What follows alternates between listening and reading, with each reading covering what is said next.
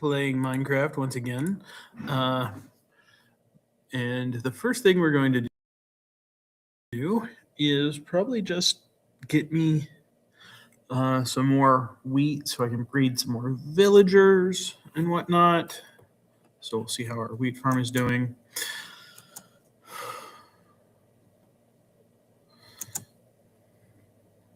Eventually, we're probably going to have lots of farms. But right for now, we just have a couple of farms, and we need to farm basically so much papyrus so we can have paper. And I don't have wheat. Yay! We're going to replant this with wheat.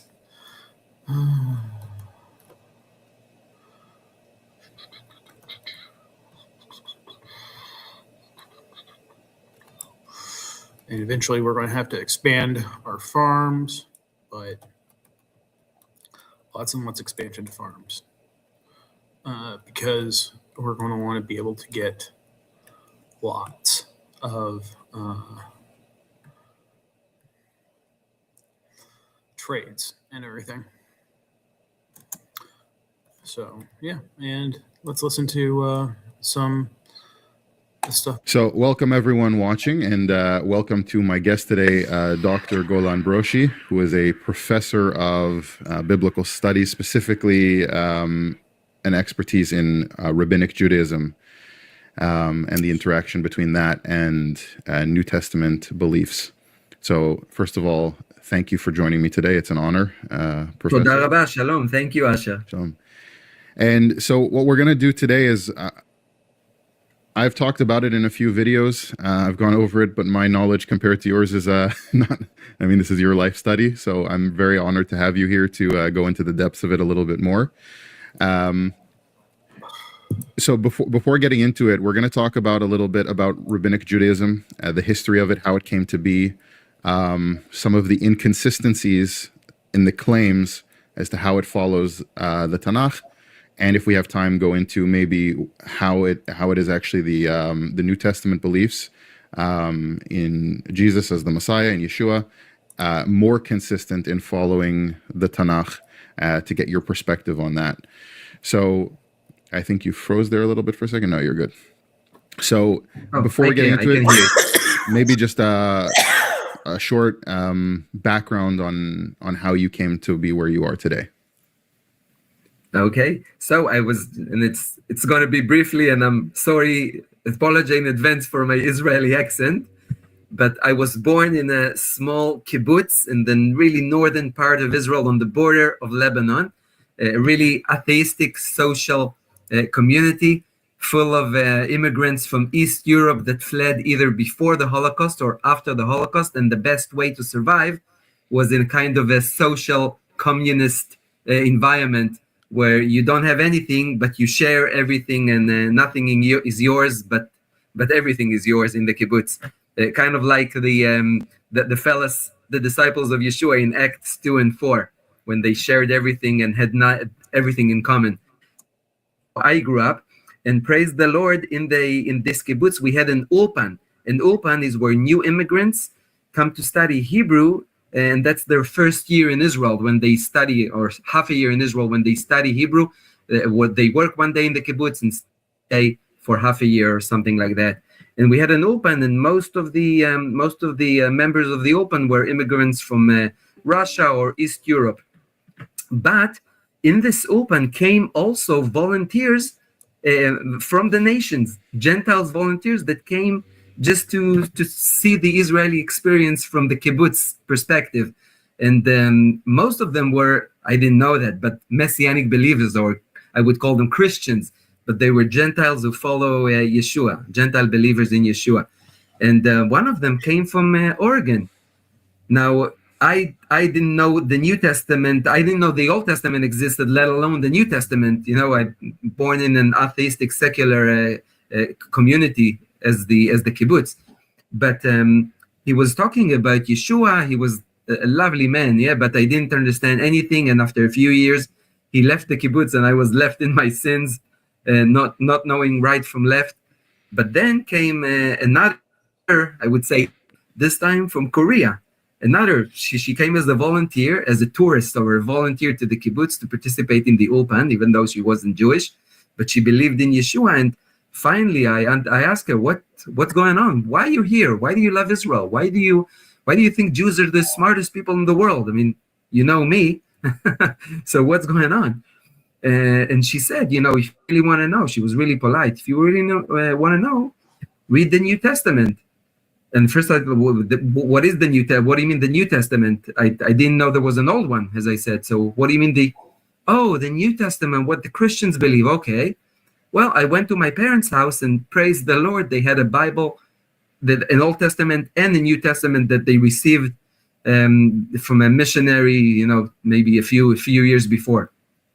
And I opened it, trying to find the New Testament. It's got to be somewhere, probably in the end. So I'm flipping the pages. I'm getting a little bit aggravated because I can't find it. But then, after Divrei Hayamim, how do you say, Chronicles? Chronicles finished, I see the Bible doesn't end. There's more. I said, well, it has to be the New Testament. And I see the Gospel according to Matthew, the headline in Hebrew, of course. And I'm thinking, wait a minute. Should I even read this? I mean, isn't that a recipe for anti-Semitism? I didn't much, but I knew that the New Testament was written by the Pope, and it's probably full of evil stuff against Jewish people. So I was a little bit hesitant to open, but curiosity was bigger than me, and I opened it and I read the first verse, and it blew in my face, literally, because I read Yeshua, the son of David. This is the genealogy of Yeshua the Messiah, the son of David, the son of Abraham. And I thought, what's going on here? That's the book of the Christians? That was written in the Vatican by the Pope? Doesn't make sense. So I went back to that Korean girl and asked her, is that the New Testament? You sure that's the New Testament you told me to read? Because that's what I read. And she said, yes, that's exactly it. So I kept on reading, and other than the conviction of the Holy Spirit, I don't know what was going on, because I was drawn to that figure of Yeshua, and I knew, maybe for the first time in my life, I knew that I was reading truth, that this must be truth. There was no way for me to explain it, but I just knew it. Anyway, times go on, and this Korean girl and I become really close, and we become good friends, and we decide we want to spend time together forever. We want to marry, but she wants to convert. She wants to convert she wants to be a part of the Jewish people, the Jewish state. So okay, do whatever you want. I don't care. I'm a secular kibbutznik. I'm reading about Yeshua, but I don't know exactly what's going on. You want to convert, do whatever you want to. So she goes to this Orthodox religious kibbutz, a different kibbutz, to convert, because they have a conversion ulpan that they got permission to do from the state of Israel, and they have a condition. If you're dating someone, both of you and the guy you're dating, has to go through the conversion together, even though I'm Jewish from both sides. So okay, I say, well, okay, what do I have to do? To study in the yeshiva for 1 year. So I happen to find myself going twice a week from the kibbutz to a small town near the kibbutz to study in the yeshiva. And by the way, that was the head of the yeshiva was the same rabbi that did my circumcision in the kibbutz. So I find myself study in his yeshiva 2 days a week with a wise disciple that they assigned me, because you study in Chavruta together. And I'm as I told you before, I'm reading the New Testament. I'm reading it at night, and during the day I'm studying the Talmud in the yeshiva. And all of a sudden I realized, wait a minute, Golan, you're not studying Christianity versus Judaism. You're studying one Judaism versus another Judaism. And the more I studied, the more I saw that there's only one Judaism who naturally or supernaturally continues the Old Testament, the Tanakh. And the more I studied in the yeshiva, I understood that only the New Testament could be the real Judaism of God that continues exactly with the hope that the Bible left for the coming of the Messiah. And this is in a nutshell.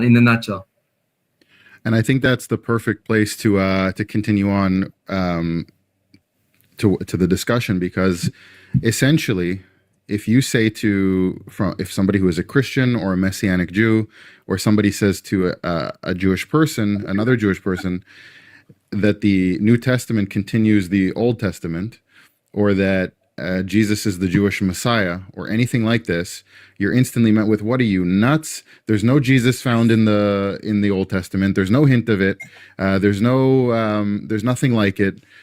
Like, what are you talking about?" But if you actually analyze the contradictions or the conflict, you'd have to presuppose the rabbinic interpretation. For example, the rabbinic interpretation says that all prophecy, all divine inspiration in the form of prophecy ended with Malachi, with the prophet Malachi. Exactly. But that's a rabbinic interpretation. So if you don't accept the rabbinic interpretation, you're free to read the New Testament and see it as the continuation of the Old Testament. So what By I the want to way, focus on... Asher, I love it when you mentioned Malachi, because Bible scholars are saying the last prophet was Malachi, and Mark finishes the first gospel. Mark, according to scholars, again, Mark finished exactly with the hope that Malachi left. So that's what I'm talking about when I read the Talmud, or the Mishnah tractate Brachot. Compare that to Mark. What's better continues the biblical hope for a Messiah. So the rabbinic system is saying you're reading all these interpretations into it to get your view, but it's actually the rabbinic interpretation that has to review everything through a different lens to then counter the claims of Christianity or Messianic Judaism, right? Yes. I'm just going to pause here for 1 second because I have a fan I need to adjust.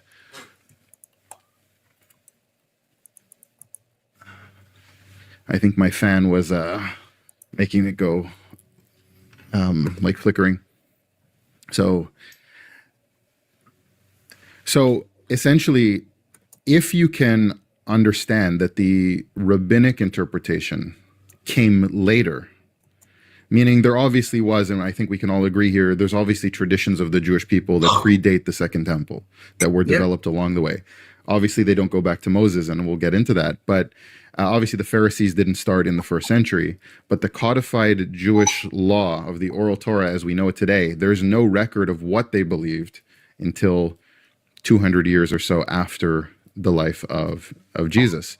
And so it's actually a later document than the New Testament, in many ways formed as a reaction. So that's what I want to give you the floor for right now, to kind of explain how, and this is your field of expertise, I can do it somewhat, but I know that you know it more to the depth. So to kind of give an explanation of how it is that we come to the understanding that the rabbinic interpretation is actually a later development that is in many ways designed to counter the claims of the New Testament.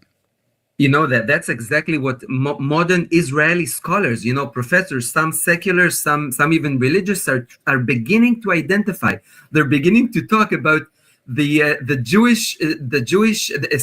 Christian roots of the Jewish faith, and they mean messianic roots of the rabbinic, because they're beginning to realize that the documents of the New Testament are much earlier than anything we have from the oral law. Now, when you grow up in Israel, you believe that, of course, Moses got the oral law and the written law, but when you study it more, you realize that the Pharisees only entered the historical stage, maybe, if you want to push it, the 2nd century BC. 2nd century BC, when we start seeing in Jewish documents Alexander the term Dunaeus. Pharisee.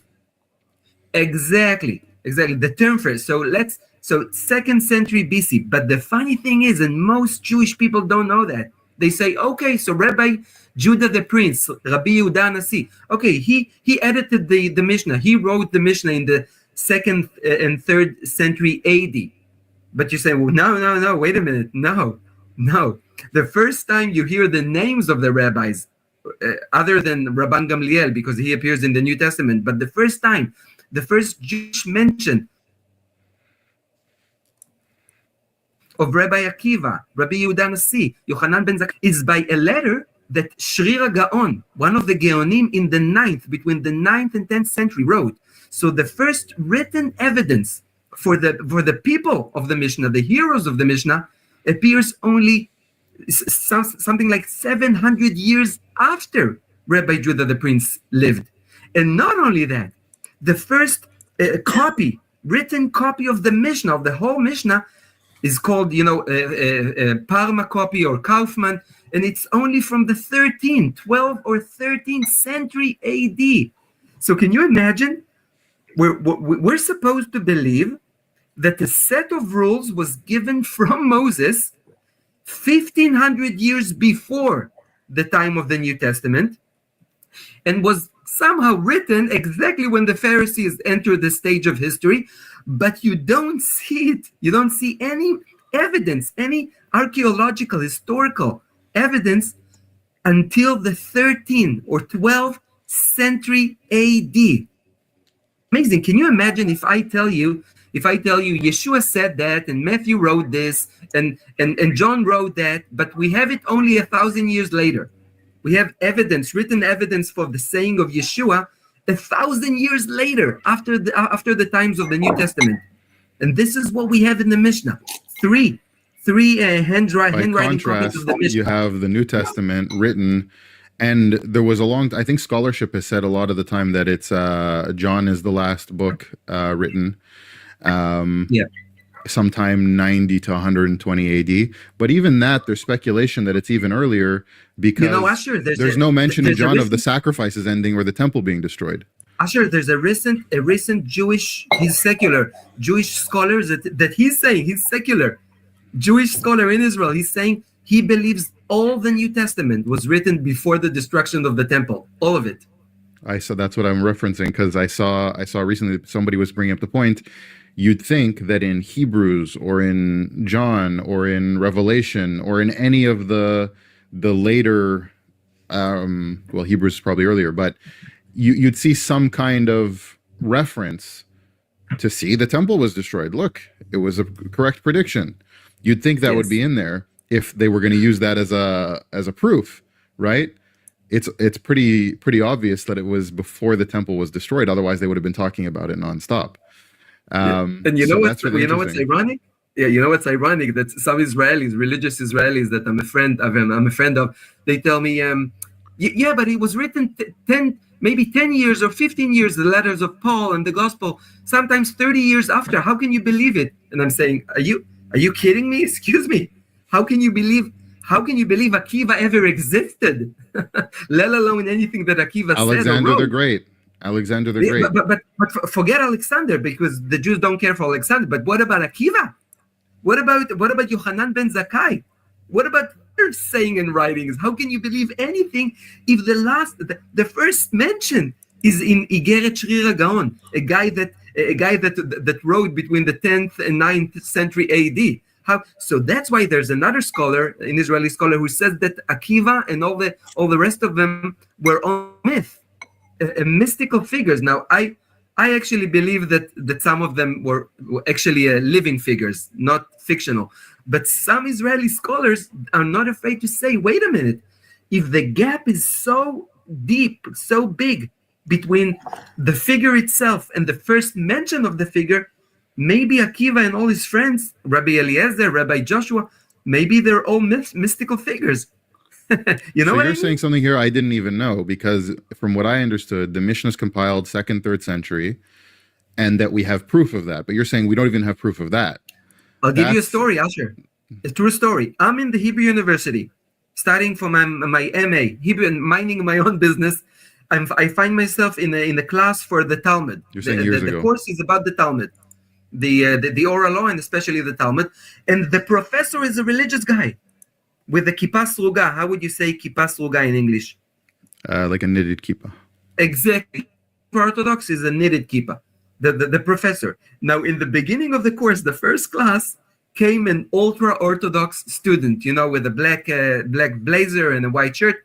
And he listens. He sits in the first row and he listens. And the professor is saying, listen. The professor is saying, yes, Rabbi Judah the Prince edited the Mishnah in the 2nd and 3rd century, but he edited it orally.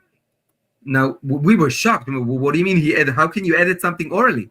Well, he said, I cannot tell you that it was written because we don't have any evidence. The first evidence appears in the 9th and 10th century with the Geonim. And the first copy of the Mishnah, as I said, is the 12th. So the ultra Orthodox student, where he was steam came out of his ears. He's like, are you crazy? Are you crazy? What are you talking about? Of course he edited of course it was written in during the time of the Mishnah. And the professor was trying to explain, no, as historians, we cannot say that because we didn't find any evidence, any written evidence. And the funny thing was that it was the first class and the last class that I saw this ultra-Orthodox student. He was so aggravated, he couldn't stand it.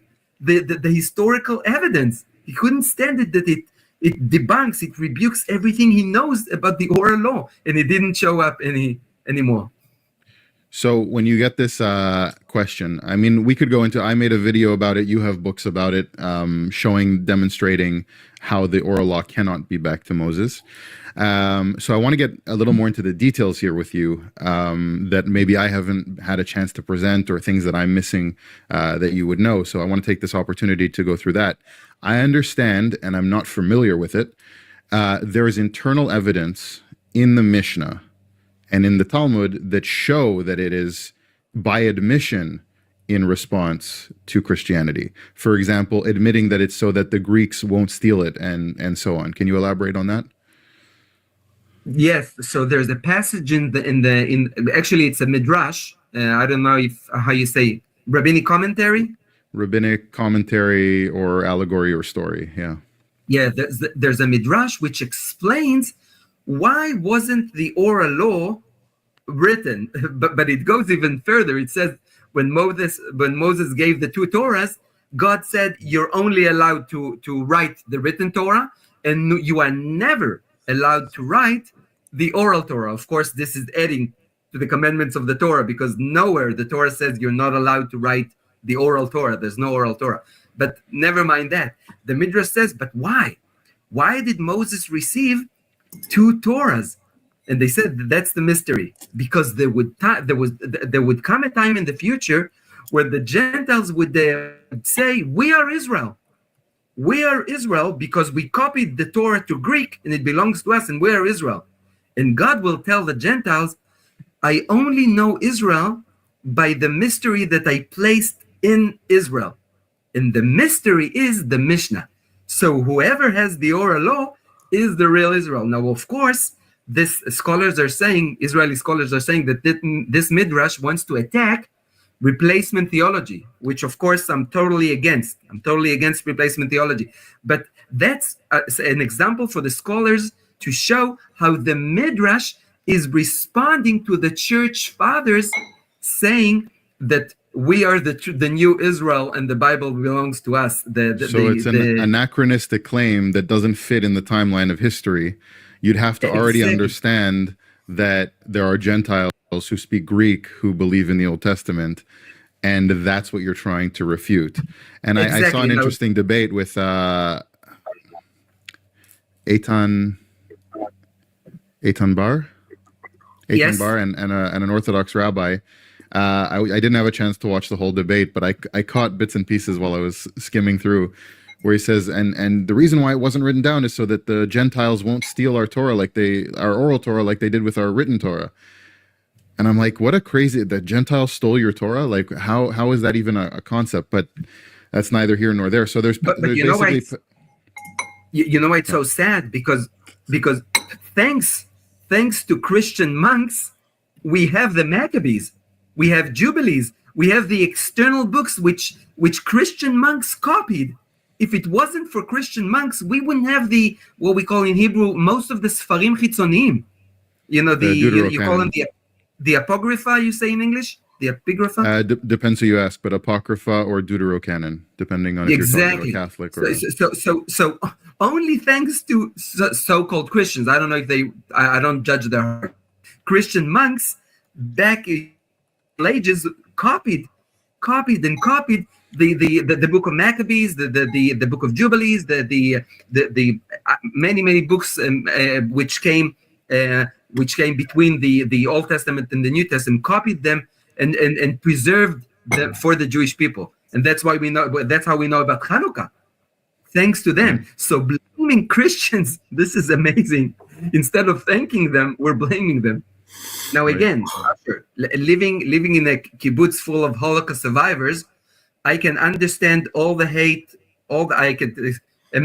believe me, personally, I can understand all the hate there is for what in the name of Christianity or in the name of Yeshua was done to the Jewish people. I can understand it.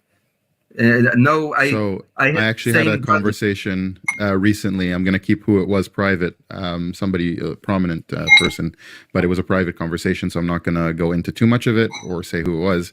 Essentially, people are attacking the Vatican, the Catholic Church, for apologizing to the Jewish people now. Other groups of Christians are now attacking the Catholic Church, not only for saying nice things about Jews, which maybe they think is too far or whatever it is, but for apologizing at all for anything, which I think everyone can agree that the Catholic Church committed atrocities against the Jewish people throughout history. It doesn't mean they're bad or their beliefs or theology is bad. It means there was bad people that did bad things, and an apology is in Yad Vashem, in the Holocaust memorial thing in Jerusalem, there's a shderat etzim, row of trees that are planted for Chasidei Umot Olam, righteous Gentiles from the nations, and many of them we're not told that as Israelis, but if you search the names, many of them were good Catholics that really believed in Yeshua. And my father's cousin, my father was born in 1943. His cousin, who they adopted because her parents were killed. She was my father's from England. His cousins were in France. She was saved and protected by a Catholic family in France.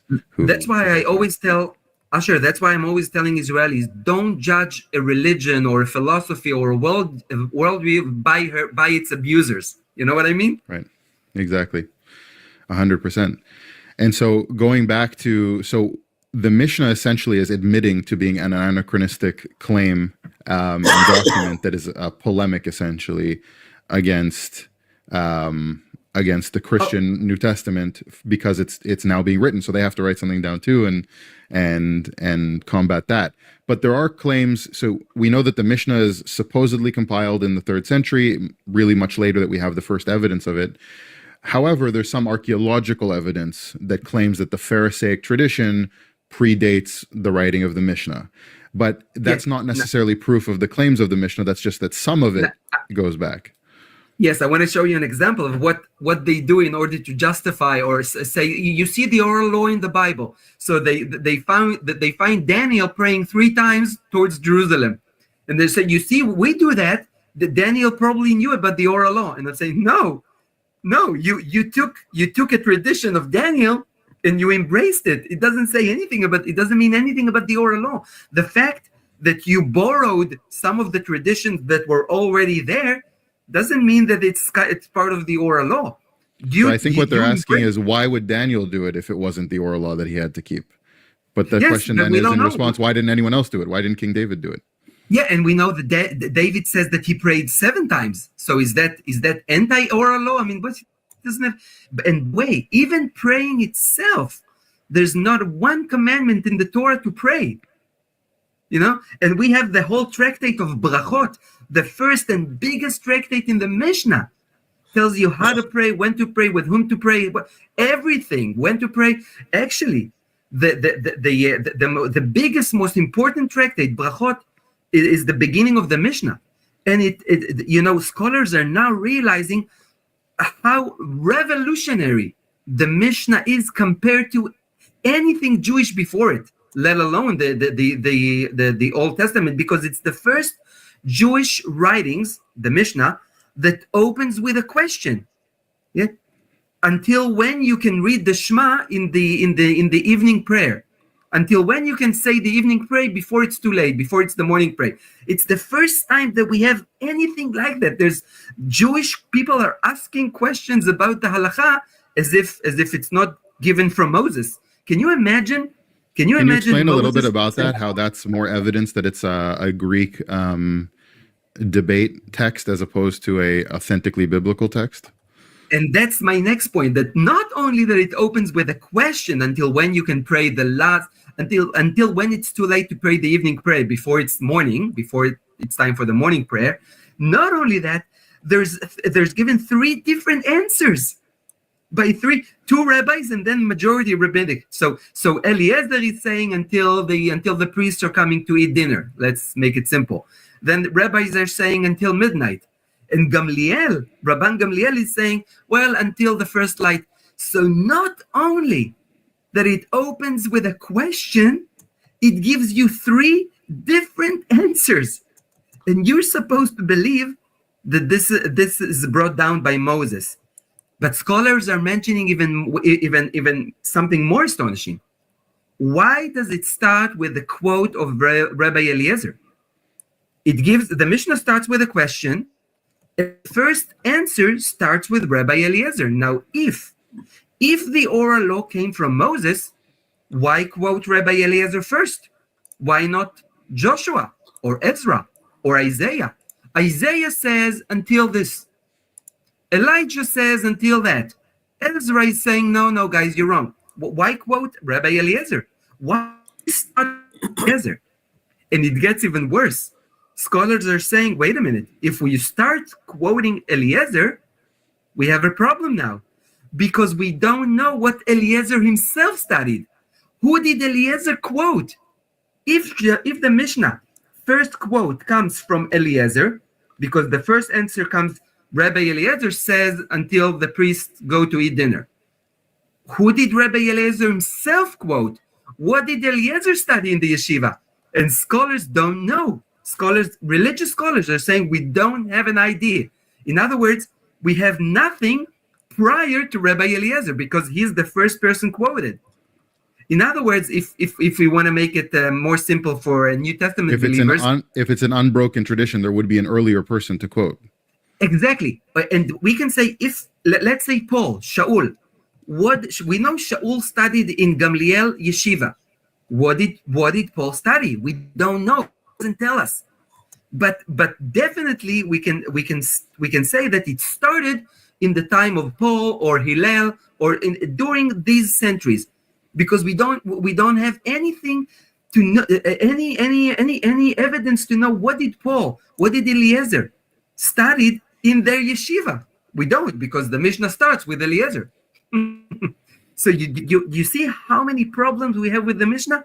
This is why one of the top Israeli scholars is saying the Mishnah, we should start seeing the Mishnah as an independent manifest or a law of the Pharisees. Has nothing to do with the Torah, with the written Torah. It's an independent law, and we should study it as an independent law, codex of law that has nothing to do with the written Torah. What's interesting, the only evidence to show that the oral law as we know it today even existed at the time of Jesus, the irony is that it only exists because Rabbi Gamliel is mentioned in the New Testament, and that Jesus says to the Pharisees, or to the people following the Pharisees, hey, there's these rabbis with this tradition and so on. But it doesn't say what that tradition is. It doesn't say that they're not just teaching the law. Asher, that's exactly what I'm telling my Orthodox friends, my Jewish religious friends. I'm telling you, I believe Gamliel existed, and Nicodemus, Nagdimon, which also appears in the Talmud, I believe this thanks to the New Testament.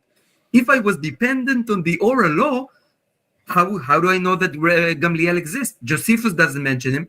Church fathers, Jerome mentions Hillel, Shammai, and Akavia, which may be Akiva. Scholars saying maybe it's Akiva. So Jerome mentions only three of them. But Gamliel, Rabbi Joshua, Rabbi Eliezer, Rabbi Judah the Prince, Yochanan ben Zakkai, never mentioned. So if it wasn't, you're right, if it wasn't for the New Testament, we would have thought that it's all a myth. The whole thing is a myth, and Gamliel never existed. So rabbis will point out to that. A certain individual, I'm sure we're both aware of, will say, hey, but look, in, I think it's Matthew 23, where he says the Pharisees sit in the seat of Moses, but it doesn't say sit in the seat of Moses. That's not what it actually translates to. It's more like sat down in the seat of Moses. Exactly. But he says, yes. But what he says afterwards is they've created heavy burdens. He says they sit in the seat of Moses because they're teaching you the law, but they've created heavy burdens. So he's obviously describing a situation, because Orthodox Jews will say, even Jesus says the rabbis are authentic. He doesn't say that. He says they are there to teach you. That's authentic, but they've made heavy burdens that they don't even keep. So it's, and if you're using that as proof, it's proof that it's Asher, added. as much as they teach you, yes, exactly, and as much as they teach you the law of Moses itself, the Torah, believe them and listen to them. Because Yeshua himself said, if you read the Torah, if you believed Moses, you would have believed me. So as much as somebody teaches you the Torah, of course follow him. The Torah is divine. The Torah is holy. But what happens when they deviate, like Yeshua tells them in Mark 7, by your traditions, you make the word of God void, but by no effect. Right. So that's really interesting to use the New Testament as proof of the rabbinical tradition, when all it proves is that the rabbis had an authentic position to teach, but not their tradition. Exactly. And you know, there's another Jewish professor, by the way, he's also Orthodox, he's also a religious professor, Daniel Boyarin, which says in the first century there were many Judaisms, many sects in Judaism. There wasn't the Judaism. There's many Judaisms. Only after Daniel Boyarin is saying, only after the temple was destroyed, we were left with two Judaisms, Messianic Judaism and Rabbinic Judaism, and of course Rabbinic Judaism became what we know today as Judaism, But that was, he said, only after the destruction of the first temple. Before that, the Jewish world had many sects of Judaisms competing each other. I find it very funny, something that comes up a lot, because you say the competing sects. There's also sects that were never there because they left Israel in the first temple, such as the Ethiopian Jews. And when I found out about it, I was like, I didn't realize that they made them convert when they came to Israel, which is, in my opinion, it's sick. It's sick, because they're Jewish people with a tradition back to the first temple. But I remember it jogged my memory, because I remember sitting in a group of people when I was working in security. And in the group, there was me. I was still Orthodox at the time. There was another guy who was an Orthodox Jewish Ethiopian guy, who now follows Rabbinic Judaism. His family doesn't. And in the group, there was a Christian Arab and a Muslim Bedouin Arab, all together sitting, drinking coffee while we're in security work, in training at the time.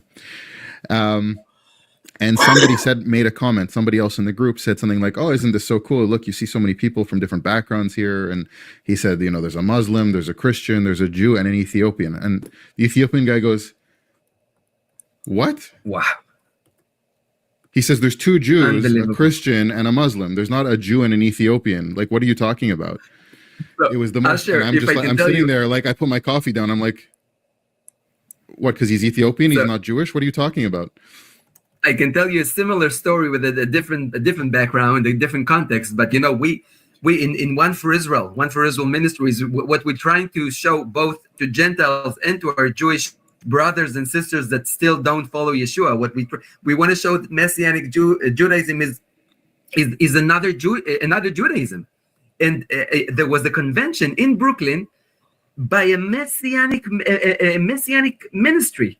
Messianic ministry held a convention in Brooklyn maybe 4 or 5 years ago, and a Messianic Jew with a head covering, a Messianic Jew stands on the platform, on the stage, and he looks at the audience, and he said, "Isn't it lovely? Isn't it wonderful to see at last Jews and Christians getting together?" And I'm thinking, what do you mean Jews and Christians? Jews is an ethnic thing. Christian is a faith thing. What do you mean Jews and Christians? You can say Jews and Gentiles, but what do you mean Jews? You yourself, you the presenter, you yourself a Messianic Jew, so you're a Christian Jew. So what do you mean? It's so lovely to see Jews and Christians are getting to. Can you imagine that I would go in Dubai or Abu Dhabi, I would go on the stage and say, "Oh, this is so wonderful to see Muslims and Arabs finally getting together." What do you mean Muslims and Arabs?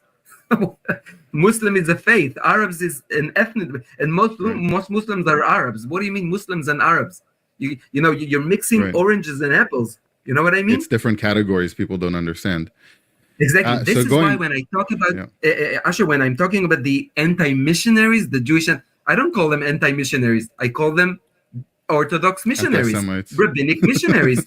They're missionaries exactly like myself. We both. I made a video about that, and I don't want to segue from it too long. To me, it's very interesting that if I embrace Christianity, suddenly I'm not Jewish anymore, but people can still come and proselytize Judaism to me because once a Jew, always a Jew. So you're deciding the categories that are permitted to proselytize to, but when a Christian decides the categories that are permitted to proselytize to, you think that's crazy and predatory, but it's the same thing. Professor Martin Buber, again in the Hebrew University, passed away maybe 50 years ago. Professor Martin Buber used to say that both Christianity and Judaism both founded, he say that, with Pharisaical Jews, Akiva and Paul.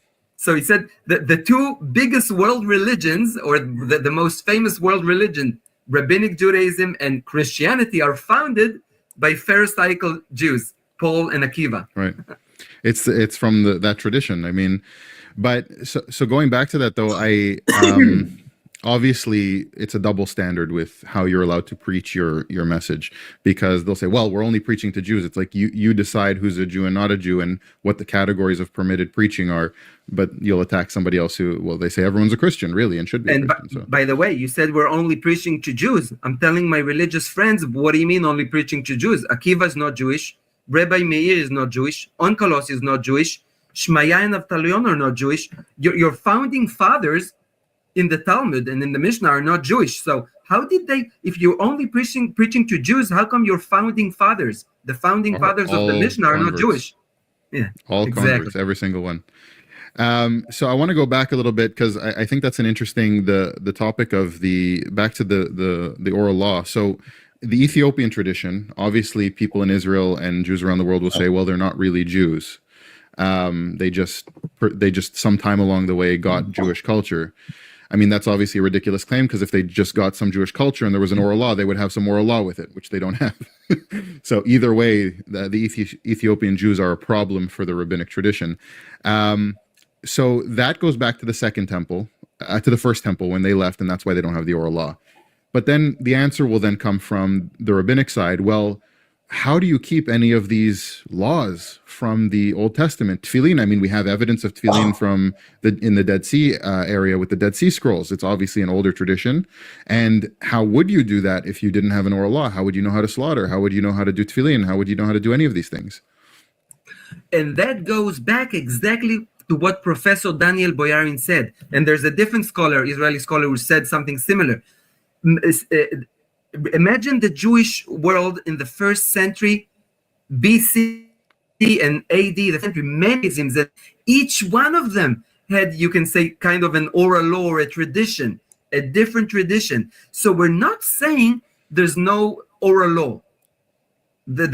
I keep many of the oral law myself. If you live in Israel, it's hard not to keep the oral law. How do you eat no kosher? All the food in the supermarket is kosher. So we keep most of the oral law ourselves, but we only say the oral law is not divine. The rabbinic oral law is found. It's not. The only problem we have is not with the oral law as it's in and of itself, is with the claim that the oral law was given by Moses from God. That's the problem. That's why I'm telling my religious friends, when I speak about Yeshua, I didn't say anything about the oral law. You can keep the oral law. Did I say anything about the oral law? I said, how can you reconcile a sinful man? How can you reconcile yourself with a holy God? That's why we have the right metavech, mediator between us and God. I didn't tell you anything about your pact. As long as the oral law doesn't contradict the Bible, of course, keep the oral law. I didn't say anything about the oral law. So as long as it's a cultural tradition, it's fine. Yep. And we emphasize the problem we have it when you say that Moses came down with the oral law. That's the problem. And no sect No sect in the Jewish world that had tradition said that it came from God. You know, the Essenes or the Dead Sea Scroll writers, they had traditions, but never they say it's an oral law we got from Moses. Never you find it. You only find it with the Pharisees, even though all the other Jewish sects had their traditions. Of course, you got to have traditions. How do you build the sukkah? How do you decorate the sukkah? How do you slaughter a chicken? You know, the Torah doesn't say anything about eating chickens. How do you So you're slaughter a saying the chicken? technical requirements that they're saying you need an oral law to do those are not even the important parts. You're presupposing the rabbinic attitude to say you need a rabbinic interpretation for it. So when God says slaughter, he says, so this comes up a lot. Well, God says slaughter as I have commanded, but we don't see it anywhere there. How do you slaughter then? How is God commanded? You're saying the technical detail is not the important part. People listening to that back then would have known how to slaughter an animal pretty definitively. So I'm talking to a rabbi, and he tells me, yeah, but the Ethiopians also had an oral law, and I say exactly, but their oral law is different than yours. So what do you do with that? Of course, they had an oral tradition that they kept, because the Torah. You know, there's a Jewish scholar called, actually he's Orthodox also, Yoshua Berman, and he's in Bar Ilan, and he's Bar Ilan University, and he says the Torah is like constitution. The laws of the Torah are like a constitution. So of course you would have some kind of tradition to keep them, and we have many traditions. The Ethiopian Jews also had traditions. Why do you not accept them? Because they contradict your oral law? Oh, so don't tell me that they had an oral law and it's proof for an oral law, because it didn't. Their oral law contradicts your oral law. So you have to dismiss them? No. Why can't you embrace them? So would you say that that tefillin that they found, let's say Dead Sea Scroll area, this is proof of some kind of concept of something you would tie physically to your arm that went back to Moses, or not even that? I think that tefillin, and I know it could sound extreme, so I apologize in advance, but I think it's a kind of a kamea. How do you say amulet? Kamea? Yeah, amulet. And I'm sure that the rabbis picked it up. I don't think they invented it. I'm sure it was before the Pharisees entered the historical stage. And they just embraced it and converted this amulet, this kamea that was used by certain Jews. But you know, some rabbis even admit that the totafot in Deuteronomy 6 are a sign, but a spiritual sign. So there's no indication that it has to be physically tied to you.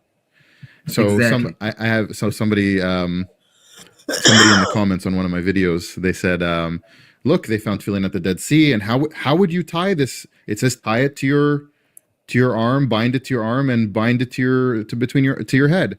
I said, first of all, it doesn't say bind it to your head. It says bind it between your eyes. So I don't know why you're putting tefillin here when it says bind it between your eyes. But also it says in Proverbs, take wisdom and tie it around your neck. Is that supposed to be taken literally also? Exactly.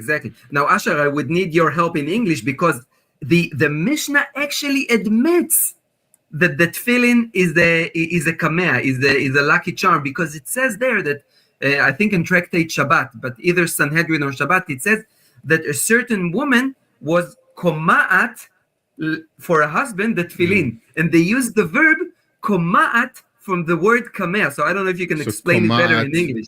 So koma'at would be like koma'at, the verb with a kuvav ayin mem. Koma'at from the word kamea. So in Hebrew, essentially, for anyone watching, the root, the shoresh of a word can be manipulated by prefixes and suffixes to become a verb or a noun in different tenses. So the root here for the amulet is being turned into a verb form to, I guess, amuletize. It's like a made-up word. You can only do that in Hebrew. You can't do it in English. Exactly, and it's amazing that the Mishnah would use that word and not use a different word for korechet, kosheret, just tie. Why don't just use the word tie? Why use the word that is the root word for kamea, for an amulet that she was emulating, as you said, the tefillin was on his arm, admitting And of course you cannot. There's other passages in the Talmud that says that tefillin are used as a kameat for against evil Right. spirits and stuff like that. So there's other passages, but even the Mishnah, which is earlier than the Talmud, admits that it's an amulet. So what I think a lot of the anti-missionary rabbis get into is when you try to bring anything up, they say, well, don't use the oral law as proof for anything because you don't believe in it. And it's like, no, we don't believe that it's definitive from God or binding, but it is evidence of Jewish history and culture and thought. And so what I want to get into now maybe a little bit is there are oral traditions that I guess the written copies predate the Mishnah, Seder Olam Rabbah and stuff like that, for example, that are validating to the fact that Jews prior to the Rashi, Rambam, maybe earlier than that, but essentially the later polemical changes, that the Jewish world prior to that believed in Christian type theology. They rejected Jesus, but they believed in the same theology. And I'm not just saying that there's a Messiah or that he's divine or that God can exist in three persons. I'm even talking about the insufficiency of the law, for example. You know, Asher, there's a scholar, a woman, a scholar, Israeli. I don't know if she's religious or not, but she made the bold claim that until the Rambam came, Jews didn't have a problem with anthropomorphic. I don't have to say that word, but God appearing as a man. Yeah, right. The Jews never had a problem with God appearing as a man until the time of the Rambam. This is a Jewish scholar, not a follower of Yeshua. Can you imagine? Are you familiar with Eicha Rabbah, when God walks into the temple and Abraham walks into the temple and they walk holding hands through the temple? Look, there's Asher. There's an amazing book ascribed to Akiva and either Rabbi Joshua or Rabbi Eliezer, two of the most famous rabbis of the Mishnah. And the book is called Shiur Koma. How would you translate Shiur Koma in English? I don't know. The lesson of heights. Yeah, what's amazing about this book, now, of course, the written copies are really late, medieval, but this book is ascribed to Akiva and his friend, and this book gives you the anatomy of God, the size of his nose, the gap between his eyes, the size of his finger, the names of his fingers, and it's amazing. Mystical book. When is this text from? Yeah, anybody that watches us can search in Google and write Shiur Koma, an amazing text. Now, of course, when you tell it to Orthodox Jews, they would tell you, yeah, but that's only the pshat, it's allegorical, but that's your opinion. The text never says it's allegorical. The text itself never said this is only the pshat. How do you say pshat? The simple literal meaning of the text, the literal meaning. The text is just there. If it's not comfortable to you, it's your problem. But it gives you the measures. So the first time in Jewish history, we have the Torah talking about God standing on the Mount of Olives, God eating with, or not eating with, but the people eating and sitting with God on Mount Sinai. You have God coming in a human form to Abraham. You have God sitting on a throne with fire and all kinds of stuff. All these different times that God is described. Obviously, this topic for another video, too much time to talk about, of the revelations of God in form, but I think you guys have tons of material on that people should go watch. Yeah, look, Asher, in Exodus, I think it's 33, but it might be 34. When Moses is asking God, show me your glory, and God is saying, nobody can see my face and live, then it says God showed him his back. Right? It says God showed him, I'll show you kapai, achorai, yeah, my back. And Rashi is saying God showed Moses how to tie the tefillin. So God gave Moses an example. So you want to tell me that you Orthodox Jews don't believe that God had a body? To tie the tefillin on his body. I was gonna go somewhere else with this, but since you bring up Rashi anthropomorphizing God, I think this is a beautiful place to go with the discussion. So really, there's a few earlier figures, but the big two that are quoted, cited, and change the Jewish view of God and the Messiah and Messianic prophecy are Maimonides and Rashi. Rashi being 11th century, Maimonides 12th century. But they do it in two different ways that are contradictory to each other. So Rashi undermines the Messianic prophecies more so, and Rambam undermines the nature of God from an earlier standpoint. So Rambam is a Aristotelian Islamic philosopher, essentially. Under Muslim guidance and influence in his area, he's not allowed to say certain things in that area, and people miss that point entirely. If he said God exists in such and such a way around Muslims of the time who are both Islamic and Aristotelian in their philosophy, they would behead him. So he's not even allowed to talk in that terminology there. He's allowed to criticize Islam or Christianity, but he's not allowed to say things blasphemous about God from a Muslim standpoint. So people miss that entirely. But the other thing is, he's saying you can't anthropomorphize God. It's all allegory. There's no example of God with a form. Anything that you ever say has to be only God describing himself from the Torah, and even that's allegory to try to understand. But there's nowhere earlier in the tradition that ever says that. And Rashi changes messianic prophecies. Isaiah 53 is about Israel, so on. But he does anthropomorphize God. So they're contradicting. I don't know how you say the phrase in English, but Rashi is speaking from both sides of his mouth, because in Sanhedrin, in the Babylonian Talmud, Tractate Sanhedrin, there's a discussion on the name of Messiah. And some call it Menachem, some call it other names. And then they're saying, scholars, the Chachamim, the wise rabbis are calling him the leopard of the house of the rabbis, Metzorah. Metzorah. And they quote Isaiah 53 in the Talmud in Tractate Sanhedrin. They quote it. And Rashi, in his commentary of the Talmud, is saying that's the name of the Messiah. The passage is talking about no. So Rashi, when he interprets the Talmud, he agrees that Isaiah 53 is talking about the Messiah. But when he interprets Isaiah 53, the actual text, he's saying it's about Israel. So I would ask Rashi, wait a minute, Rashi, do you agree with the Talmud? Tractate Sanhedrin, I think it's 98, something, page 98. Do you agree with the Talmud that Isaiah 53 is a messianic prophecy about a single figure Messiah? Or who are you preaching to, Rashi? When should we believe you? When you say that? Or when you say this? Rashi didn't know that you could pull up two tabs on Google at the same time and put them side by side.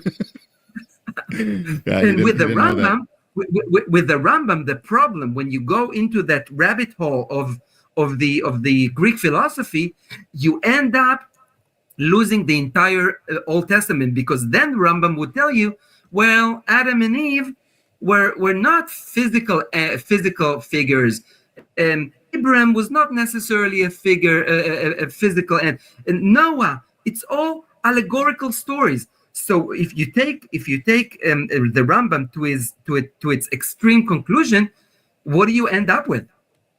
You know what I mean? So you got to be really a fable, careful. like a mythological story. Exactly. Job. There's a discussion in the Talmud if Job ever existed, and the Rambam is saying no, Job never existed. It was only a proverb, a mashal, allegory. So I try to explain to people, and this is where I get.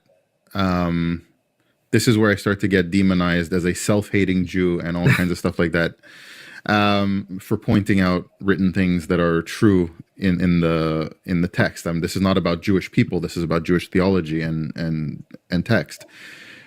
We can go through the different figures, and I bring this up. People get really mad at me. They say, you're trying to demonize one point to undermine Judaism, and it's a straw man. So I'll bring up that on flawed medical science from the 2nd century, Rabbi Eliezer says that to do a kosher circumcision, you have to suck the blood from the circumcision wound. Yes. And people say you're being disgusting. A lot of Jews don't even agree with that. I don't personally agree with that. And you're just using it as a slam dunk, they call it, to try to make Jews look bad. I said, no, you're missing the deeper point. If Rabbi Eliezer, the great sage giving halachic ruling under divine providence, is saying something that we know now is medically flawed, is incorrect, and he's not only citing it as medical science, he's saying it's not a kosher brit if you don't do it. And you have to do it. And even Reform Jews today do it because it's part of the tradition. So if we know that he's wrong about that, and you yourself are condemning him for it, why do you listen to anything else Rabbi Eliezer says?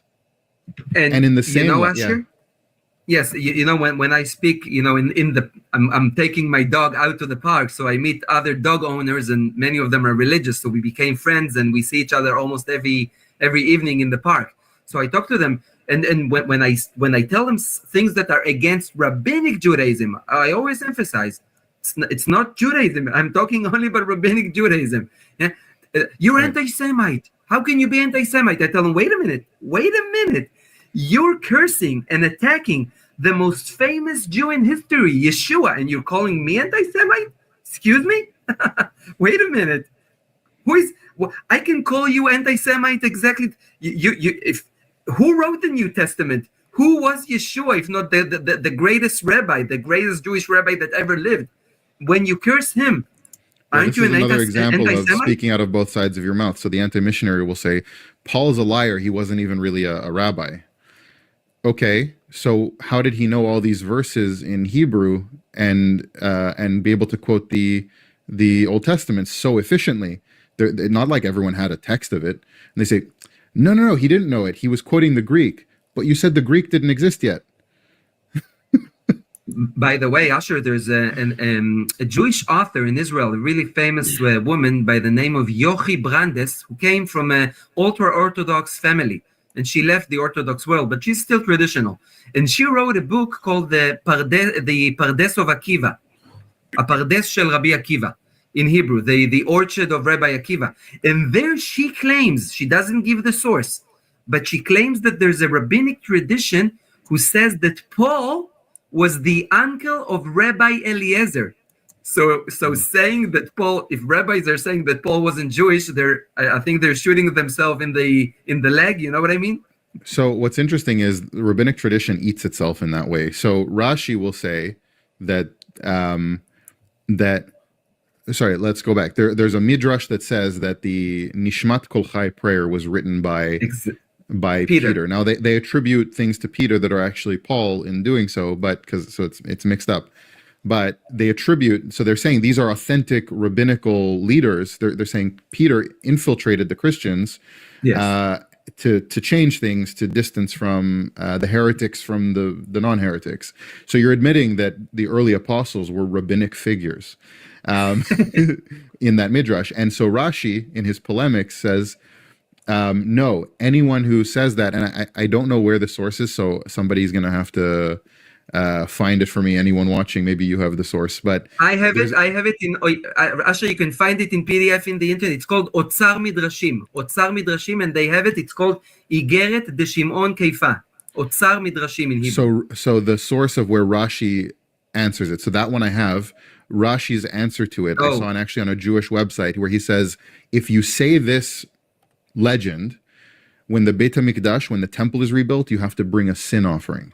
So Rashi is inventing sin offerings for sins that don't exist in the Torah because he doesn't want to admit that because Rashi doesn't like it. So earlier rabbis have a midrash that says, a tradition that says that these Christian apostles or apostles or early Jewish believers were rabbis.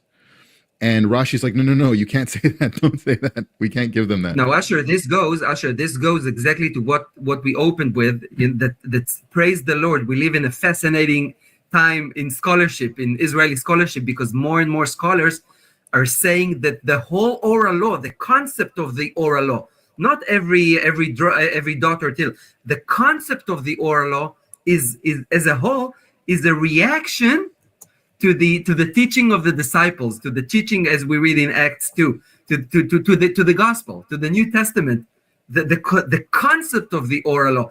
I'll tell you even more. Daniel Boyarin says both Rabbinic Judaism and Messianic Judaism both believe in the Logos. Only the Messianic Jews said Yeshua is the Logos, but Boyarin said the rabbis knew that this is what Messianic Jews believe, that they believe the Logos became Yeshua. Yeshua is the Logos. So they also believed in Logos, but their Logos is the oral law. Now, if you can find Yeshua in the Old Testament, the rabbis would say we can find our Logos also in the Old Testament. You see what I mean? So more and more scholars are now seeing Rabbinic Judaism as a reaction to Messianic Judaism. Beautiful. And I think you're close to your time limit here, if I'm not mistaken. Yes. You have to go. So it was a pleasure having you on. If you could briefly, first of all, where can people find more of your videos on the topic? Is One for Israel on YouTube channel, One for Israel. There we have also a website, One for Israel, but in Israel we call the Israel College of the Bible, but out of Israel, the One for Israel YouTube page, website, One for Israel Ministries. Thank you, Asher.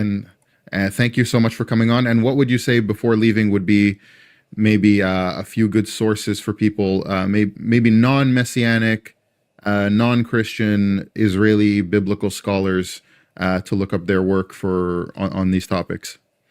Yeah, so I would say Daniel Boyarin, which writes, he writes in English, but most of his books are translated. So Daniel Boyarin, and there's another young scholar, I think from Tel Aviv University, Ishai Rosentzvi. Ishai Rosentzvi, his last name is two names together, Rosentzvi. And he also writes about this interaction in the first centuries between what he calls Judaism and Christianity. Of course, he means Messianic Judaism, but he doesn't say it, but he means Messianic Judaism. Because he's not he's just a scholar. Yes, also Professor Israel Yuval. Israel Yuval also talks about the Christian roots of the rabbinic faith. He actually Israel Yuval, most of his books are in Hebrew, but he has a lecture in English in YouTube, and I think the name of the lecture is something like the Christian roots of the rabbinic religion, something like that. So you can find Israel Yuval also. But there's many young scholars that are now seeing Messianic Judaism for what it is. There's Asher, just a scholar who Yeshua is the most Jewish Jew that ever lived. Wow. So those are a bunch of amazing sources. I have to look some of them up myself because I haven't familiarized myself. So I'm gonna look into them a little bit. People can watch your videos and your lectures online. One for Israel. So I'll just give you another. Just remembered an amazing professor did her PhD in Harvard, although she's Israeli. Michal Bar Asher, Professor Michal Bar Asher. Wrote in English but translated into Hebrew also. But you can Michal Bar Asher, and she says, Asher, it's blow your mind. She says the yeshiva, the whole concept of the yeshiva. I don't know how you translate the yeshiva in English. Rabbinical study school, I guess. Yeah, the Beit Midrash, the yeshiva is a copy of the monastery of the monastery. In Yiddish we say. The monastery where the monks used to study and copy their writings. The whole concept of the yeshiva is a conversion of a monastery model. And she's an Israeli scholar, traditional Israeli scholar, Michal Bar Asher. Oh, I didn't even know that. So yeah, those are amazing resources. Your videos online, One for Israel. Thank you so much, Dr. Golan Broshi, for joining me today. And I would love to do another one of these because I think we could do this for hours, a lot more depth to get into. So hopefully we can do that next time as well. Thank you. So I hope so too. Thank you.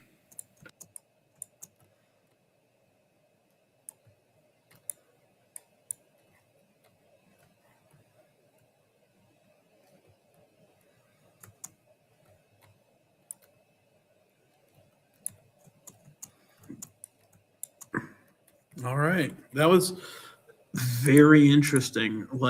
I've actually listened to that one before. It was just so good. You got to listen to them again. You know. I want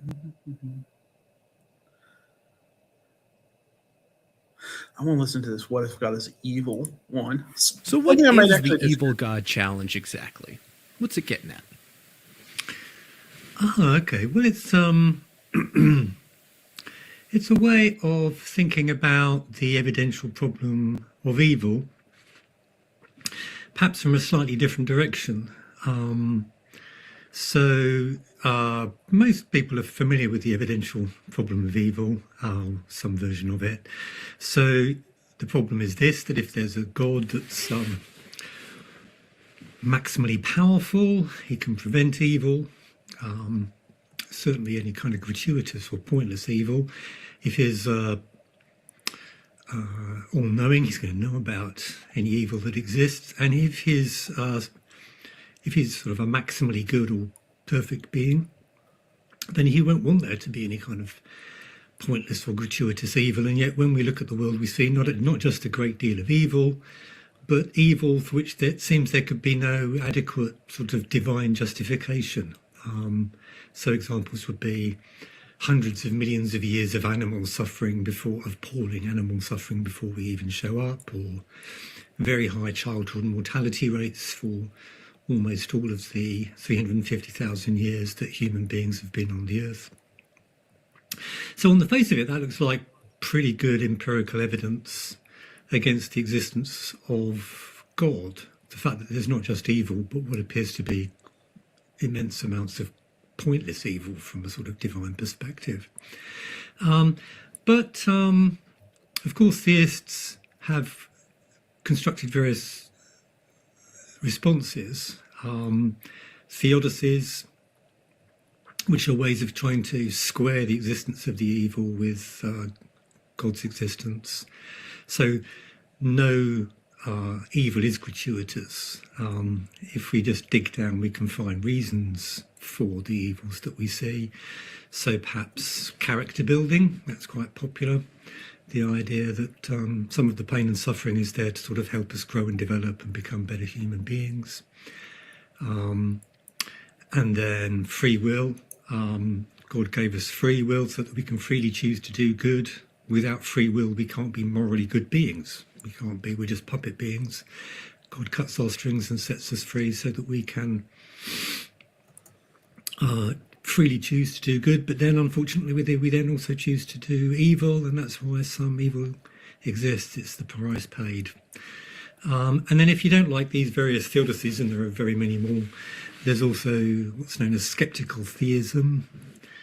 So skeptical theism is theism plus a kind of skeptical stance when it comes to knowing the reasons that God might have for the evils that we observe. There could be reasons back there, even if we can't think of them. There could easily be good reasons for the evils. Just because we can't think of them doesn't mean that they're not there. So if you combine these manoeuvres, many theists think that they at least bring the problem of evil down to some sort of manageable size. It's no longer the fatal objection that it might seem to have been. And it strikes me, and I suppose many atheists, that these are actually very good responses to the evidential problem of evil, that it really is a very significant problem. And to finally get round to the Evil God Challenge, the Evil God Challenge is really a kind of a way of trying to bring out the problem. So the Evil God Challenge is really an analogy. Rather than looking at a good God, we redirect our attention towards a different God hypothesis. There's a single God, all-powerful, all-knowing, and all-evil. You know, his cruelty is beyond our comprehension. His malice knows no bounds. And this universe is the creation of such a deity. On the face of it, that seems completely absurd. If you ask people why it's absurd, they'll often say, well, you know, look around you. There's too much love, laughter, ice cream and rainbows for this to be the creation of a supremely powerful and malevolent deity. There's evil in the world, sure, but there's an awful lot of good, far too much good for this to be, you know, for us to be able to square it with the existence of such a appalling God. And that's just the evidential problem of evil flipped. If you believe in a good God, you face the problem of explaining the evil. If you believe in an evil God, you face the problem of explaining the goods. And I think that is a perfectly reasonable response to the suggestion that, you know, the world is the product of some sort of malevolent deity. It doesn't look the way it should if it was the product of such a deity. But you can defend the evil God hypothesis by means of sort of moves that mirror the moves that theists make in defense of belief in a good God. So, for example, you can construct a free will theodicy. You can say, well, evil God, he wants us to do terrible things to each other. He wants us to freely choose to do morally terrible things to each other, because unless we're freely choosing to do it, it won't be moral evil. We'll just be puppet beings, not responsible for what it is that we're doing. So he has to cut our strings and set us free.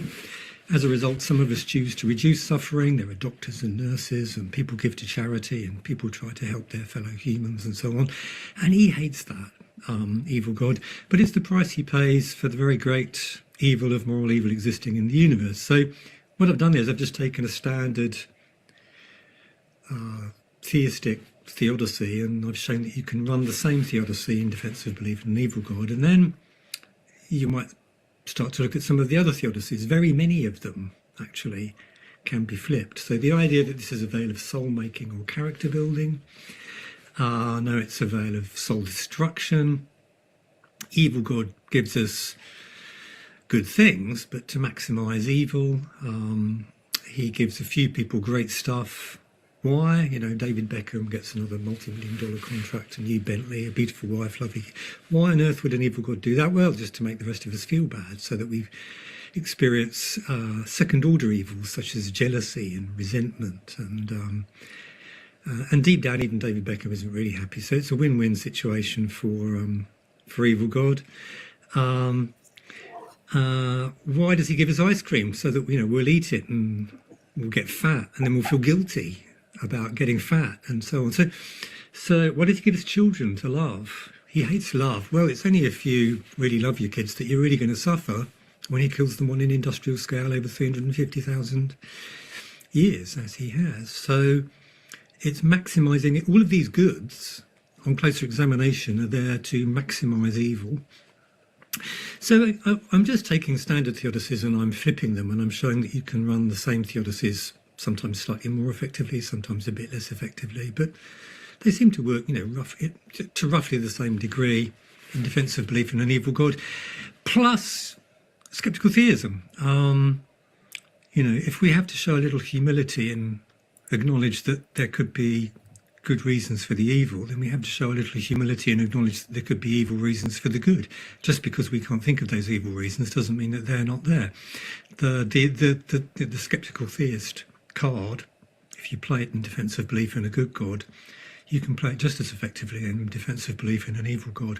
So then we have this problem that on the face of it, belief in a God, in an evil God, isn't that absurd, because we've got our theodicies and we've got sceptical theism, and yet almost everyone recognises that it is absurd. And in fact, these kind of manoeuvres often strike people as kind of comedic. It's a joke. The evil God hypothesis and these ways of people can see through it. Something's gone horribly wrong here if that's how we're defending belief in an evil God. And then the question is, well, why are these moves then, why should we take them more seriously when it comes to belief in a good God? And that then really is the challenge, part of the evil God challenge, to explain why belief in an evil God is not just a little bit, but significantly less reasonable than belief in a good God, which is, of course, what most theists think. They agree with us that belief in an evil God is absurd. If it is absurd, why is belief in a good God, well, perhaps not unreasonable? Even if we can't prove it, they'll admit that it's not like believing in Santa Claus or fairies. It's much more reasonable than that. It's certainly not like believing in the absurdity of an evil God. And so the challenge is to explain that, and I'm not sure that can be done, really. So it's just a way of repackaging the evidential problem of evil to get people to look at it from a slightly different angle, in such a way that maybe the moves that they've cooked up in defence of belief in a good God, they'll suddenly have a moment of clarity and see that what they're doing is actually just the same as what I was doing in defense of belief in an evil God, and what I was doing over there really was pretty ridiculous. So it's kind of a spell breaker, I suppose. It's a way of people who convince themselves that their belief is not absurd by means of such explaining away tactics. But it is absurd, and you can see that when it comes to an evil God. So why is belief in a good God any less absurd? And maybe that challenge can be met, or maybe not. But that's how I've set up the challenge. Yeah, so there seem to be a few different ways that people are using the term evil God challenge. And Justin Mooney and Perry Hendricks, in their recent analysis paper, they distinguish two evil God challenges, and I'm curious what you think of the distinction and whether you hold to both of them. The first is that, theism, and then what we might call maltheism, the mirror image of an all-powerful, all-knowing, perfectly evil being. Those two are on an epistemic par. And so that's what the problem of evil and the problem of good and the parallel responses, it's all establishes at least that they're equally reasonable or unreasonable. And then there's the second, more strong claim that builds upon the first, which says that because we have this parity between them, and they stand or fall together, and we have decisive reason to reject maltheism, we therefore have pretty decisive reason to reject theism. And so you can kind of see the difference between the two. You might have the first and then say, well, for that reason, we should just be agnostic about a creator's character. We should be deists who are leave it an open question whether or not God is good or evil and to what degree. But I don't think that's all you're saying. I think you're also pressing this second, stronger claim that we can see that the problem of good is decisive reason to reject maltheism, and therefore, given this parallel and parity, we also have decisive reason to reject theism. Is that basically right? You are pressing this stronger case? Yeah, I think when you present people with the evil God challenge, they often will recognise that it is absurd to believe in an evil God, and it's absurd on the basis of observation. Or at least they'll sign up to that until maybe the penny drops and they realise what the consequences are going to be for their belief in a good God, and then they may start backtracking rapidly. But the initial response is, oh yeah, no, of course it's absurd to believe in an evil God. Look out the window. We can see, there's abundant evidence against that. And I think that is probably the right response. So I agree with you that, I think my inclination is to think that actually there is very good empirical evidence against the existence of both a good God and an evil God, and they're way down on the scale of reasonableness. It's not just that they have level pegging. Both have very low pegging. It's not reasonable to believe either. They're down near Santa and the fairies, both of them. I think, and on the basis of observation. Okay. So I'm much more inclined to the first view than the second. I think the first is more plausible and has more going for it. But before getting into why, one response you might give is, well, we've got arguments for God's existence that we don't have for an evil God. We've got arguments for theism over maltheism. Now, I don't think you'd find that a good tack, but what's your response to that? We've got the design argument, the cosmological argument, we've got the moral argument, and that might get into some different nuances, but what would you say to those individuals? Well, people will often, you're right, that one way in which you could try and show that there's some kind of significant asymmetry between these God hypotheses is to show that there's some very powerful argument for one, which we don't have for the other, and that really shifts the scales significantly, so that maybe belief in a good God is not unreasonable now, despite the seeming mountain of evidence against it, because we've got another mountain of evidence in favour of it, so it's kind of not unreasonable. Whereas the evil God hypothesis doesn't have that advantage, and so it's just decisively ruled out on the basis of observation. You could say something like that.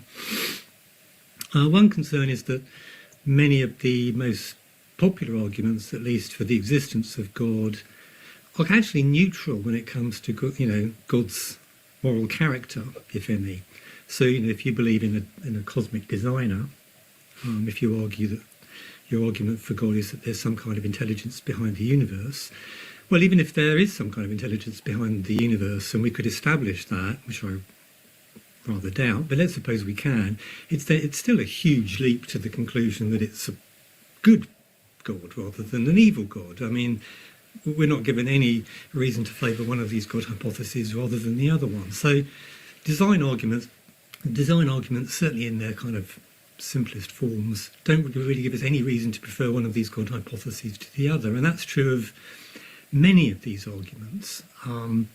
It may not be true of all of them. It may be that maybe some version of the ontological argument, maybe some version of a moral argument can be constructed, which can't be mirrored, which does favour the good God hypothesis over the evil God hypothesis.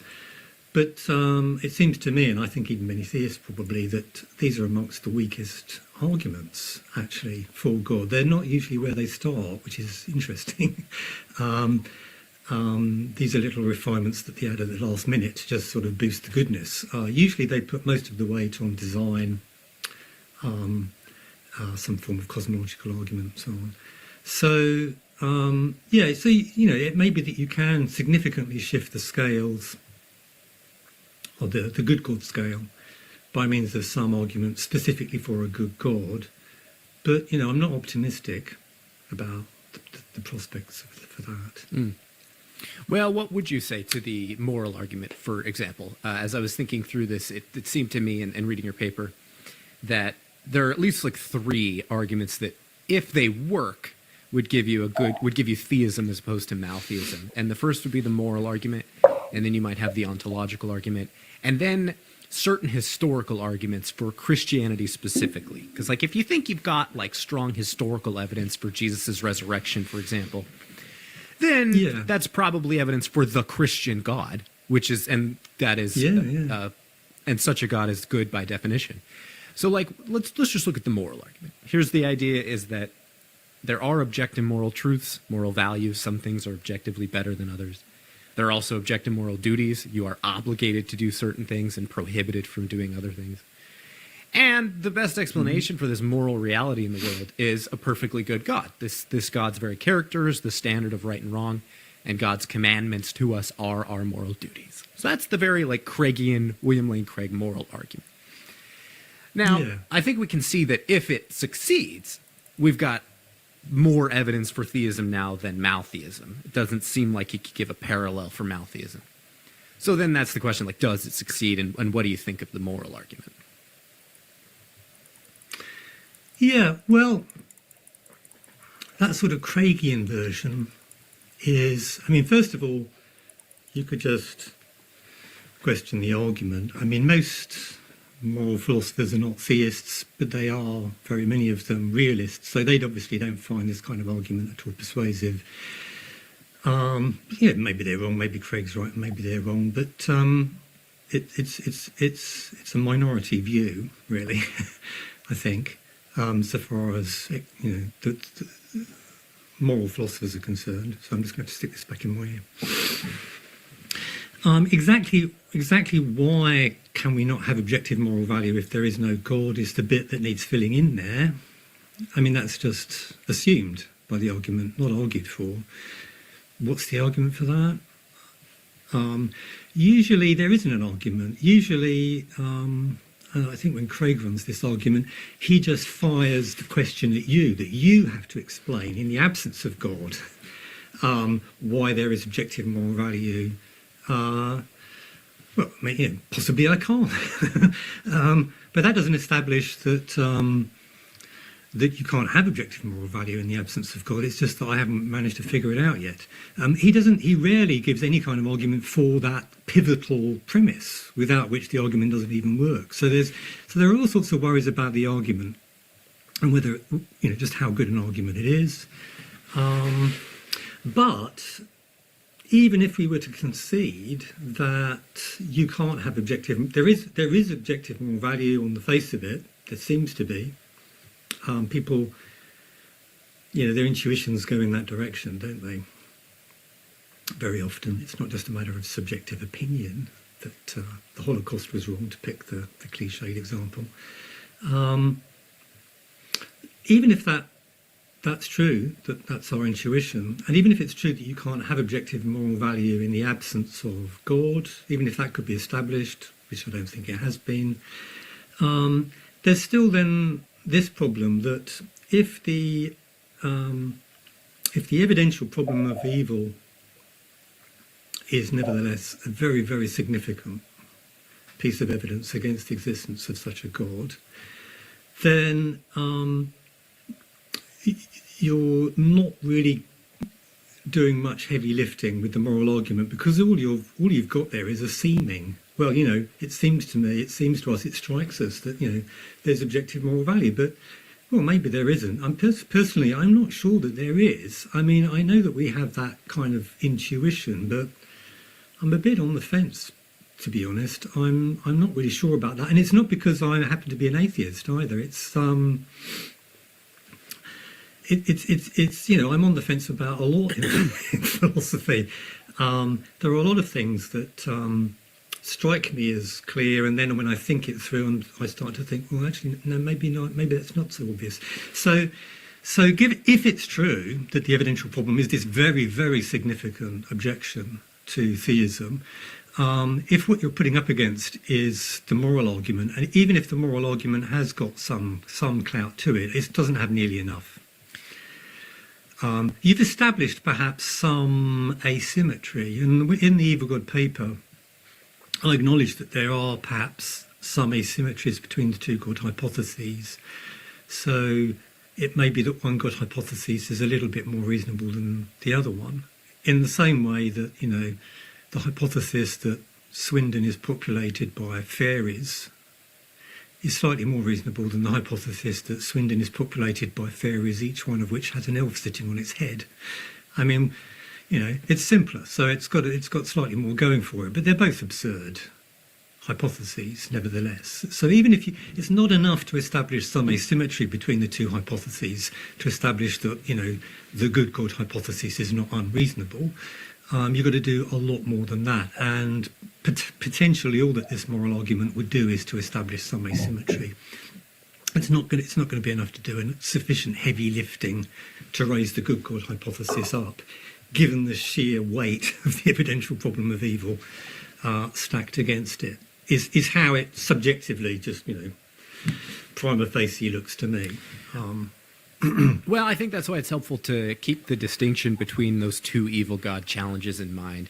Because insofar as, say, we're just thinking of the first of the challenges, that the maltheism and theism are on an epistemic par, if you grant the moral argument, well, then that no longer follows.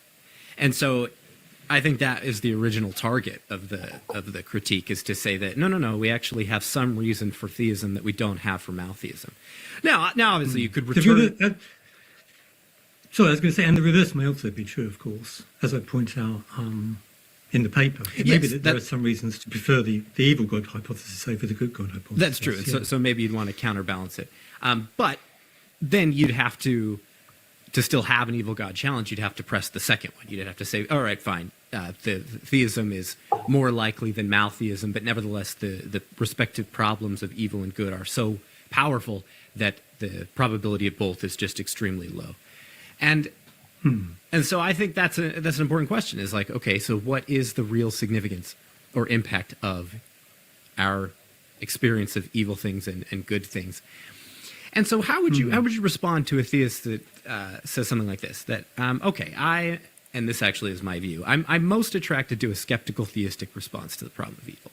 I think there are some flaws in it, and it might not work. But of all the responses, I think it's the best. It's a lot more plausible, I think, than theodicies. And that's just the idea that, like, the cognitive gap between us and God is huge. Like, Stephen Wykstra gives the classic example of, like, our trying to discern God's reasons for allowing evil is akin to a 10-month-old trying to figure out the reasons motivating their parents' actions. Why is it that they grabbed the keys, opened the door, and went out to the car and drove away? They're going to have no idea that it's to go to the grocery store and buy food. Like, these concepts are just well beyond them. And so that's like our position then when looking at the evils in the world. And you say, okay, so that Yeah. that nullifies the problem of evil. We just aren't in a position to gauge whether or not there's a reason or not that would permit God, that would allow God to permit these evils. And then you might say, yeah, well, you can give a parallel response to the problem of good facing maltheism. Like, we're just not in a position to gauge whether or not God, or the evil God, has a sufficient reason Yeah. for allowing the goods in the world. And I would, You'd have to do that. Yeah. Yeah. You'd have to take that position. well, Yeah, and I would. So that would be what I'd say. Yeah, I'd yeah. say that's quite right. Yeah. I think that Yeah. we can't infer a creator's moral properties based upon our observations of good or evil in the world. And I'm not sure, at least in the 2010 paper, that you really say anything against that. It's more you just kind of point to it and say, well, it's obviously absurd in the second case, and so it has to be in the first. But I just don't see that. Oh, okay. Well, I think this drills down. This is good, actually, because this drills down into the evil good challenge and really what it does and what it doesn't do. So, so really what it's intended to do is, and really probably I should write part 2. It has occurred to me that maybe I should be doing this, really, because the way I set it up initially was kind of, it's a spell breaker. It's designed to get people to realise that the moves that they're making over here could be mirrored over here with the evil god hypothesis. And if these moves over here are absurd, well then why are these moves over here, as the same moves applied to a good god, why are they any less absurd? But I don't actually explain why they're absurd. I mean, I don't provide any diagnosis. I just say, doesn't it strike you that way? And most people go, yeah, it does. But you could bite the bullet and go, no, actually, do you know what? Belief in an evil god. Hey, yeah, I'm fine with that. I don't see. There's no observational evidence against that. That's fine. Now, that's in terms of the general public. That's not how they react. But if you're a skeptical theist, you're going to have to react that way, and you could, and it would be a consistent position that you could take, and now we've got to drill into, well, exactly why was the more popular response actually the correct response? I mean, it is absurd to believe in an evil god, and it is absurd on the basis of observation, and we haven't really done any work at all there, and I don't do it in the paper. What I'm doing really is presenting a spell breaker just to get people to go, oh, hang on a minute. No, I do find those moves absurd. So what am I going to say about these cases? But once they've thought it through, maybe they're going to go, actually, you know what? That's not absurd. It's not absurd to believe in an evil god. Certainly not on the basis of observation. They might go that route. And in fact, that is what William Lane Craig did in the debate I had with him. So it's good that you're bringing that up. It's also good to point out that really there's no work done in the essay, in that paper, in terms of providing a diagnosis. So what we could do is we could look at the failings of sceptical theism, but we could also look at, what's gone wrong with the theodicies as well. I mean, that might be interesting, because I don't provide any explanation or diagnosis of that in the evil god paper. But neither of these two things are done in the paper. And I don't pretend that they are. It's not really kind of the aim of the paper. But so let's drill into it. Let's do the sceptical theism Sure. first, though. So I'm not persuaded by a sceptical theism. I mean, a lot of theists, some theists like it. Other theists, Richard Swinburne, not a fan of sceptical theism. So, opinion is divided even amongst theists about whether or not sceptical theism is a sensible position. The thing I would, if I was criticising it, the first thing I would say is that it seems to open up a sort of Pandora's box, so far as scepticism is concerned. You can't just stop with the scepticism about the reasons God might have to allow evils, or if there's an evil God, goods. You're opening the door to a lot of other scepticism. So scepticism about the reason that God might have to deceive us about the existence of the external world. about the truth of Christianity, about the existence of the past, how do you know that God doesn't have a very good reason to engage in these kinds of deceit? And, this is a fairly standard concern about skeptical theism, and there have been attempts to deal with it, none of which, in my opinion, work. But you can see how the response is supposed to work. What the problem is. If for all I know, God has a really good reason to deceive me about the existence of the external world, well, then I can no longer trust my senses. For all I know, this is some kind of elaborate Cartesian illusion being generated by a good God, but for very good reasons that are beyond my ken. How do I know that he doesn't have such reasons? I don't know. The usual way in which, or a standard way in which skeptical theists make their case is to say, the reason that you think that there are gratuitous evils is you can't think of reasons for those evils, so you conclude that there probably aren't any such reasons.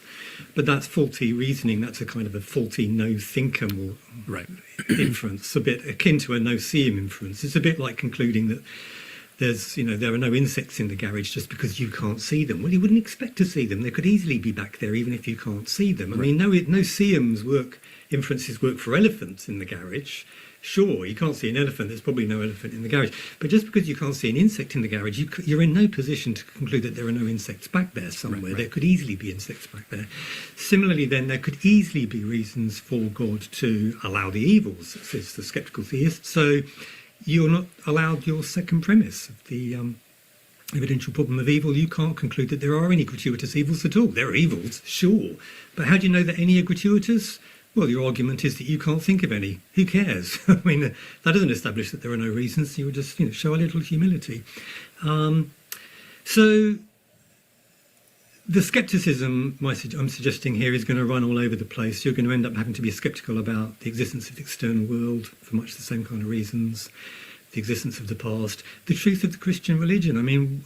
How do you know that God doesn't have a really good reason to trick us about the truth of Christianity? Maybe he did raise Jesus from the dead, but Jesus isn't God, and Christianity is not true, and there was some other reason for it. How do you know that there isn't such a reason? Well, it's no good saying, well, I can't think of one, because skeptical theism blocks that. So you can't know then on the basis of the resurrection that Christianity is true. So it's going to cause you. So most skeptical theists are not going to be prepared to accept all of these skeptical consequences. They're very often they're Christians, and they believe that they can know that Christianity is true. They believe in the external world. They believe that God is not deceiving them about that, and they think that it's perfectly reasonable for them to think that. So their skepticism turns out to be then a kind of pick and choose skepticism. They play the skeptical card when it suits them, and then they don't play the skeptical card when it doesn't suit them, and that's that's not on. If you're going to play your skeptical card, play it consistently. Would be my initial worry about skeptical theism. So here's my response to that objection that it gives us rampant skepticism across the board. I think that, and I think Michael Bergman makes the same point. Tell me what you think. That any of the reasons we might cite in an ordinary context for thinking that we're not dreaming right now, or we're not plugged into the Matrix, or for thinking that the world really is older than 5 minutes with the mere appearance of age, all of those reasons will apply with equal force under a theistic world, even if we can't infer from moral considerations that God wouldn't deceive us. So, for example, let's say you say, how do I know the external world exists? It's like, well, maybe we appeal to phenomenal conservatism, and we say, well, it seems to me that there's this world of physical objects, and so I'm prima facie justified in saying that there are these objects. It doesn't seem to me that then saying, well, maybe for all you know, God is deceiving you. You're right that I can't rule that out based upon God's being perfectly good, if I'm a skeptical theist. But, you could just say the same thing in an ordinary context. Well, how do you know that an evil demon isn't deceiving you? or how do you know that you're not dreaming right now, or how do you know that you're not plugged into the matrix? It doesn't seem like the situation is really any different. And so it's like, well, if we can... Oh, it is.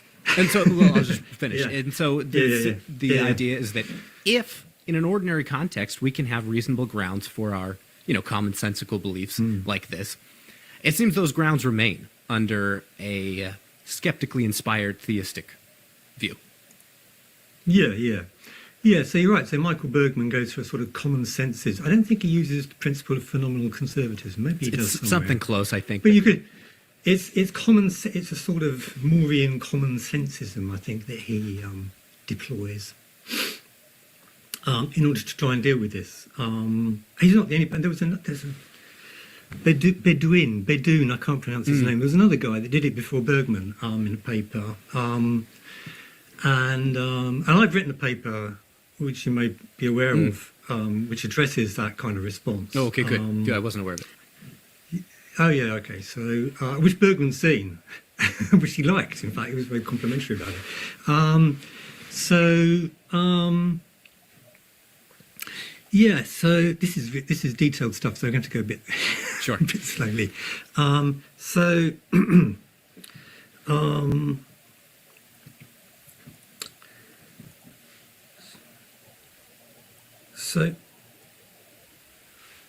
can you still hear me okay? Yeah, good. So here's the thing. The situation is this, that skeptical theism, the skeptical part, is something that the atheist can sign up to. They can say, I agree with you. Maybe they should say this. I agree with you that there could be reasons back there that would justify God if he exists. In allowing the evils, in deceiving me about the external world and the past and so on. However, the difference between us is that I'm not a theist. I don't believe that there's a being back there that has good reasons to deceive me, but you do. You're a skeptical theist. I'm not a theist. I'm signing up to the skeptical bar, but because I don't believe it, that there is any being back there that has really good reasons, compelling reasons to deceive me, for all I know, well, I don't really have a kind of skeptical problem, but you do, because you think that there's a being back there and that, for all you know, this being has really good reasons to deceive you. So that's the undercutting defeater that you have to deal with, which as an atheist, I don't have. So it's not all square. There is this very significant asymmetry between our two positions, first of all. We can both sign up to the skeptical bit, no problem. But you're a theist. You think there's a being back there that, for all you know, has very good reasons to deceive you. Under those circumstances, you should no longer be trusting your senses and so on. And then in the paper that I'm referring to, I sort of come up with an analogy which I'm struggling to remember now because it's years since I've read the paper. See if I can remember how it goes. It's something like this, that there's a sort of a holographic projector which can produce an image of an orange which is completely convincing. You see an orange on the table. You think there's an orange there. Principle of phenomenal conservatism, it looks like there's an orange there. So it's reasonable for you to believe it, other things being equal. But then you're told that, oh, there is this projector which is capable of producing illusions which are completely indistinguishable from the real thing. And I'm struggling to remember my analogy. It goes something like this. So now. I think I see it, though. I think I see it because the theist in this case is like the person who believes that there is this projector. Now, they might not think that it's playing or that it's on, but they believe that it's there. Yeah. It could be, whereas the atheist doesn't even think there is such a projector. No. And it's the fact that they actually think that there is this projector and that for all they know, it's 50-50 whether it's been turned on. they can't reasonably assign any probability to the fact that the projector is actually being used on this occasion, because they're skeptical theists, right? That's what produces the defeater, whereas it doesn't produce a defeater for the atheist. So there is this asymmetry, I suggest. And Bergman's never responded. I think he said he might at some point, but he hasn't done it yet. Anyway, so it seems to me that there is this problem for skeptical theism. There is this asymmetry. Maybe it can be dealt. Maybe he's got a good comeback. But appealing to the sort of principle of phenomenal conservatism or common sensism, generally speaking, yeah, okay, I have no problem with it, but it's not going to work. It's not going to allow you. It's not going to allow you to get out of jail, so far as the skeptical consequences of skeptical theism is concerned, because you are being provided with an undercutting defeater, very specifically an undercutting defeater that, as a result of your theism, whereas the atheism simply doesn't have to deal with that. So I'm not convinced that this view of God would give us an undercutting defeater of the prior justification that we would have for our commonsensical beliefs. Because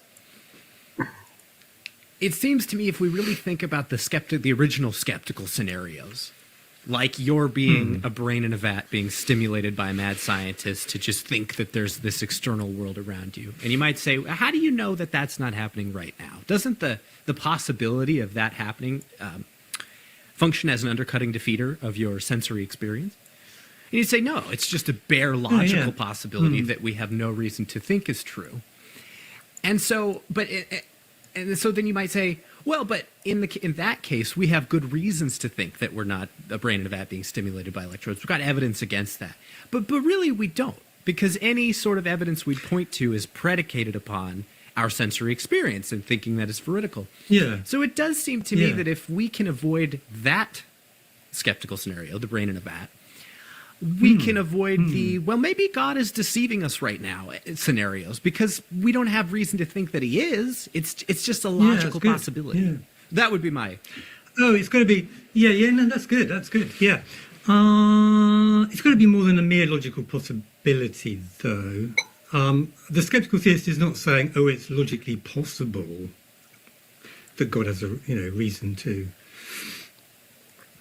allow all of these evils. That's not nearly good enough. Okay. They have to say we cannot reasonably assign a low probability to there being such reasons. Yes.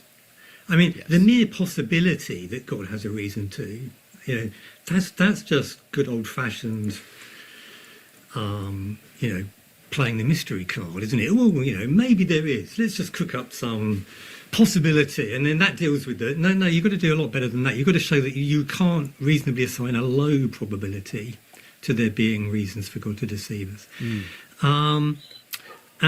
So I'm just beefing up your argument there.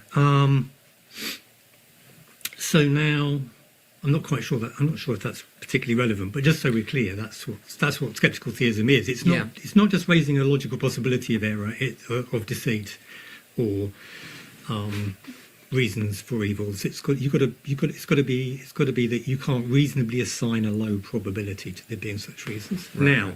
Now, in order to generate skepticism about the external world, just bog standard Cartesian sort of style skepticism, I take it you've got to do better than just raise the logical possibility that you're in the matrix or a brain in a vat or whatever. You've got to be able to say, I can't reasonably assign a low probability to that. And if that's so now we need to know how exactly is our skeptic arguing? Are they arguing from the mere logical possibility of error, or are they saying, oh no, you can't assign a low probability to there being an evil demon that's deceiving you, or that you're in the matrix? The second kind of argument's got much stronger legs, hasn't it?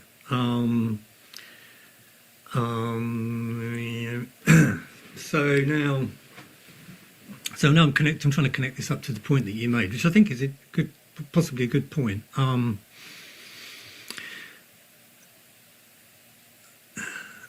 mean, what you can say is that some skeptics are going to say, yes, you can't assign, you can't reasonably assign a low probability to your being in the matrix. On what basis could you do that? There is no basis. Everything would seem exactly the same to you.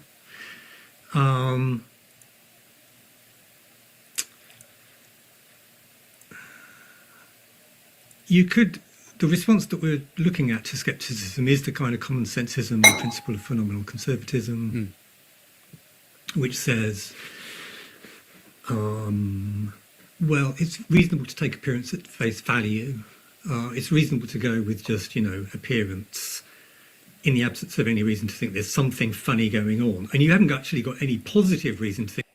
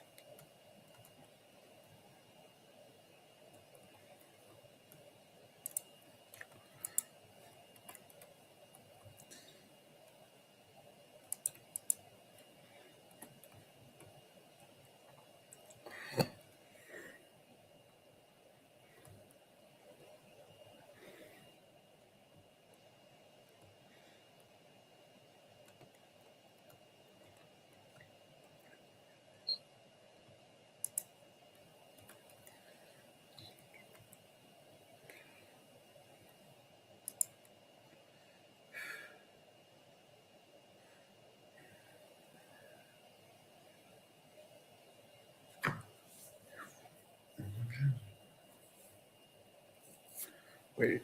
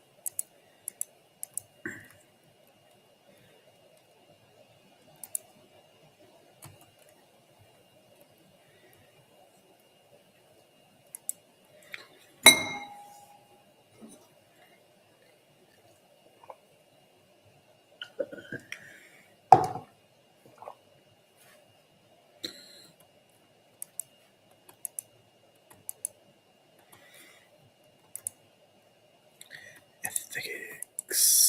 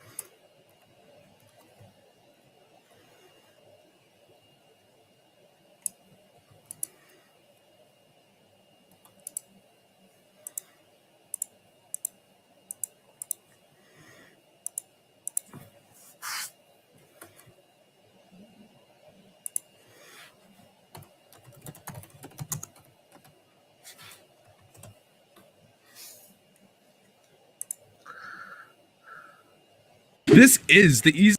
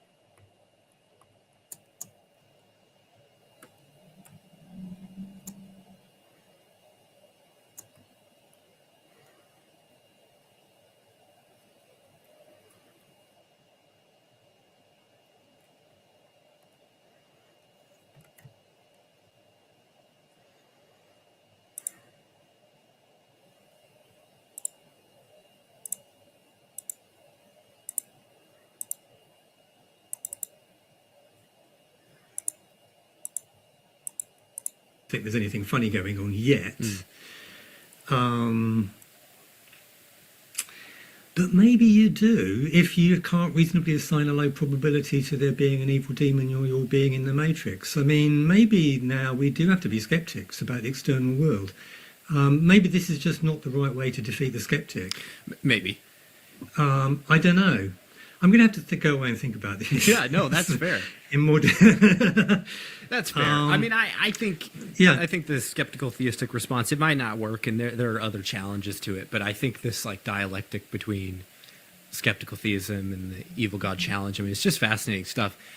One thing I do want to talk to you about is the neutral God challenge. 'Cause I think that'll help crystallize exactly what the significance of the evil God challenge is. So suppose I grant you both the cogency of both challenges. Not only is maltheism and theism, not only are they on an epistemic par, we have decisive reason to reject them both because of all the good in the world and all the evil in the world, respectively. What then follows? What should we do then? Because I would say, let's say though that I am a neutral theist. I think there's an all-powerful, all-knowing being who's just completely indifferent to moral considerations. And that package seemingly explains all of it, all the evil and the good. But crucially, we haven't landed in a robust atheism or naturalism. And so I wonder if, because I don't think you're a neutral theist or open to neutral theism. So I would say, having granted both evil God challenges, where do we go next? And why should we? Yeah, well, we've taken two gods off the table, but there are loads left, of course. Yeah, and I kind of say that, I think, in the paper. I'm happy to say that.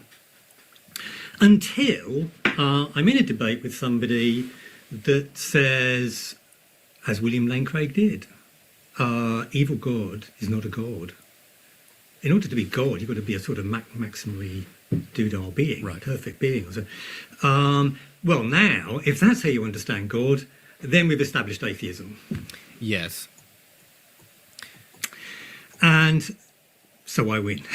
So you've conceded that atheism is true. Yes. Because atheism is simply the denial of that God, the one that you're signing up to. You've defined God that way. I'm just going with your definition. Right. Okay, so atheism is true. So that's how I would respond to Craig. So he's kind of ducking and weaving there. God means this when it suits him, then it means this other thing when it doesn't suit. Pick your concept and stick with it. Don't kind of move backwards and forwards and say, oh no, but there could still be a God. Is how I would respond to that. Actually, thinking back to what you said a minute ago, I've got here's an analogy which may or may not shed any light on this. But young Earth creationism is very popular with very many significant numbers of Christians, especially in the United States. And it's the belief that the entire universe is around about 6,000 years old. All creatures were created in, or kinds, they call them, not species, were created in more or less their present form in the last, within the last 10,000 years. Yeah, there's a bit of a hiss now that suddenly appeared in my cans here, but anyway. It sounds good on mine. Okay, good. So, how could somebody defend young Earth creationism against what appears to be overwhelming empirical evidence? light from distant stars, the craters on the moon, the depth of the white cliffs of Dover, the fossil record, and so on.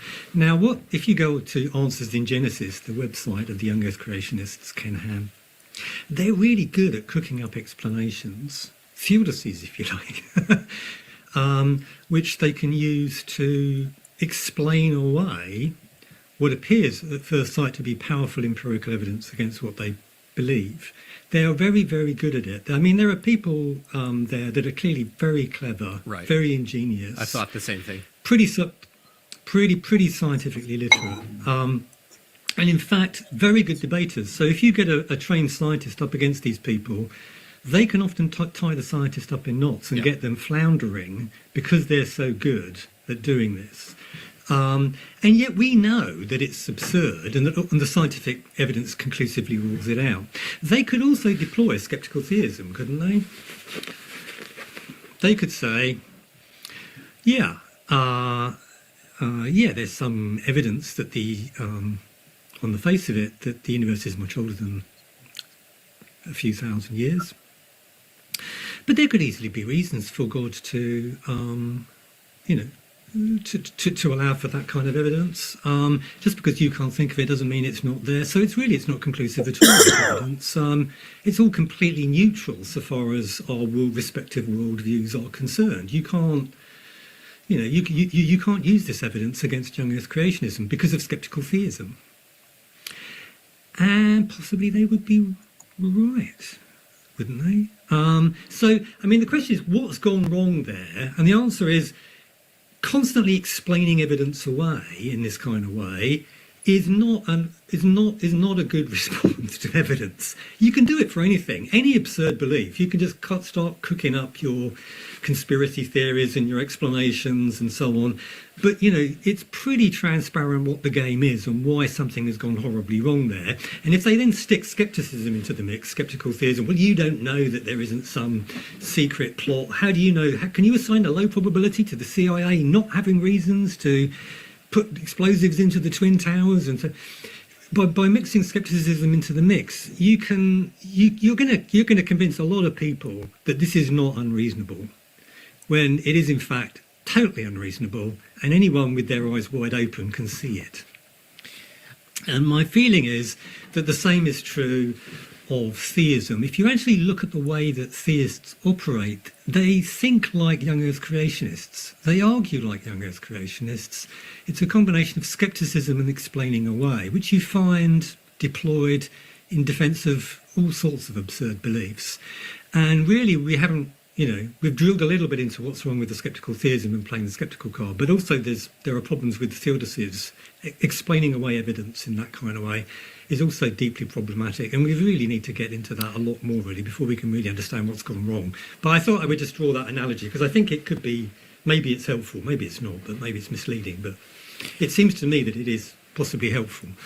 Well, I do have some thoughts about it, but I think it would do well to explore the other half of the usual theistic response to evil, which is to offer theodicy, to say we can actually see some decently plausible reasons as to why God allows most of the evil and suffering in the world.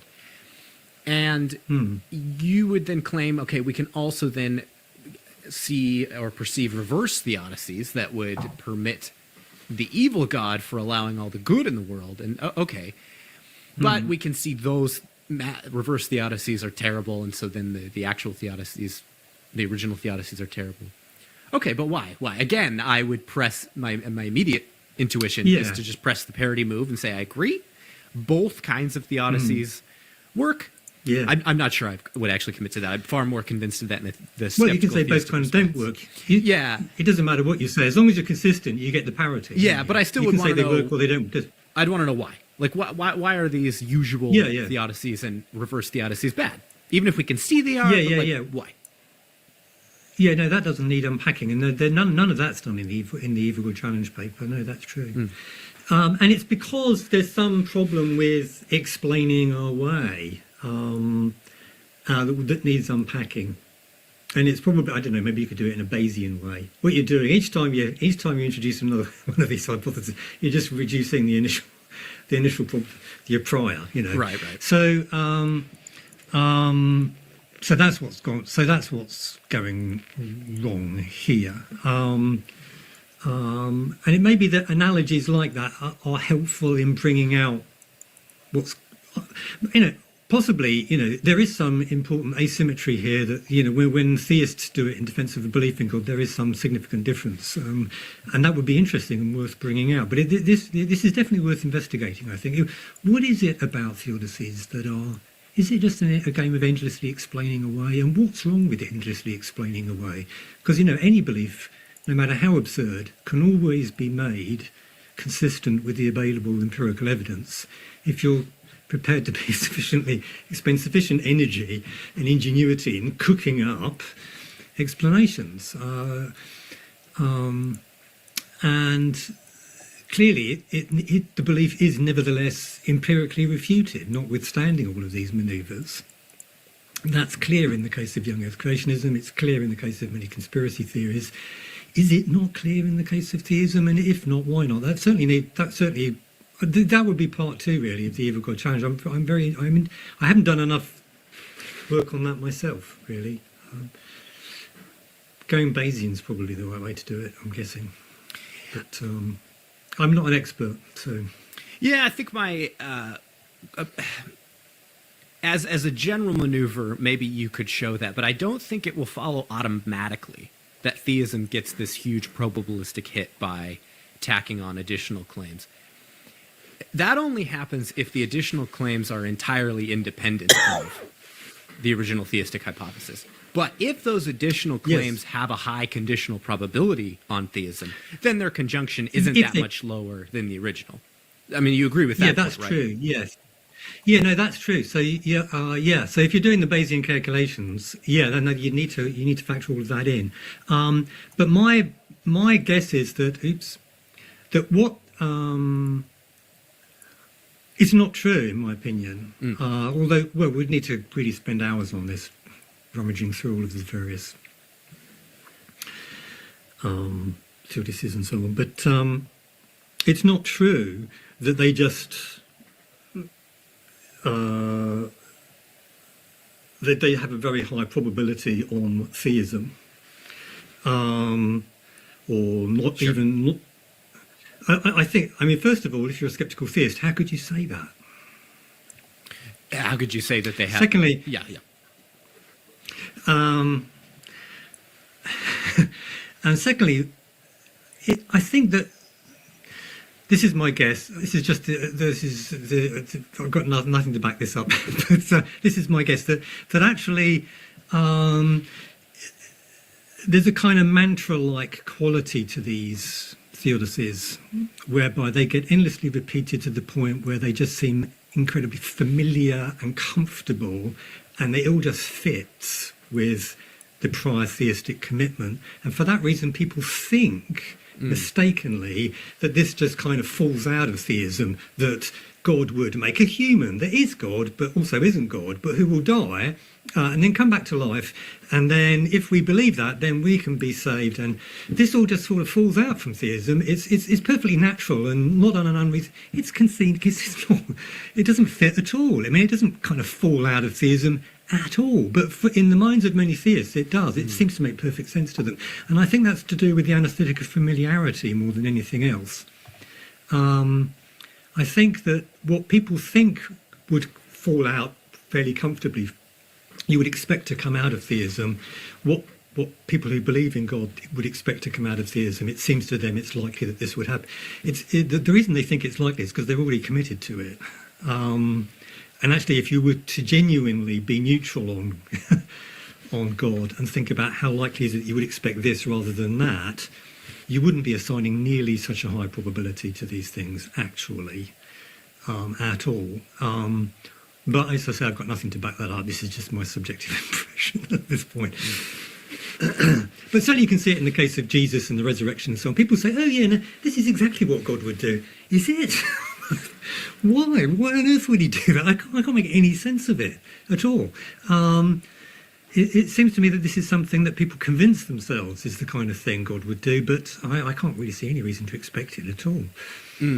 So I think the resurrection is a good jumping off point for a different set of issues that I wanted to ask you about.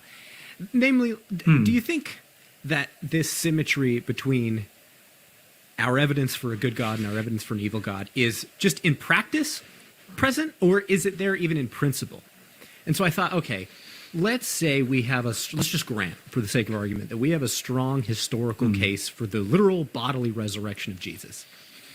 Now, then the question is that good evidence for the good God over the evil God hypothesis? And instinctually, I'd want to say yes.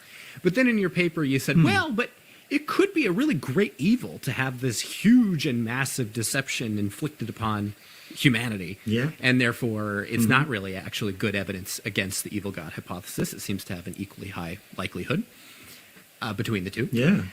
But then it's the sort of thing you would expect. Right. I mean, he is a deceiver. He is a nasty piece of work. He is going to want to trick people and dupe people. And this would be such a fantastic deception in terms of creating strife and conflict, religious conflict, with people laying down their lives for false beliefs. It's just fantastic recipe as far as an evil God is concerned. So it's not at all unexpected that on an evil God that you would get this. So it's certainly not decisive evidence against an evil God and for a good God. Maybe it leans a little bit more in the direction of a good God. Maybe not. I mean, the fact that religious experiences, for example, and miracles are not unique to any one particular religious tradition is possibly, as I say in the paper, better evidence for an evil God than a good God, because you would expect some consistency if there was a good God. You wouldn't expect these completely contradictory beliefs to have their own stock of genuine supernatural miracles, would you? I mean, why on earth would a good God do that, given that many of these belief systems are false, according to, they can't all be true. Whereas this is exactly what you would expect an evil God to do the supernatural miracles and associate them with completely contradictory beliefs, causing chaos. And so possibly then, the distribution of religious experiences, miracles and so on is better evidence of an evil God than a good God. I don't know. I mean, I was just playing around with these ideas. It seems to me that in some cases you might have a bit more reason to, depending on what evidence you look at, maybe it favours a good God over an evil God. Look at other evidence, maybe it favours an evil God over a good God. Maybe the kind of evidence I've just described, miracles and religious experience, favours an evil God a little bit more than a good God. I don't claim the two beliefs are precisely on par. Even in the paper I do make this very clear, that I think that they're roughly on par, but I don't claim that they're precisely on par, rationally speaking. Yeah. Well, but then I got to thinking, when contemplating your response to the historical case for a specific version of theism over maltheism, is there any even possible evidence in your mind that if you were presented with this evidence, you'd say, yes, that is decisive reason to accept theism over maltheism? Because my worry is, if not, it kind of threatens a reductio ad absurdum of your position. If it's for any possible evidence, we could always give this kind of response, then you think, well, okay, maybe we've gone wrong somewhere. If it has this kind of really profound implication that there's just no even possible grounds for thinking that theism is better than maltheism, we might think, no. I thought that was your... You what?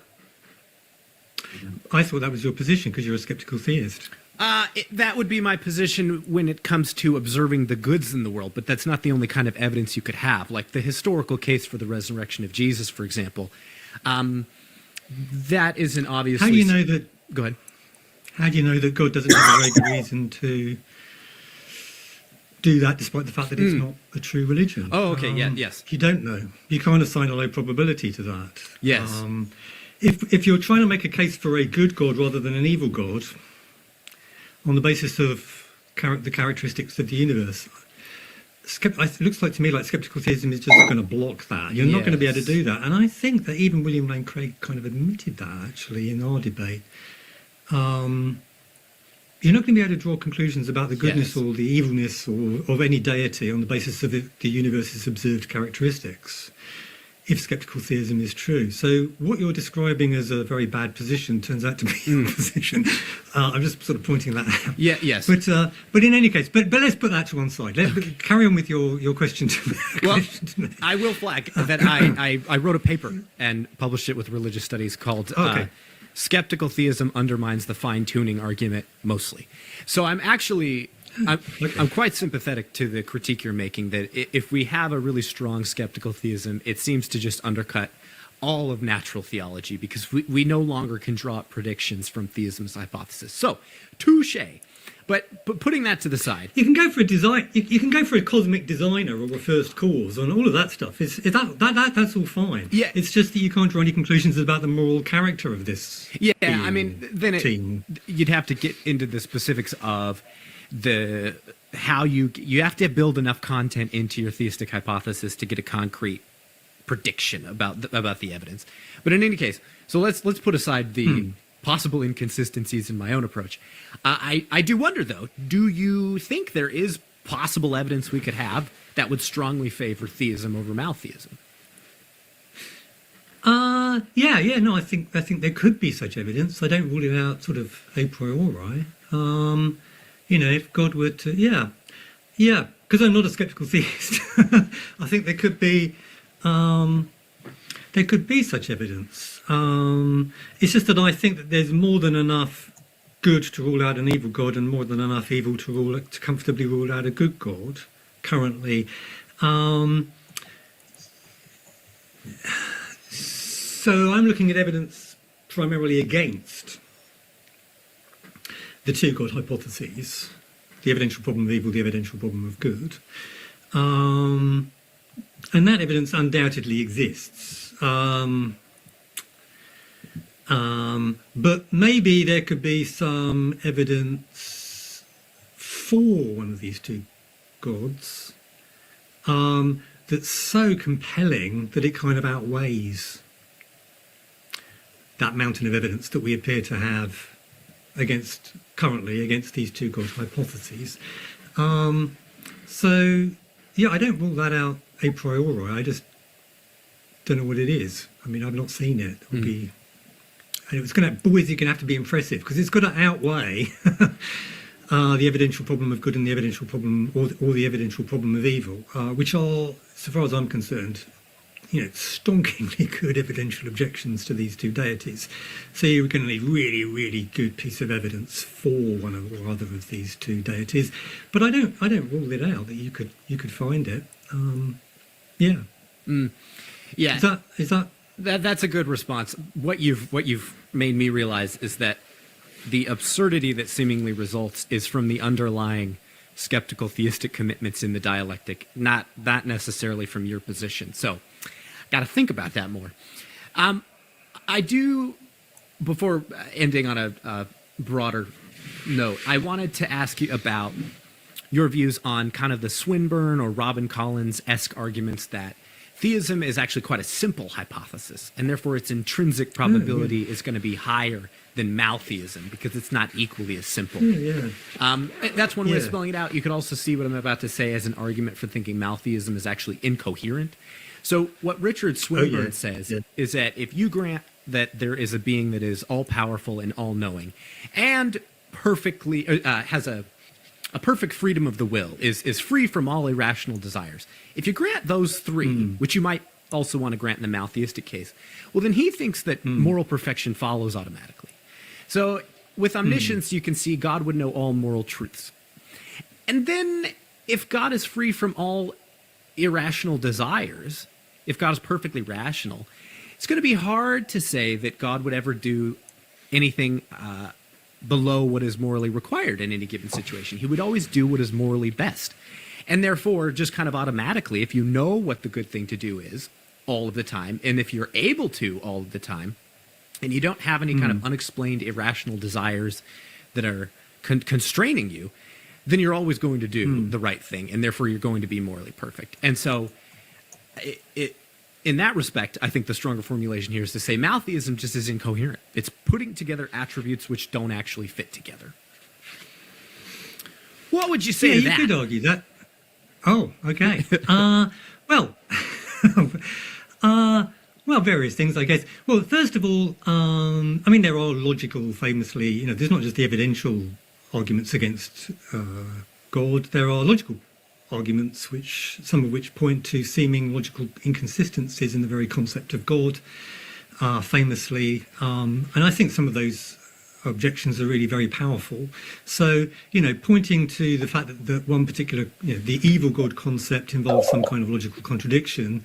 Well, it may be maybe that they're all square on that front then, because there appear to be various logical contradictions involved in the idea of a good God too. So, in any case, even if there is some logical problem with a particular God, that's not to say that there can't then be a very powerful evidential objection in any case to the two gods. So, even if the idea of a good God is ultimately incoherent, and possibly it is, I suspect it may be, that doesn't mean that the evidential problem of evil isn't also, on top of that, a very significant objection to belief in a deity like that. And in fact, given that the evidential problem of good is already such a powerful defeater for belief in an evil God, notwithstanding any kind of logical problem, then why isn't, is the question, why isn't the evidential problem of evil then a similarly powerful objection to belief in a good God? And that really is the evil God challenge. Why isn't one, if one of these objections is fatal, why isn't the other one? Is basically, in a nutshell, what the challenge is. And that challenge remains completely untouched by pointing out that there happens also to be some kind of logical problem with one or other of the two concepts. It's beside the point, really, so far as the evil God challenge is concerned. But that wasn't your only point. You're also saying, one of the two gods is simpler than the other one. Right, that's which part may of be it. true. Yeah. So also, as you'll know this, that I talk about that in the paper, and I point out that the mere fact that one hypothesis is simpler than another one, is not going to be enough to deal with the fact that you've got a mountain of evidence against both of them, which apparently you do. I mean, it may be that the hypothesis that there are 100 fairies living in Swindon is simpler than the hypothesis that there's 100 fairies, each with 1,000 elves sitting on its head, living in Swindon. One hypothesis is clearly very significantly simpler than the other one, yet they're both conclusively ruled out by the available empirical evidence. It doesn't really matter. And so my point, so far as the evil God challenge is concerned, is that surely there is abundant empirical evidence against the evil God hypothesis, notwithstanding whether it's simple or complex. It's just, ruled out empirically. And if that's true, why isn't the good God hypothesis ruled out empirically? Again, the simplicity, it's a bit of a sideshow. It's not really very significant. Pointing out that there is this asymmetry in terms of simplicity is not terribly important, I think, unless I've misunderstood the objection. So I would think, though, that if you can show that maltheism is incoherent, you've achieved something quite powerful dialectically speaking, because with respect to the first evil God challenge, you would show that, in fact, if you're just considering the comparative probabilities of theism to maltheism, it follows automatically that theism is superior to maltheism.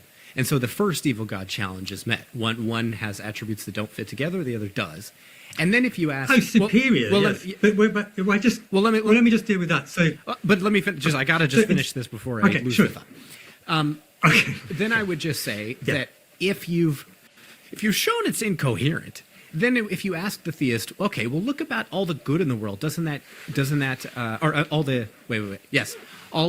don't you think that there is this maltheistic God? You don't even get to the problem of the good, because they'll just say, well, maltheism is incoherent. And then unless you can show that theism is also incoherent, all you're left with is just the problem of evil. There's no more interesting kind of parody moves or symmetries. I don't think you can grant that maltheism is incoherent and then still get the more interesting nuances.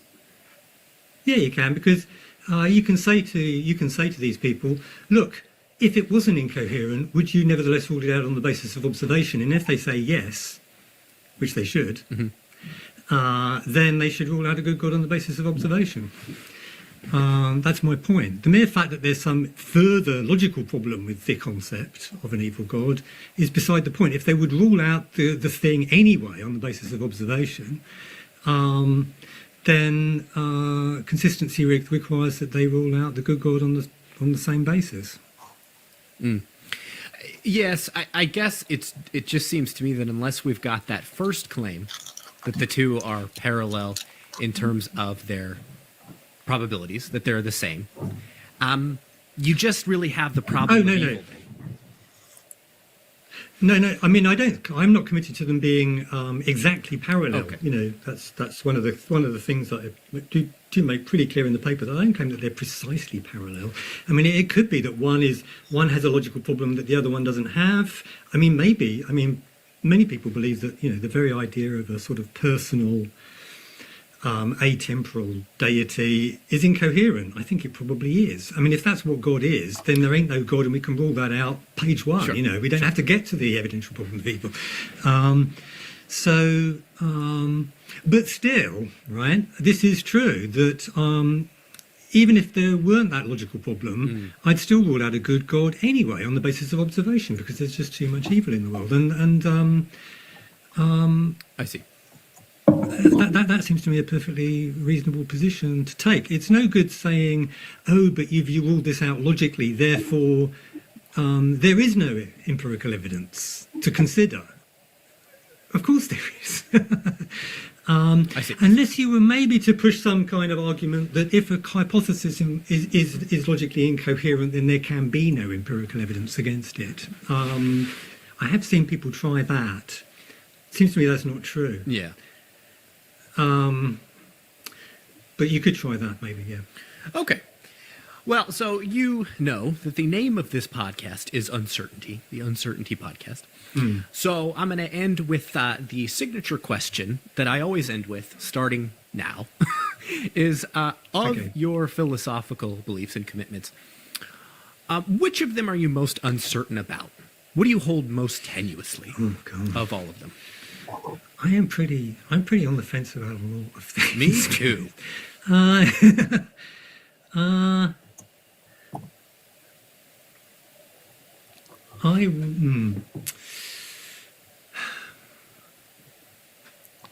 I'm very confused. I mean, loads and loads of things. I'm very much undecided. But if we were to consider just how big an issue it is, I mean, I'm very undecided about, you know, I don't know what the right response is to the question of why there's something rather than nothing. It's a really good question. On the face of it, it seems to make sense. I lean in the direction of it actually ultimately not making sense. There's some problem with the question. But I'm not convinced about that myself completely. Similarly, mind-body problem, the idea that, you know, I have this internal phenomenal world. What is the relationship between that and my physical body? Is this introspectable domain that's available to me now, is that just my brain or my nervous system, or is it something over and above what's going on physically, or what exactly is going on there? I mean, I lean to I sort of later Wittgensteinian view. I lean towards the view that picture of the mind as a kind of private world, it's an illusion, it doesn't exist, and so there is no mind-body problem. But I'm by no means am I convinced about that. I'm very uncertain about that too. So, you know, on those two big ones, which are possibly the biggest ones there are, why is there something rather than nothing, and how are mind and body related? I do feel quite uncertain. I'm just very, very confident that the explanation for the existence of the universe isn't that it was created by a supremely powerful and malevolent deity. I've crossed that one off my list. But, you know, there are plenty of other live options still. Yeah. Stephen Law, thank you for coming on the podcast. Very engaging conversation. This was a lot of fun, so I appreciate you taking the time. Yeah, it was a pleasure. Yeah, no, thank you. Thanks for you extremely well informed. Yeah, and that was pretty cool. You know, I enjoyed that discussion.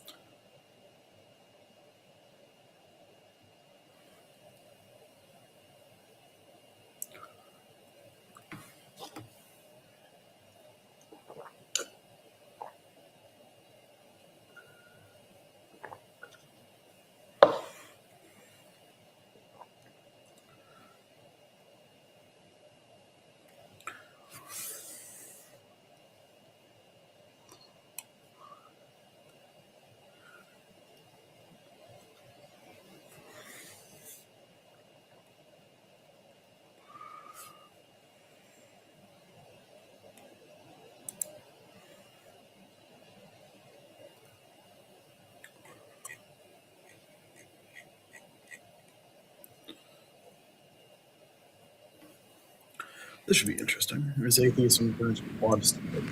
Our topic this evening is called Is Atheism a Branch of Protestantism? And I've illustrated it with this beautiful stained glass window of the flying spaghetti monster, which is an argument that some atheists have made about why you don't actually have to prove a negative. It's on the burden of theism to make its case. They don't have to go around and say they don't believe in the flying spaghetti monster and every other thing.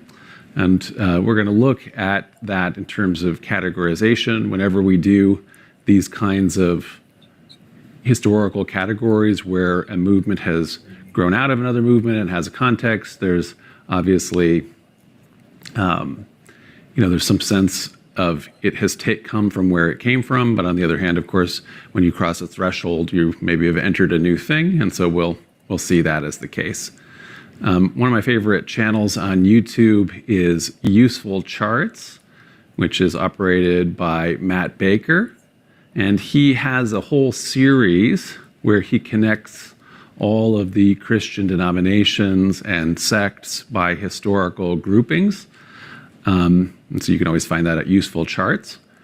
And so he starts at the beginning where Christianity is emerging out of Second Temple Judaism alongside Rabbinic Judaism, which is the source for all modern day Judaism, and the sister religion eventually emerging out of that, Islam, while simultaneously looking at what we call pre-Nicene groups, that is, groups that had different ways of being Christian prior to the Council of Nicaea and the eventual adoption of Christianity as the state religion of the Roman Empire with a set creed that gets called the Nicene Creed.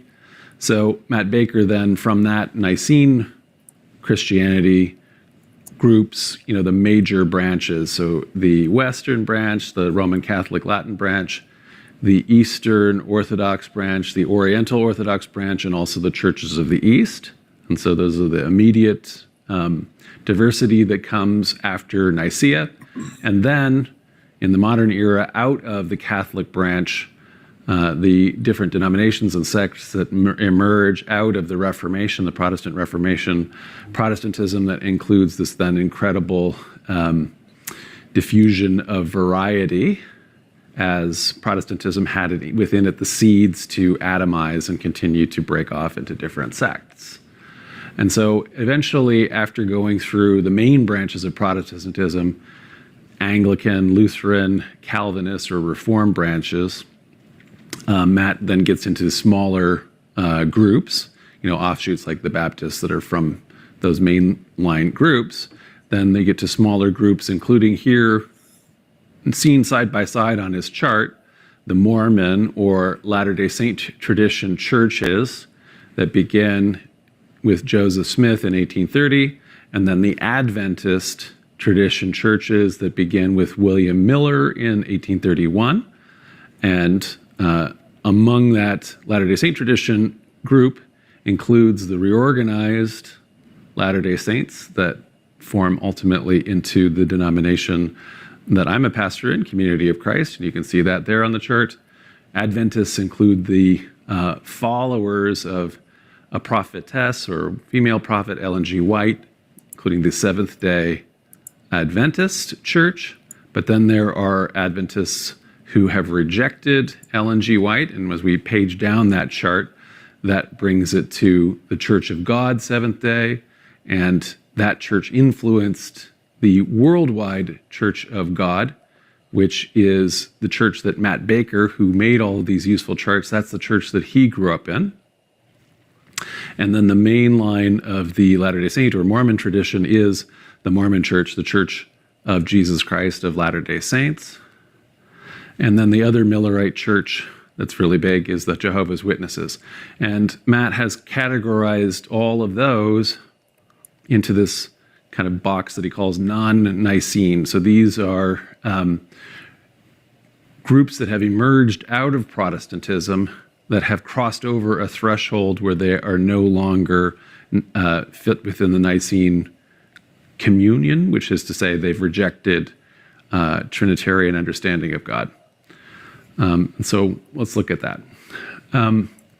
So when Christianity, as I say, became the state religion of the Roman Empire, and also the state religion of its later medieval successor states, theologians settled on a formula that we've talked about, the Trinity, and that is best understood through this diagram, which essentially says there is only one God, and that God exists in three beings, the Father, the Son, and the Holy Spirit. God is the Father, God is the Son, God is the Holy Spirit, or vice versa. You can say the Son is God, and yet somehow paradoxically, in the Trinitarian formulation, the Father is not the Son, so the persons or the beings of God are distinct. And so that is a complex picture. It's hard to grasp. We've had whole lectures on Trinitarianism, and we've also talked in whole lectures on other early Christian conceptions that are non-Trinitarian, including specifically, especially Arianism, which instead of seeing the Son or Christ as God, Arianism sees Christ as the first and highest and most important creation of God, who therefore, though, nevertheless, theologically, is infinitely separated from God, who is the ultimate. So that was pretty much from the time of Nicaea, still a few hundred years where the other ideas were sort of winding down, but with a couple exceptions like the Cathars and some of the other occasional alternate forms of Christianity in the Middle Ages. Largely speaking, everybody was a Nicene Christian until we get down to the Protestant Reformation, which is a moment that kind of changes everything in Western thinking. And what I'm arguing tonight is that it also lays in the seeds for the development of modern Western atheism. And so this is because once the Protestant Reformation ceased to be about working within the Western Church, the Latin Church, to reform it, and instead, as the reformers saw that they were not going to be able to get any agreement out of the hierarchy, and they instead left and formed their own smaller churches or denominations, Lutheran Church, the Reformed Church, and so on. Of course, the English king separates the Church of England by an act of parliament from communion with the Western Latin Church. So once that happened, all of these settled questions are potentially reopened, and that ultimately even gets us to the Nicene Creed, whether or not that is going to be retained by some of the new groups, and ultimately we'll see whether or not we are going to believe in God. So many groups that emerged out of Protestantism have rejected the Trinitarian formula, and so on Matt Baker's chart, they would fit into this box that says non-Nicene. And so one of those groups are oneness Pentecostals. So Pentecostalism is a huge and rapidly growing movement in the 20th and 21st centuries. Oneness Pentecostals particularly see God as a singular divine spirit that doesn't have distinct persons. And so as a result, what we would call that, theologians would call that a kind of modalism, where we just see God, there's only one God, who sometimes you're seeing God in the form of the Holy Spirit, sometimes you're seeing God in the form of Christ, sometimes you're seeing God in the form of the Father. In other words, there are different modes within which that one God exists, but the Father is the Son. So Jesus praying to the Father in the garden, that's God praying to God's self, as opposed to two distinct persons, each of whom are the one God communicating between the persons. So another one is the Jehovah's Witnesses. So the Jehovah's Witnesses, once again, teach that what other Christians consider the first person of the Trinity, God the Father, God the source, that's who God is. And then Jesus, or Christ, is the first and indeed the only direct creation of God. And so they have a new revival of a new kind of what would have been called Arianism back in the 3rd and 4th, 5th centuries and so forth. Another non-Trinitarian group is the Latter-day Saint movement by the end of his career. And so the founder of Mormonism, Joseph Smith Jr., in his final years, in his beginning years when he was writing the Book of Mormon, he's actually a modalist, like the oneness Pentecostals. But by the end, he taught that the Father, the Son, the Holy Spirit are not one God. Rather, each of them is a distinct being who is a God. And indeed, the Father was himself once a finite mortal human who lived on a planet much like Earth, but a different one. And that God lived a great life and achieved salvation and exaltation, and has now become the God who is the creator of this world. And therefore that God is progressing rather than being infinite and unchanging from beginning to end, the definition generally of what Christians otherwise have for monotheism. And so this theological proposition is not merely a rejection of Trinity, but really monotheism itself, although usually members of the Church of Jesus Christ of Latter-day Saints don't see it that way. But I mean, it's hard to argue it otherwise, in my view. Since, like I say, God in this conception is neither infinite nor the one source, but is a finite being who is getting more and more great, and so therefore is finite, is progressing. So the church that Matt Baker from Useful Charts grew up in is this Worldwide Church of God, which was founded in 1936 by a guy named Herbert W. Armstrong. So Armstrong grew up in a Quaker family, but he was then later influenced by the Adventists. And so there was one of those Adventist churches on the chart called the Church of God Seventh Day, which was from that original Millerite Adventist group, but one of the ones that rejected the teachings of the prophet Ellen G. White. So in any event, one of the things that Herbert Armstrong retained out of his association with the Adventists is the idea of Sabbatarianism, the idea that Christians should not worship on the Lord's Day on Sunday, but rather they should follow the Jewish commandments and keep the Sabbath day, the seventh day, the Saturday, holy. And so that's the day where they practice that. And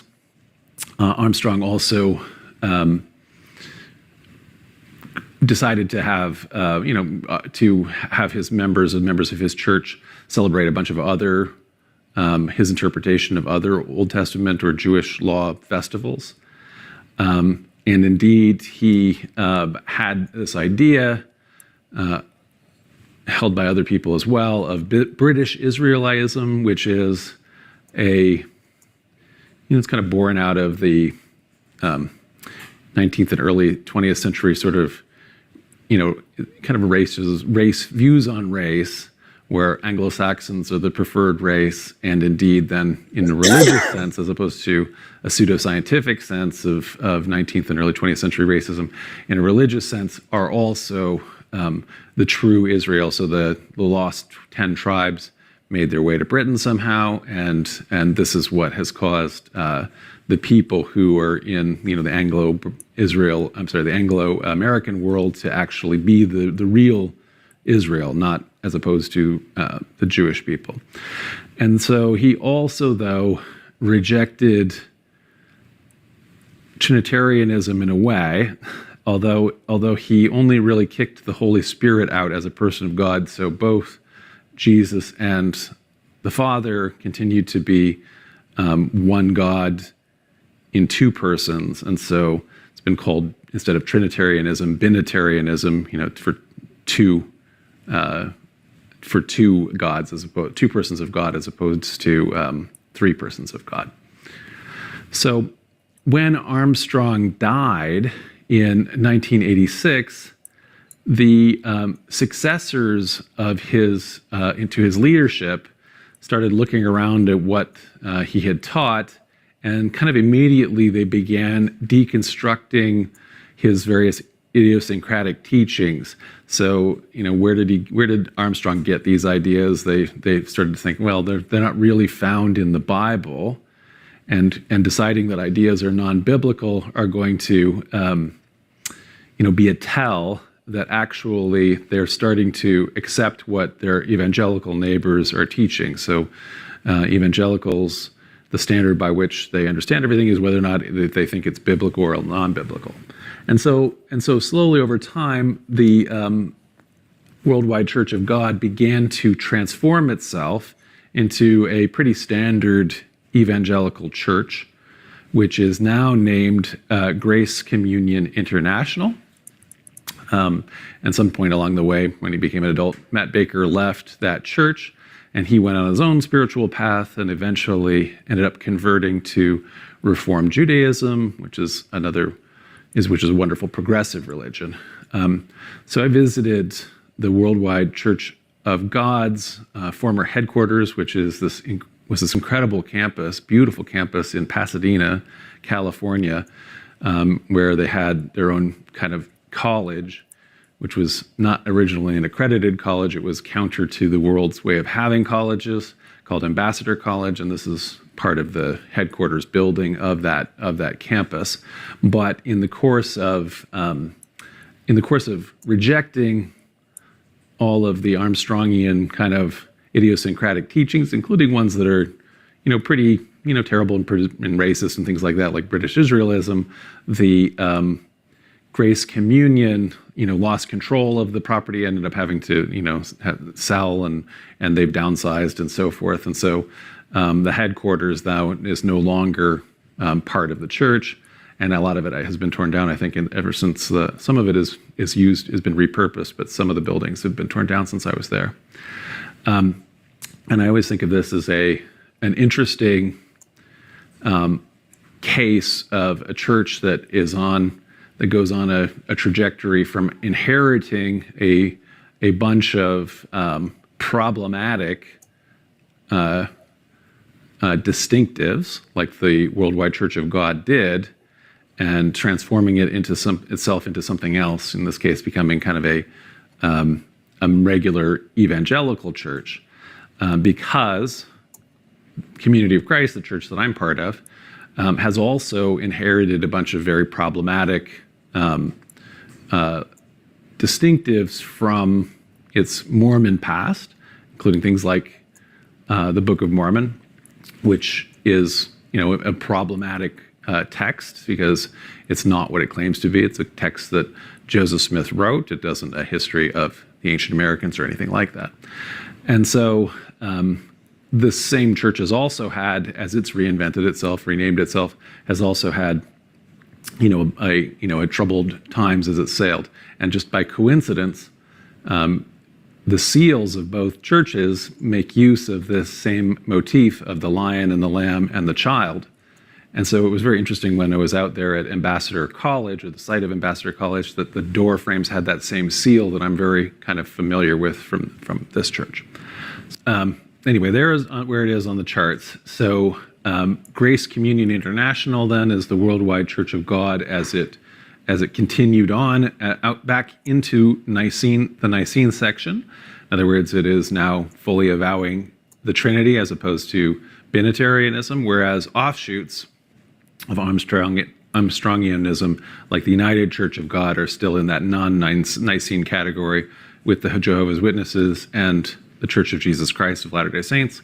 Community of Christ is on the other side of the border in the Nicene section again. So I want to look at another notable group that is outside of Nicene Christianity, which is the Unitarian Universalist Association. So this was formed in 1961 out of a merger between the American Unitarian Association and the Universalist Church of America. So both groups emerged out of Protestant Congregationalism. Unitarians initially rejected this formulation of the Trinity as non-biblical. So whether or not something is biblical is really important to to Protestants in the early on. And over time, Unitarians ended up rejecting the divinity of Jesus and focused on God's unity or oneness. Universalists began from a standpoint of believing in universal salvation. So this is the kind of theological proposition that, this hellfire and damnation that was very popular to be taught in the Second Great Awakening, and the Great Awakening, where preachers preached, hellfire and brimstone in order to get you to accept Christ into your life. They rejected that, kind of saying it doesn't make any sense for a person who does a finite amount of sinning in life to then receive eternal damnation and punishment. And so therefore, Universalists argued at some point or other, everybody is saved. So salvation is universal. And then from that standpoint over time, they began to see universal truths in all faiths and started seeing the universality of all faiths and humanity. And so between both groups, they both kept on moving on those trajectories until it made sense for them to come together as Unitarian Universalism. So as that alliance, the group has continued and is a wonderful post-Christian group that transcends boundary lines. So active individual Unitarian Universalists can be atheists, you can be agnostic, you can be a theist, but they have all kinds of theists. So there are monotheists, but also people who view God through a polytheist lens or pantheist conceptions and more. And so they're not connected by a creed like the Nicene Creed, but instead see themselves as connected by covenant. They've all decided to be together, promise to be together through covenant and to uphold principles together. And so although the group again has very clear Protestant Christian roots, it could be argued that Unitarian Universalists are no longer Protestant, or even that they're no longer Christian. In fact, many of them don't identify, of course, as Christian anymore, despite the fact, though, that that the trajectory that they've been on, I think, is actually embedded in the Protestant Reformation. In other words, this is one of the trajectories and logical conclusions that you can take Protestantism to. And so this is going to bring us to this category of what this lecture is about. The Latter-day Saint movement, It was definitely born out of Anglo-American Protestantism, but Mormons today, members of the Church of Jesus Christ of Latter-day Saints, reject being categorized as Protestant. They don't want to be seen as a Protestant church, but they simultaneously do want to be seen as Christian, despite, like I say, having what is now a radically different definition of God than all other Christians. And similarly, Community of Christ also historically emerged from Protestantism, and many members of Community of Christ really do identify as effectively a mainline Protestant church or a progressive Protestant church. But I personally don't tend to think of myself as Protestant per se, because I tend to see the defining quality of Protestantism as this idea of sola scriptura, the idea that Scripture, the Bible, is the sole source of authority, that the Bible is uniquely authoritative. And my own kind of feeling is that because when you look at the biblical texts and what went into them, the background, when you look at how those texts were included or excluded from the canon, when you realize what the Bible actually is, then you have to, in my view, read the books of the Bible and then individual passages within them and interpret them in a way that is subordinated to things like theology, philosophy, ethics, etc., and not vice versa. So a particular statement in the Bible, especially read literally, may be absolutely antagonistic to what I think would be true ethics or the nature of God. And so therefore, you have to interpret that or even dismiss it, argue against it, based on that higher understanding, which is different from taking Scripture as the sole source of authority. So then, therefore, when we ask things like, are Unitarians Protestant? Are Mormons Protestant? Is John Hamer a Protestant? The answer in some ways is always no, and some ways it's yes. So the arguments can be made for both. And so while in some senses, including self-identification and maintenance of essential features, the answer is going to be no, these groups also historically emerged from Protestantism. And I would also argue, in effect, they've all followed logical trajectories that were present in the Reformation and have therefore taken some of those paths to an obvious or logical conclusion or next steps. And so this is going to be the answer as a spoiler here to what we're talking about when we're asking, is atheism a branch of Protestantism? The answer is no, but also yes in that certain sense. So the emergence of atheism as a modern Western movement definitely has its roots in the Protestant Reformation. And I think in some ways it has taken Protestantism to a logical conclusion. And also, though, in another meaningful way, some people who are atheists may also have unwittingly maintained some of the biases inherent in Protestantism, even as they have sought to reject religion or theism altogether. And so that's why I think it'll be interesting. This is not in any sense an attack on atheism. It may well be people, some of the people who are listening to this lecture who self-identify as atheists, they may actually find this to be very interesting in how they can see maybe some of this background and broader context in where they're at.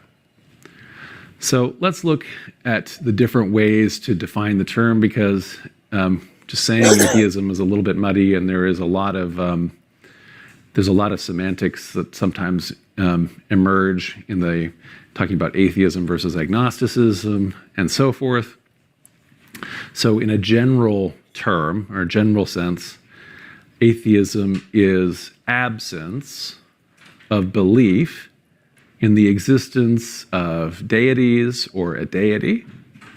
But then within that, you can have implicit atheism, which is the absence of such beliefs without a person really consciously rejecting them, whereas explicit atheism is the real conscious rejection of belief in deities or in the deity.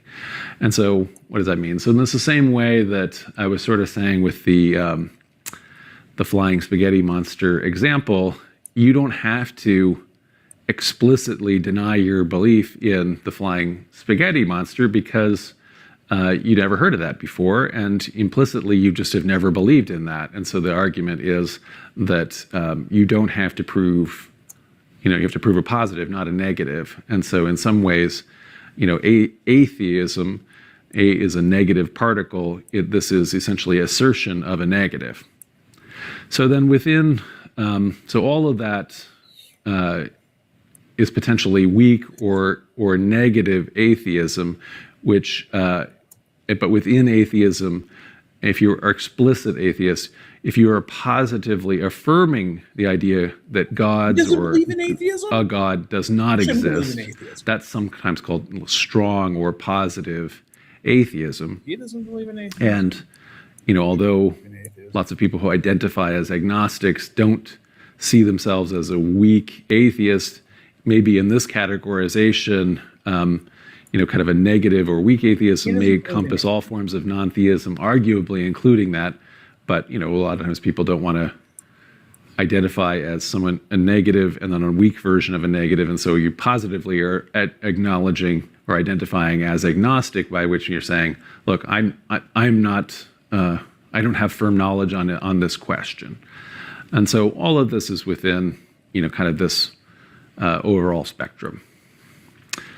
So when I'm talking about this emerging in the modern era, in the beginning of the modern era especially, a paradigm of history was born in Western history, a conceptual timeline, as I've kind of argued. And so people in the modern era consciously had decided that they were living in a new modern era. And we now maybe conceptually date that to something like 1453 when Constantinople falls, or maybe 1492 with the discovery of the New World and the expulsion of the Moors from Spain and so forth. And the ancient era, you could conceptually date it to the technical fall of the West Roman Empire in 476, but it could be sometime in that kind of general range. And so there was an ancient era, a modern era, and a Middle Ages in this framework. And like I say, the fall of the Western Empire, whenever it exactly is happening, is when conceptually when the Middle Ages is going to start. And this rebirth in the Renaissance, which just means rebirth, is what leads to the modern era. And specifically, people in that modern era, people in the Renaissance, as they self-identified as a rebirth of ancient Roman civilization. In some ways, they weren't doing anything any different from people in the Middle Ages. People in the Middle Ages did not think that the Roman Empire had fallen, and they were continually interested in classics. Almost the all of medieval thought is, attempting to reconcile contemporary thought with thinkers like Plato and Aristotle. Nevertheless, people in the Renaissance had more and new access to texts, and they also had an emerging awareness of historicity, which allowed them to decide that, wait a second, much of what was in antiquity did disappear, and now we're consciously trying to rebuild it, and they therefore saw themselves as direct heirs of that civilization reborn. And so for them, the leftover part in the timeline is what came in the middle, and that's why we have this term Middle Ages, which is in Latin medium aevum, which is where we get medieval. So it also just means Middle Ages is what medieval means. And so there is that conception that was born at the Renaissance, the beginning of the modern era. But of course, it's not what is actually the case. Ancient antiquity didn't just end and then it got reborn. Rather, there was a continuity from the ancient era into the Middle Ages, which was built directly on antiquity, and there was a continuity from the Middle Ages into the modern age, the modern era, which was built on the Middle Ages. And so, far from being like modernity, in fact, antiquity is far more alien to modern people than the Middle Ages is. It's just that people looked at it through their new lenses, and they therefore misread what the ancient people were saying because it was so much more alien to them. And this same conceptual paradigm occurred also in the Restoration tradition, this tradition that that gave birth to churches like the Disciples of Christ and the Latter-day Saint tradition movement. There was an idea. This is groups that are even taking Protestantism to a further level. There was an idea that that the primitive church founded by Jesus and the first apostles was a pure and real church, and that now in the 19th century that church has been restored, and that everything that went in between from when Constantine converted until the church was restored is in fact an apostate Christianity. And so again, this is not true Christianity. It's the church of the devil, and the restored church is not founded even in 1830, but it's organized because it's said to be the same institution that was founded by Christ, but was simply fell into disorganization and thus needed to be reorganized. So that, of course, is also, despite those pretenses, the Restoration itself had very little in common with early Christianity, because the members who were doing the restoring, or rather the founding of the new Restoration tradition, were not historians. They weren't able to be aware of all that we can say about, and we can reconstruct about the actual historical Jesus and primitive Christianity. Instead, they tended to read the New Testament, and especially the book of Acts and the letters of Paul, as if they were accurate historical descriptions, when the book of Acts is not that. And so again, the restored church has continuity with earlier Protestantism, which grew out of medieval, as a reaction to medieval Christianity. And so history actually has that continuity, not these crazy jumps. Like I say, the immediate context for the Restoration is the Protestant Reformation, Protestants that are changing everything. And so the first proponents of atheism in the early modern West lived in this same historical paradigm that had an ancient antiquity, modern era, and Middle Ages. And as a result, they tended to see themselves in the various philosophers from antiquity. So they especially looked at thinkers who were skeptical of traditional understanding of the gods in ancient Greece. And they also looked at natural philosophers that were interested in materialism, that is to say, natural causation, which again had a big rise now in early modern philosophy. Materialism made a big comeback. And so, for example, they looked back at a pre-Socratic philosopher like Democritus, who is the guy who posited the idea that matter isn't made up of air, earth, fire, and water, but rather is made up of tiny, unseeable particles called atoms, which he just defined as the smallest particle that can't be split. And so it's not quite the same as modern atoms, although he's sometimes credited with that. But the idea of it is that all matter is made up of these particles that have been set in motion, and that is what causes the motion of everything that went before, is what causes everything. So there was some first mover or first motion that happens, but then everything that's going to happen ever since continually move in motion and will continue to react in ways that are essentially predetermined. If we had if they had back then, they didn't have computers, but if we had a big enough computer that could calculate what all of the trajectories are, what all the atoms are, and all the different places that they're moving, you could presumably, in this kind of ancient atomism, predict entirely how the universe is going to go rolling forward. And so that is a kind of determinism. And if everything that is determined, leaving no room for free will, that includes intervention by the traditional gods.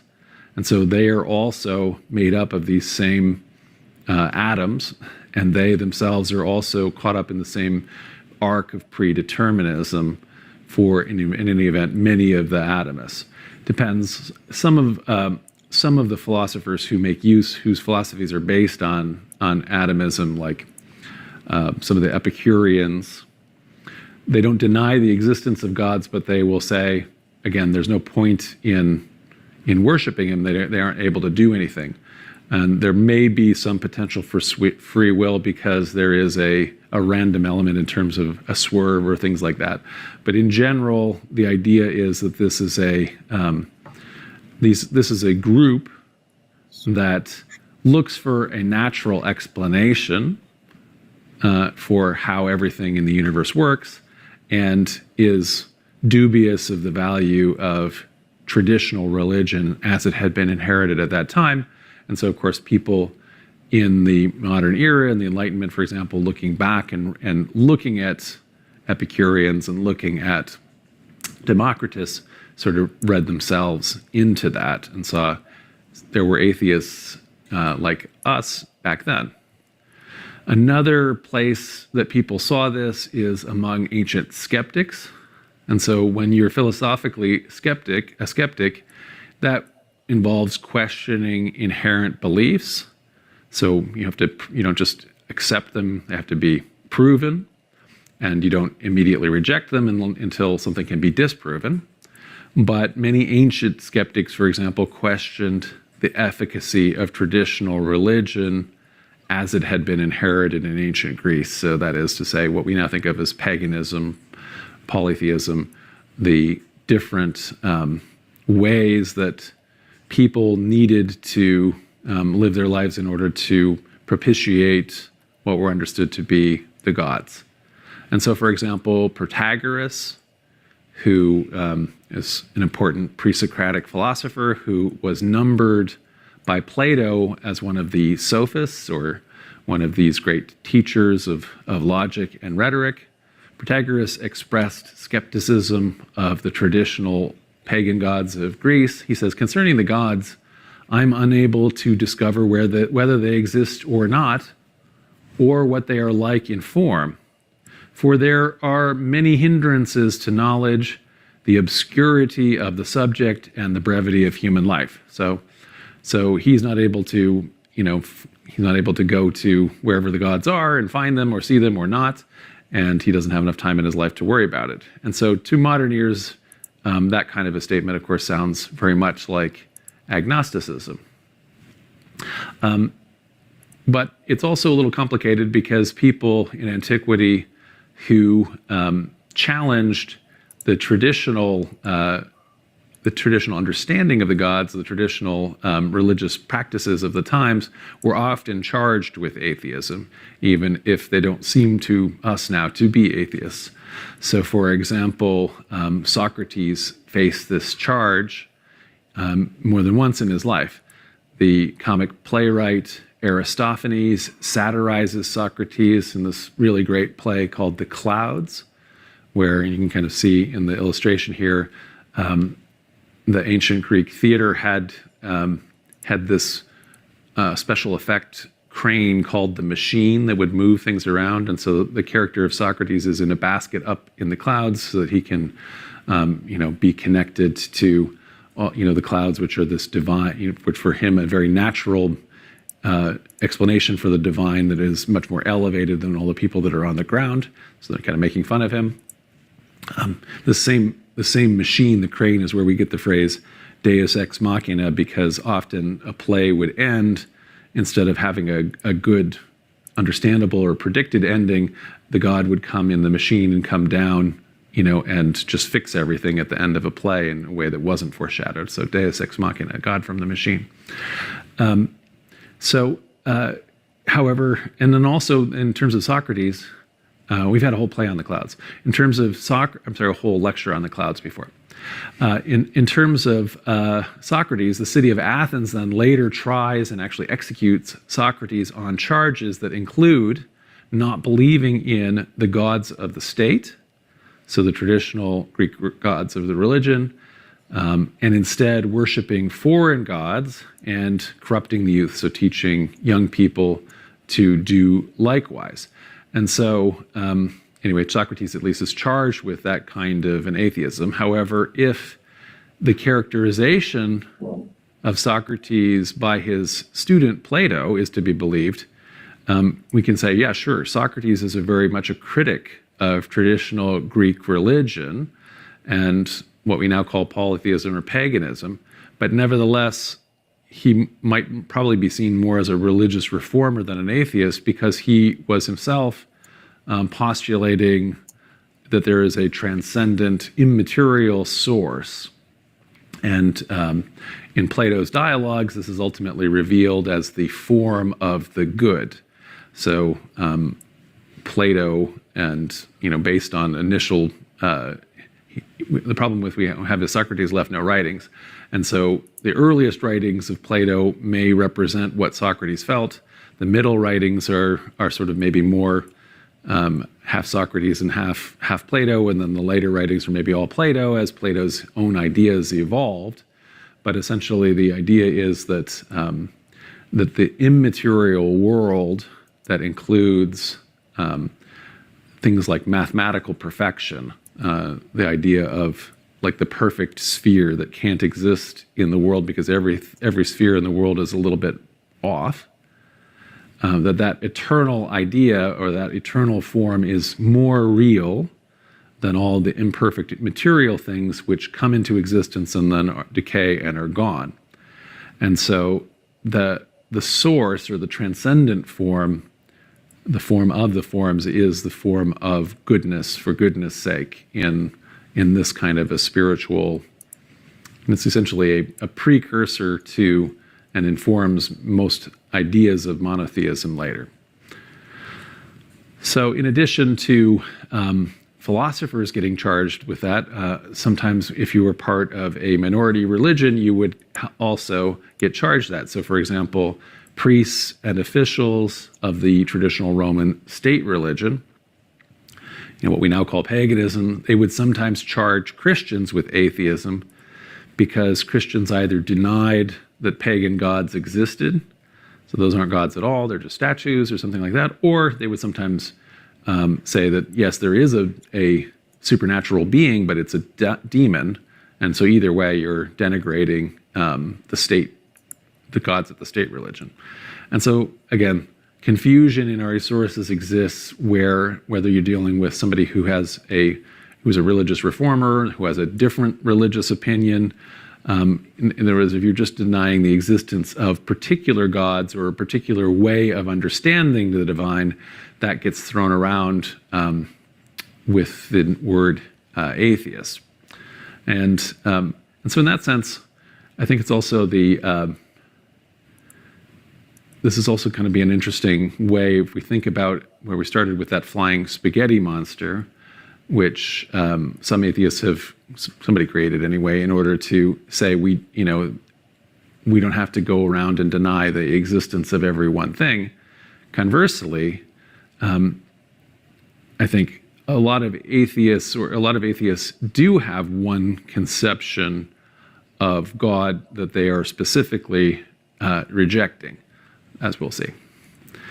So individuals with radically different beliefs about the nature of the universe in antiquity, so everybody from skeptical sophists to Christians, could be labeled atheists in ancient sources, like I say, just because they reject a particular conception of the divine, and specifically what ancient Greek and Romans mainstream people were worried about, that is to say, the inherited understanding of the gods described by the great traditional Greek epic poets Hesiod and Homer, and then also, all of the complicated, inherited, local, traditional practices that you had to do in order to propitiate all of these gods and not get on their bad side, or when you have done something to find out the omens to see what you've done wrong, or something wrong had gone in your life, so that you can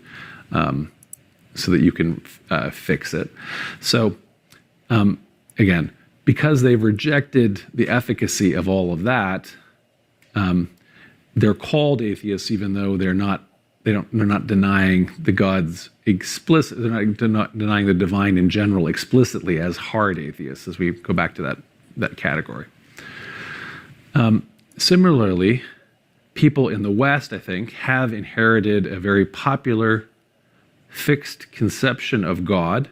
That is to say, a heavenly being depicted as an older father with a gray beard or a white beard, often in white clothes, but sometimes in these pastels, like God here depicted by Michelangelo on the ceiling of the Sistine Chapel in Vatican City. And I think many people who are agnostic or who identify as implicit or soft atheists, they're also skeptical of this particular conception of deity. And like I say, I think some hard atheists explicitly are saying that that being doesn't exist. And they may have, when they're thinking that, they have that idea of God in mind. So that picture, in terms of applied to in Christianity, is relatively new. That is also relatively modern. In early Christianity, there was, in fact, actually a reluctance to picture the first person of the Trinity, the infinite source, the invisible source. And so, for example, if you go to Ravenna, which is the final capital of the West Roman Empire in Italy, at the Church of St. Apollinaria in Classis in the 6th century, they have this vision of heaven that includes, this kind of Elysian field with 12 sheep that are representing, the apostles and so forth, and there's this big cross. And then above the cross in the clouds, if you look right there, there's just this hand that's peeking down. And if we zoom in, again, there's a hand. And so the invisible source, God, the invisible source, the first person of the Trinity, was very rarely depicted. And that is in keeping with theology that is presented again and again in the Gospel of John.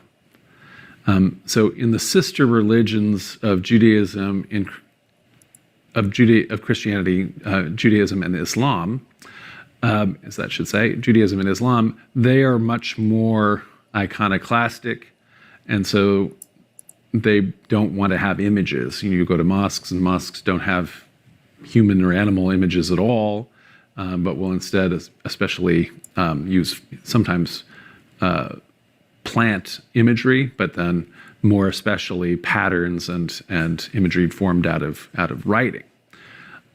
So you're not supposed to make graven images in the Law of Moses, and so that's to avoid statues and potentially paganism and pagan ideas or conception of what God is. And initially, Christians too showed a real reluctance to picture that first person of the Trinity. So sometimes say God the Father, God the source, the invisible source.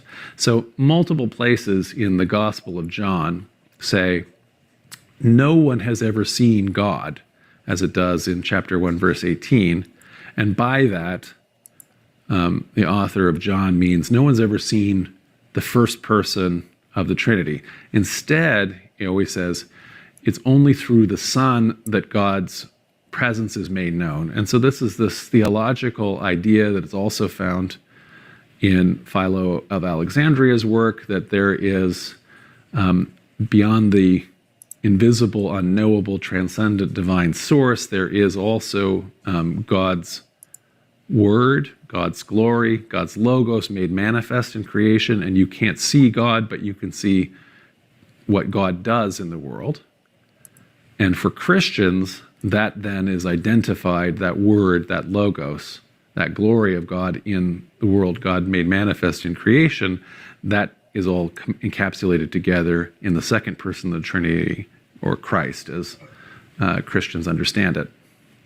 And so for this reason, when you can't see the Father ever, you're always seeing God's word. You're always seeing the logos. And so for this reason, all through the Middle Ages, if you look at depictions in, let's say, Bible stories, like in Genesis here, here's the creation of Eve, who's being made out of a rib out of Adam. And so then God is marrying Adam and Eve. But you can see that God here, as pictured, isn't a a man with an old man with a gray beard. Instead, he's got the red and blue robes of Christ on.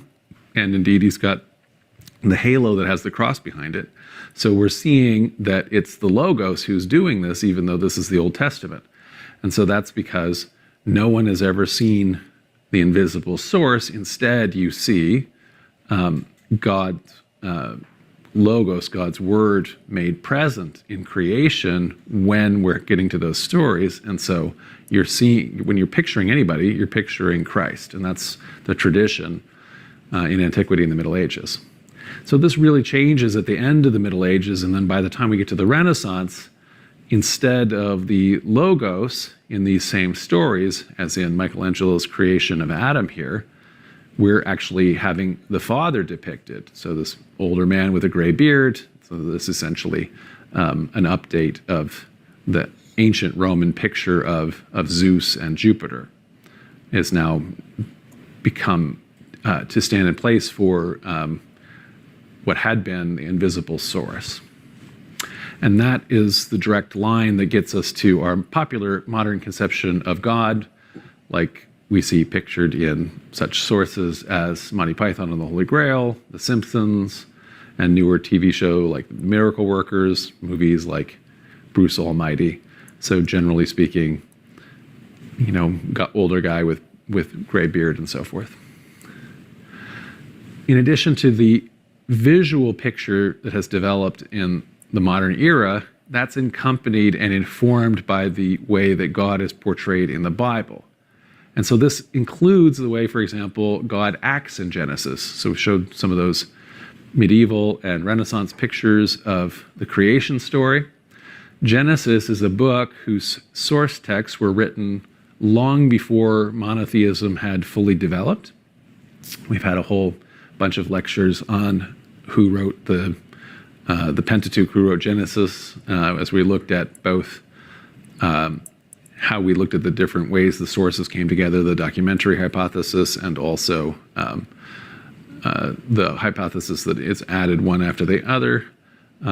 So read literally, these texts in Genesis can render a portrait of a God who seems really anthropomorphic. In other words, he seems pretty fleshy and human, and also seems to have human limitations.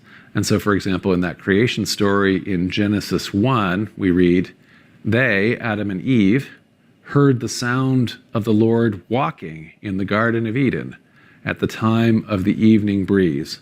And the man, Adam, and his wife Eve hid themselves from the presence of the Lord God among the trees of the garden. But the Lord God called to the man and said to him, 'Where are you?'"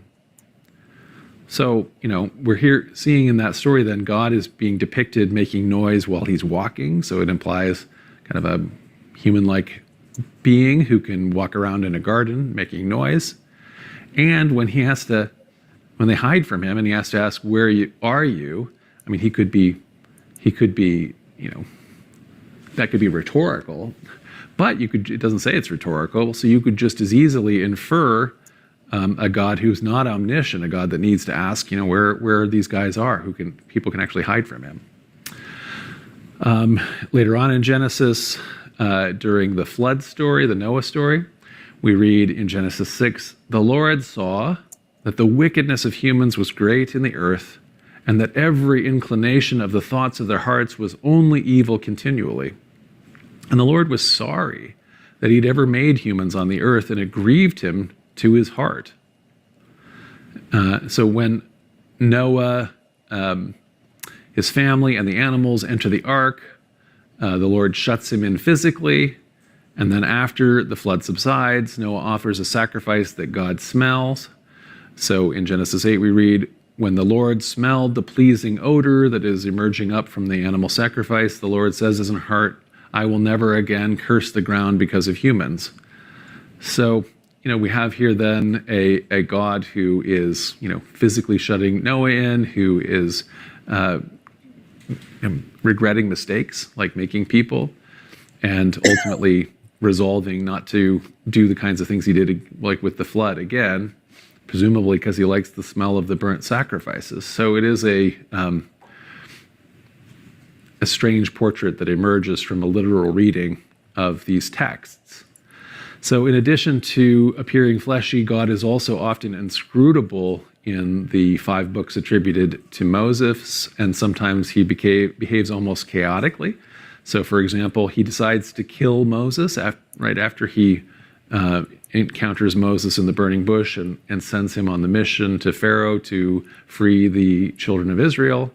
So we read in Exodus 18, "So Moses took his wife and his sons, and he put them on a donkey and went back to the land of Egypt. And Moses carried the staff of God in his hand.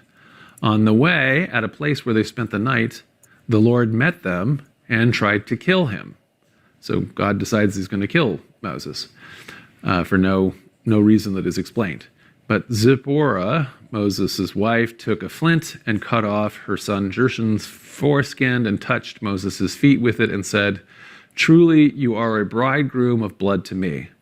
So God let him alone, and it was then that she said, "A bridegroom of blood because of the circumcision." So that's a very strange behavior. It definitely reflects a much more primitive conception of Yahweh, primitive conception of the Lord in this early source material that is included here in this part of Exodus than, let's say, later theological conceptions that emerge in Second Temple Judaism and later Christianity. So the fact that these exist in the Bible historically was less of a problem than it became in the modern age. So historically, Jewish and Christian philosophers routinely reinterpreted the text to fit their ever-expanding theology. So for example, regarding this idea that we just read about in Genesis, that God literally breathed into Adam's nostrils, that is outright rejected as ludicrous by the 1st century Jewish philosopher Philo of Alexandria, who writes, "Now, the expression here in Genesis, breathed into, that's equivalent to inspired or gave life to things inanimate. For let us take care that we are never filled with such absurdity as to think God employs the organs of the mouth or nostrils for the purpose of breathing into anything. For God is not only devoid of any qualities, but he likewise is not the form of a man." And the use of these words shows instead some more secret mystery of nature.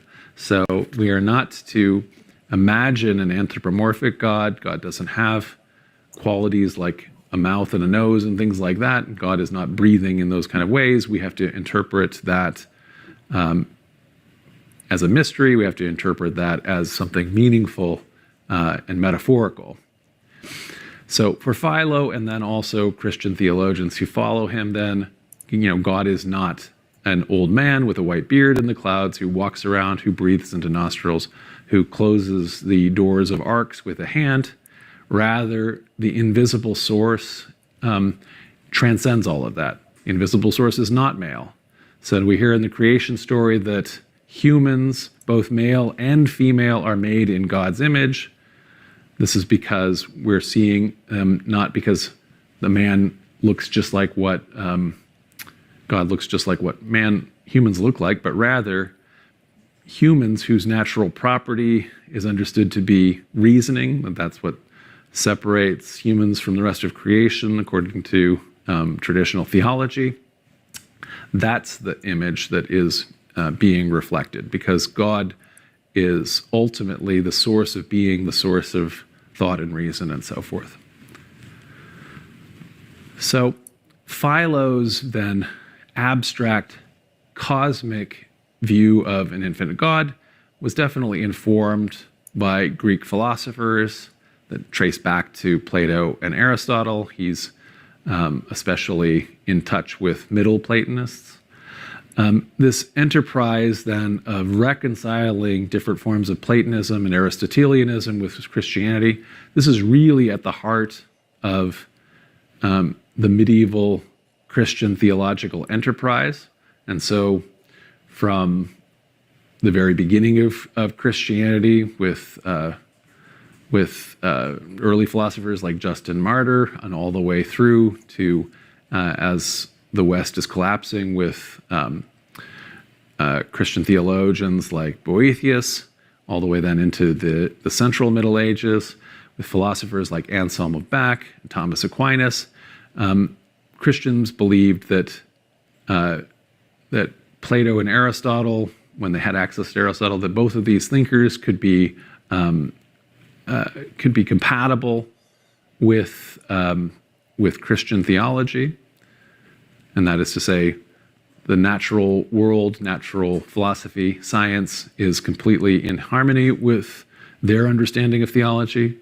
And indeed, some of these thinkers, like Anselm of Bac and Aquinas, believe that God's existence could be proved by reason alone. You don't need to have any recourse to revelation or biblical text or anything like that. And so Anselm of Bac, also called Anselm of Canterbury because he was the Archbishop of Canterbury ultimately, became famous. He's part of the revolution that led to the foundation of the medieval university system, the precursor to universities today. He became famous for what's called his ontological argument for God's existence, which is ontology means the study of being and how being works, and so he is arguing from being in order to understand what God is. And so he starts with a definition of God, which is God is that than which none greater can be conceived. And so it's pretty crucial for his idea of the ontology that we have this definition, which is not the same as God is a being who it exists exactly as described in all of the different passages of the Bible or anything like that. Rather, God is that than which none greater can be conceived. And so he then says, that than which none greater can be conceived, that is to say his definition of God, that exists in understanding. So you can understand, you can think and understand, okay, what is the ultimate thing? That than which none greater can be conceived. So you can put that in your head. Now that has existence. There's ontology for you. There is being now. It exists in your understanding. God might exist in reality. So it's possible that God exists, he argues. That's not the proof. If something exists only in understanding and might exist in reality, then that thing might have been greater than it is. Sorry. So in other words, if it only existed in understanding, that isn't as great as it would be as if it existed in reality. And so when you are busily conceiving of that than which none greater can be conceived, the greatest of that thing, which is ultimately obviously one that also exists and not exists. Suppose that than which none greater can be conceived exists only in understanding, so it doesn't exist in real. Then that than which none greater can be conceived might have been greater than it is.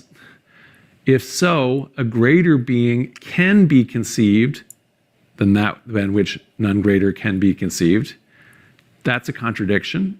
And to avoid that contradiction, it must be false that God exists only in understanding, and thus, he says, God exists in reality as well as in understanding. And so this is an interesting, circular, in some sense, people think idea, but it isn't convincing to all people. The point I'm making tonight is not to convince you.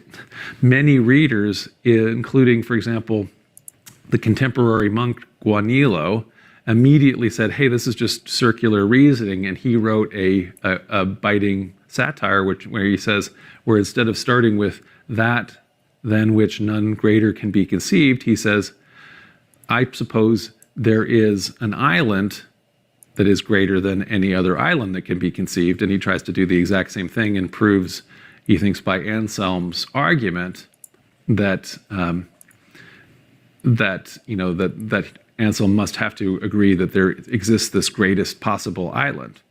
But Anselm disagrees with that. He says, actually, it doesn't work for islands or any other thing.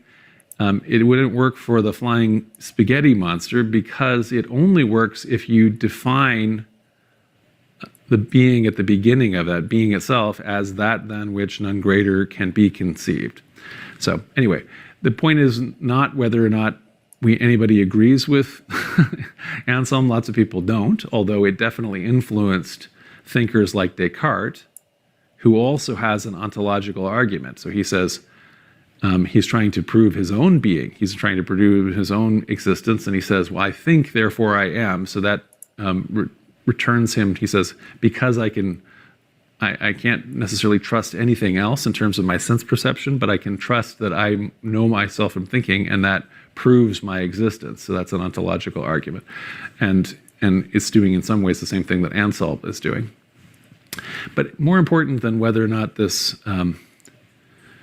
proves anything, what I'm suggesting here is that Anselm is willing to define God in kind of an interesting, new, and flexible way, which is that than which nothing greater can be conceived, which is not saying God is this anthropomorphic being that walks around and does all of the things literally in the Genesis story, but rather, again, would understand all of those stories in as much as they don't relate to this theological, philosophical understanding as simply mysterious, like Philo said, or metaphorical, and so forth.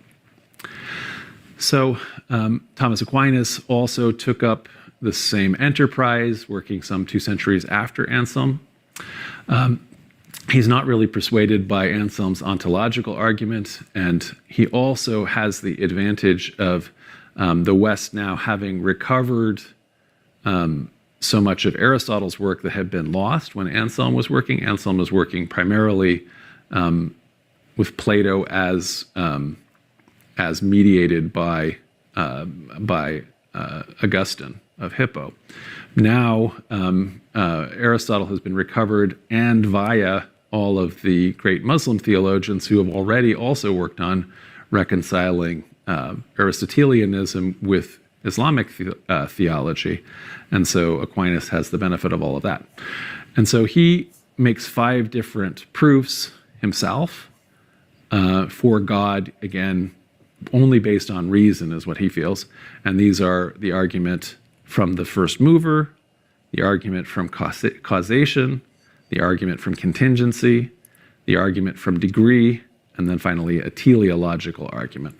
And I'm not going to go through all these, but I just want to look at the first one, again, with the same cause, not to prove the existence of God, but to prove what people like medieval thinkers are thinking about God, or how they're defining God. So this first way is this argument from the first mover. So this draws directly on Aristotle, who, like I say, has been recovered now and has had this incredible impact on medieval Western thought. And so Aristotle's concept of motion, and he also has that based on a dichotomy between potentiality and actuality in order to understand change. So Aristotle argued there must be an immortal, unchanging being ultimately responsible for all the wholeness and orderliness in the sensible world. He says that in order to explain how anything is actually in motion. So lots of things have potential to move, and lots of things are actually moved, and each one of them, somewhere at the beginning, there has to be an unmoved mover to explain how all of that motion came to be. So within Aristotle's physics, like I say, everything that changes moves from potentiality to actuality. So something that is actually hot is potentially cold, and later, when it's actually cold, is potentially hot.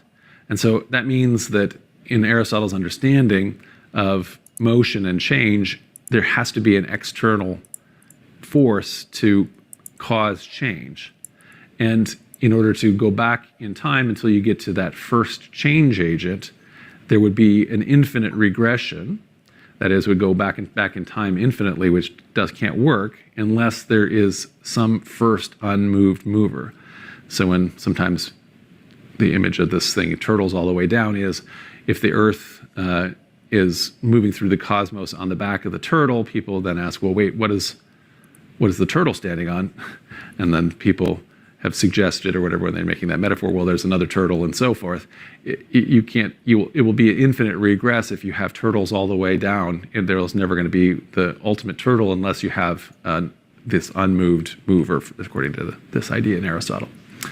So this becomes, anyway, the first of Aquinas' 5 proofs of God. So Aquinas says in his Summa Theologica, in part 1, question 1, he says, if that by which it is put in motion be itself put in motion, then this also must needs be put in motion by another, and that by another again. But this cannot go on to infinity, because then there would be no first mover and consequently no other mover. Seeing that the subsequent movers move only inasmuch as they are put in motion by the first mover, as the staff moves only because it is put in motion by the hand, therefore it is necessary to arrive at a first mover put in motion by no other. And then he says, here's the clincher at the end, and this everyone understands to be God. So I don't think that either really Anselm or Aquinas succeed in proving the existence of God. And so if you're here to, don't worry that I'm being an apologetic in that way. I think rather I'm bringing these up because I think it's more interesting to look at the implications of their proofs. So how they end up defining God conceptually. So again, according to Aquinas, everyone understands the unmoved first mover to be God. So in other words, that's what they understand to be God, rather than the bearded man in the paintings. So all of this changes, in some sense, in the new context that we get in Protestantism. So Anselm was an archbishop. Aquinas was a Dominican friar who had lots of different ecclesiastical roles, including serving as the regent master for the Dominicans at the University of Paris. And both of them then were part of a professional clerical order that monopolized religion and then just had significant control over other areas of life, including education, a lot of welfare, and so forth. And so part of the issue, as we're getting into the modern era, is that clerics had amassed in the West an incredible amount of wealth and power, and they didn't always have the same kind of oversight that you might have had among royal officials or local officials, and this could lead to abuses, and the abuses led to anti-clerical resentment, and all of this bubbled together to create the reform movement, really, that changes everything. So, although, like I say, Protestants initially hoped to make reforms within the church, once that was off the table, once they were severed from communion with Rome, they were really free to open up the hood of the trunk of the Christian inheritance, and they started looking what's under this hood and deciding, well, wait a second, do we need this gizmo? What is that? What is this for? And start to rework everything. A huge example of this is the monasteries. So in the early Middle Ages, the monasteries were retreats that ended up preserving, everything that had more or less was saved from the Roman inheritance. And so the Roman nobles ran off to these in order to experience kind of spiritual and intellectual contemplation, to found schools, to preserve writing. And it also was a place where people exercised asceticism. So they were denying the body in ways that was impressive to people, and therefore they were seen as kind of great spiritual leaders that were looked up to. And they also did all kinds of important local works, like providing places that people could stay, hospitals, and so on. So by the time we, though, get to the early modern period, their centrality had really waned. And so in a lot of cases, a monastery will have gotten really fat and rich. The people who are monks there, or nuns, or friars, or whatever they are, are no longer being very ascetic at all, and instead are just living very well off of the land that the monastery owns. And lots of learning has moved, for example, out of the monasteries into cathedral schools, into the universities, and so forth. They aren't providing the same function that they'd had in the early Middle Ages or the Central Middle Ages, and they've grown fat and relatively unimportant. There's still some popular support locally for them because they provide some benefits to the local communities. Nevertheless, they become very, very easy targets for reformers. And so very famously, between 1536 and 1541, King Henry VIII disbands all the monasteries, priories, convents, and so forth in England and Wales and Ireland. And that's why there's all these amazing ruins of them. It's a huge cash grab. So it really makes him and his immediate courtiers and others who were part of his government very wealthy, while in some cases destroying lots and lots of inheritance, including lots of libraries that are lost when this happens. So as Protestantism gets going, one of the things that you open the hood up and check out is that traditionally Christians had cited 4 sources of authority. So certainly the Bible is one of those, but usually that is read within the context of the witness of the early church fathers. So the very earliest writers who didn't make it into the Bible, nevertheless talk about in the interpretation of biblical passages and ground the interpretation in that earliest witness. 3, there's the idea of apostolic succession, whether or not there is a historical reality of it. It had been a tradition for millennia that after the age of the apostles either became the very first bishops or appointed bishops in the various cities of the Roman Empire and beyond, and that there has been an unbroken succession in most of these places where bishops appoint each other, and all the way down to the present modern era. And then finally, a source of authority is also tradition. That is, the things that we're already doing as Christians, that's authoritative because we inherited that from the people that went before us.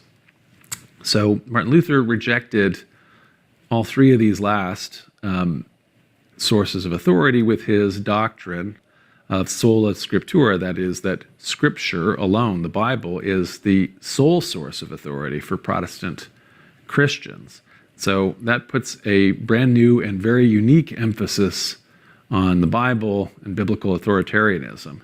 And it's not a coincidence that this is happening at the same time as a technological revolution. So the introduction of the printing press in Europe causes a information revolution that came with it the unprecedented spread of literacy. So you take books which had previously largely been handwritten. They'd all been handwritten, but on vellum, which is incredibly expensive. That is animal skins.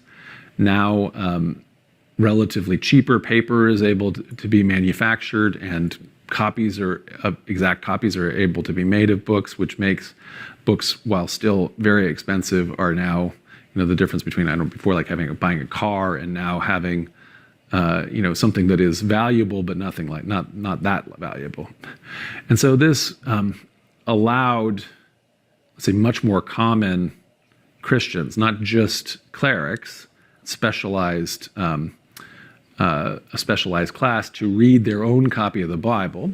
And this was also accompanied by the idea that it should be translated into the language that everyone spoke.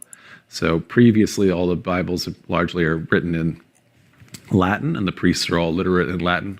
they're reading it and mediating that to members who don't speak Latin.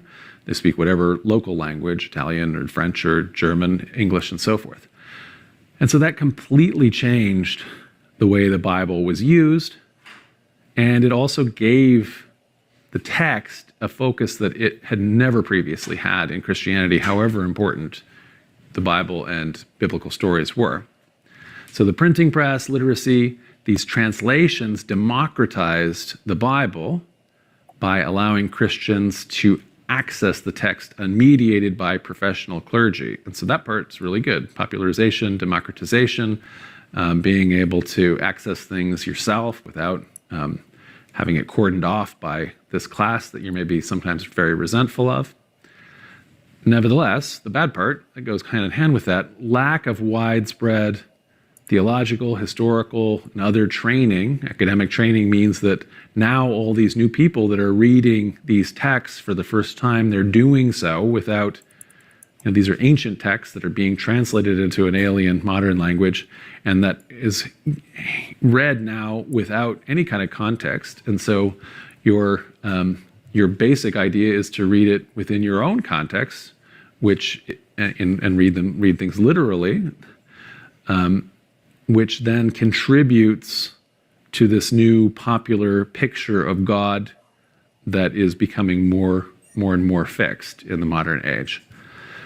The new focus on the Bible, this distrust of religious tradition, that also led Protestants to begin purging other Christian traditions. So anything that doesn't seem as biblical was assumed to be a pagan practice that got absorbed in Christianity as Christianity became more and more apostate when it merged with the imperial government of Rome, becoming a state religion. And so we already said the monasteries, in most cases, go by the wayside.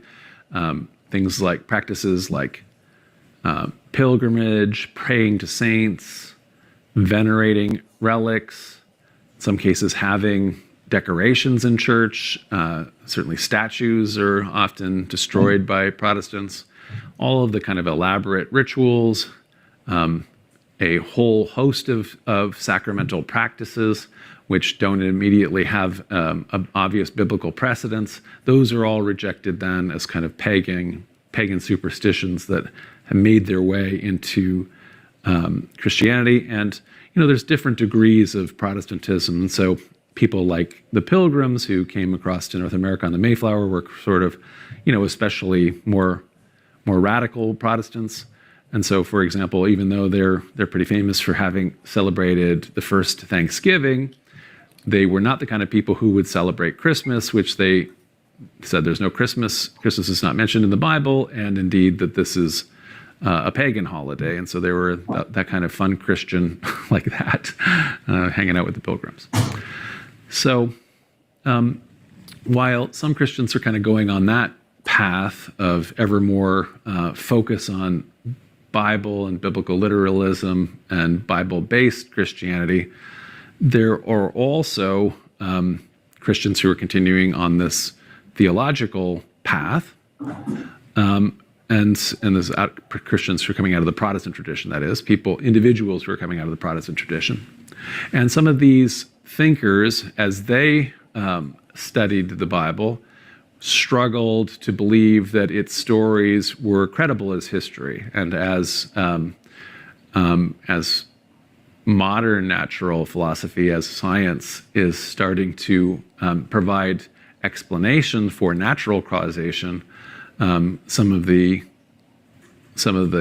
stories which contain what are now clearly seen as supernatural elements are also not really credible in this new context. And so thinkers like this include the main line, I would say, of Western philosophers during the Age of Enlightenment, philosophers like Jean-Jacques Rousseau, who is one of these people who advocates for a kind of deism, which is saying belief in a God that maybe would have been, in Rousseau's view anyway, more the way Plato or Aristotle would have thought of a God that isn't informed at all by supernatural stories in the Bible, but instead is the one that we can reason out. So in other words, it's compatible in a way with what Anselm and Aquinas are saying with their reasoned ideas of God, but is acknowledging now that that may not be compatible with a literal reading of stories in the Bible. So, and that he's surprised, Rousseau is surprised by the degree of pushback that he gets. And while the successors for deist philosophers continue in that kind of trajectory of purging what they see as superstition from the Christian inheritance, they're getting towards an ever more abstract and remote, transcendent definition of deity.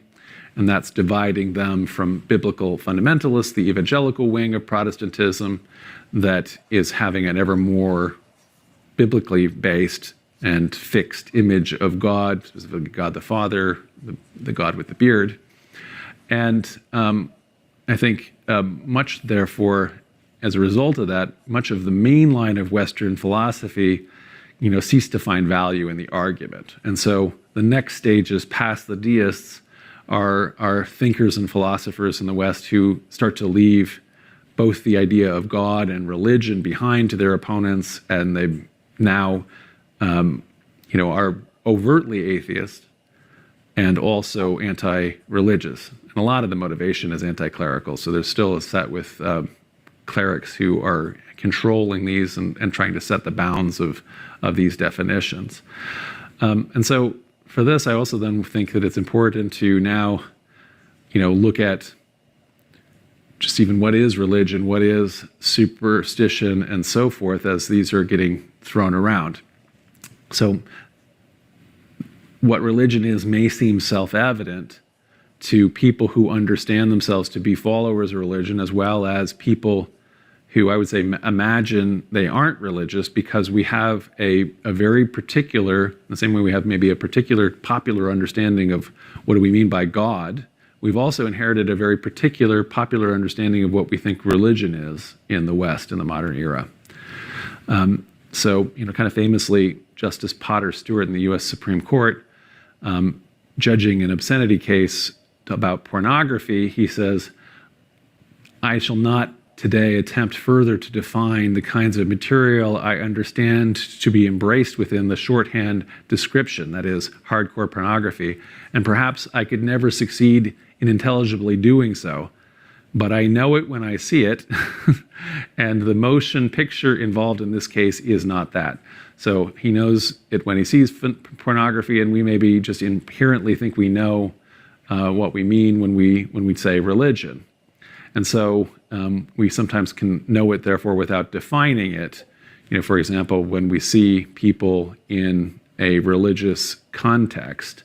So one of the ways we maybe think is there's certain apparent characteristics of religion, and we might put on that list people who share the same beliefs, especially believing in a god or a group of gods, spirits, supernatural things. We look at sacred spaces like this Hindu temple here in Toronto, but also things like churches, mosques, synagogues, etc., as being associated with religion. Some of these things like rituals, prayer, meditation, life function things like funerals and marriages, potentially things maybe aren't done today, but in what we think of as Judaism or Christianity, like sacrifices, but we might say that, well, that's part of some religions anyway, festivals. We might identify, because especially of our familiarity with Judaism, Islam, and especially Protestant Christianity, the centrality of holy books that contain teachings about how to live a moral life and maybe how the religion understands the meaning of life. And so, there are obvious religions that we have in our Western context, and the ones that are native and familiar are especially Judaism, Christianity, and Islam, which are all related, as we talked about. And beyond those Abrahamic religions, I think most people in the West now have awareness of some of the Eastern traditions like Hinduism and Sikhism. Sikhs are really common here in Canada, where we're the same percentage of the population is Sikh or Sikh here in Canada as in India. Buddhism, Taoism, and of course, Indigenous peoples in Canada and elsewhere have traditions that maybe fall into the category of what we think of as religion. And of course, we've also even already in this lecture talked about some ancient religions that are now extinct, like the different, what we broadly call paganism, but as we identify, that's a modern term for traditional religions that in fact were unique in all of their local varieties.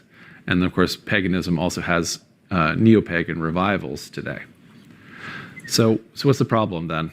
Is religion then a belief in God or gods with rituals, sacred spaces, texts, teachings, morals? So why am I saying that there then is no scholarly consensus of what religion is? And in fact, it's because this idea that we have inherited is a modern construct that was really coming out of that Protestant time frame when thinkers in the West are specifically thinking about Christianity and Judaism and a little bit about Islam that they were somewhat familiar with. But as religious studies has emerged as an academic discipline, as scholars have gone through and looked at all of the other religions, past and present, it turns out that they don't immediately fit this concept, including, for example, one of the major world religions, Buddhism, is in many of its forms anyways, arguably non-theistic. It's not about belief in God or gods. Another example that defies easy categorization is Chinese religion. And so, for example, on this map that has Islam in green and Christianity in pink and red and Hinduism in yellow and so forth, you're seeing this big gray area, and the gray area goes across China, which is identified here on this map as no religion. But on this less detailed map of world religions, China is just singled out with its own color called Chinese religion. And so there's confusion. Are Chinese people not religious after all of this communism, or do they have beliefs that combine folk practices with Confucianism, Taoism, Buddhism, etc.?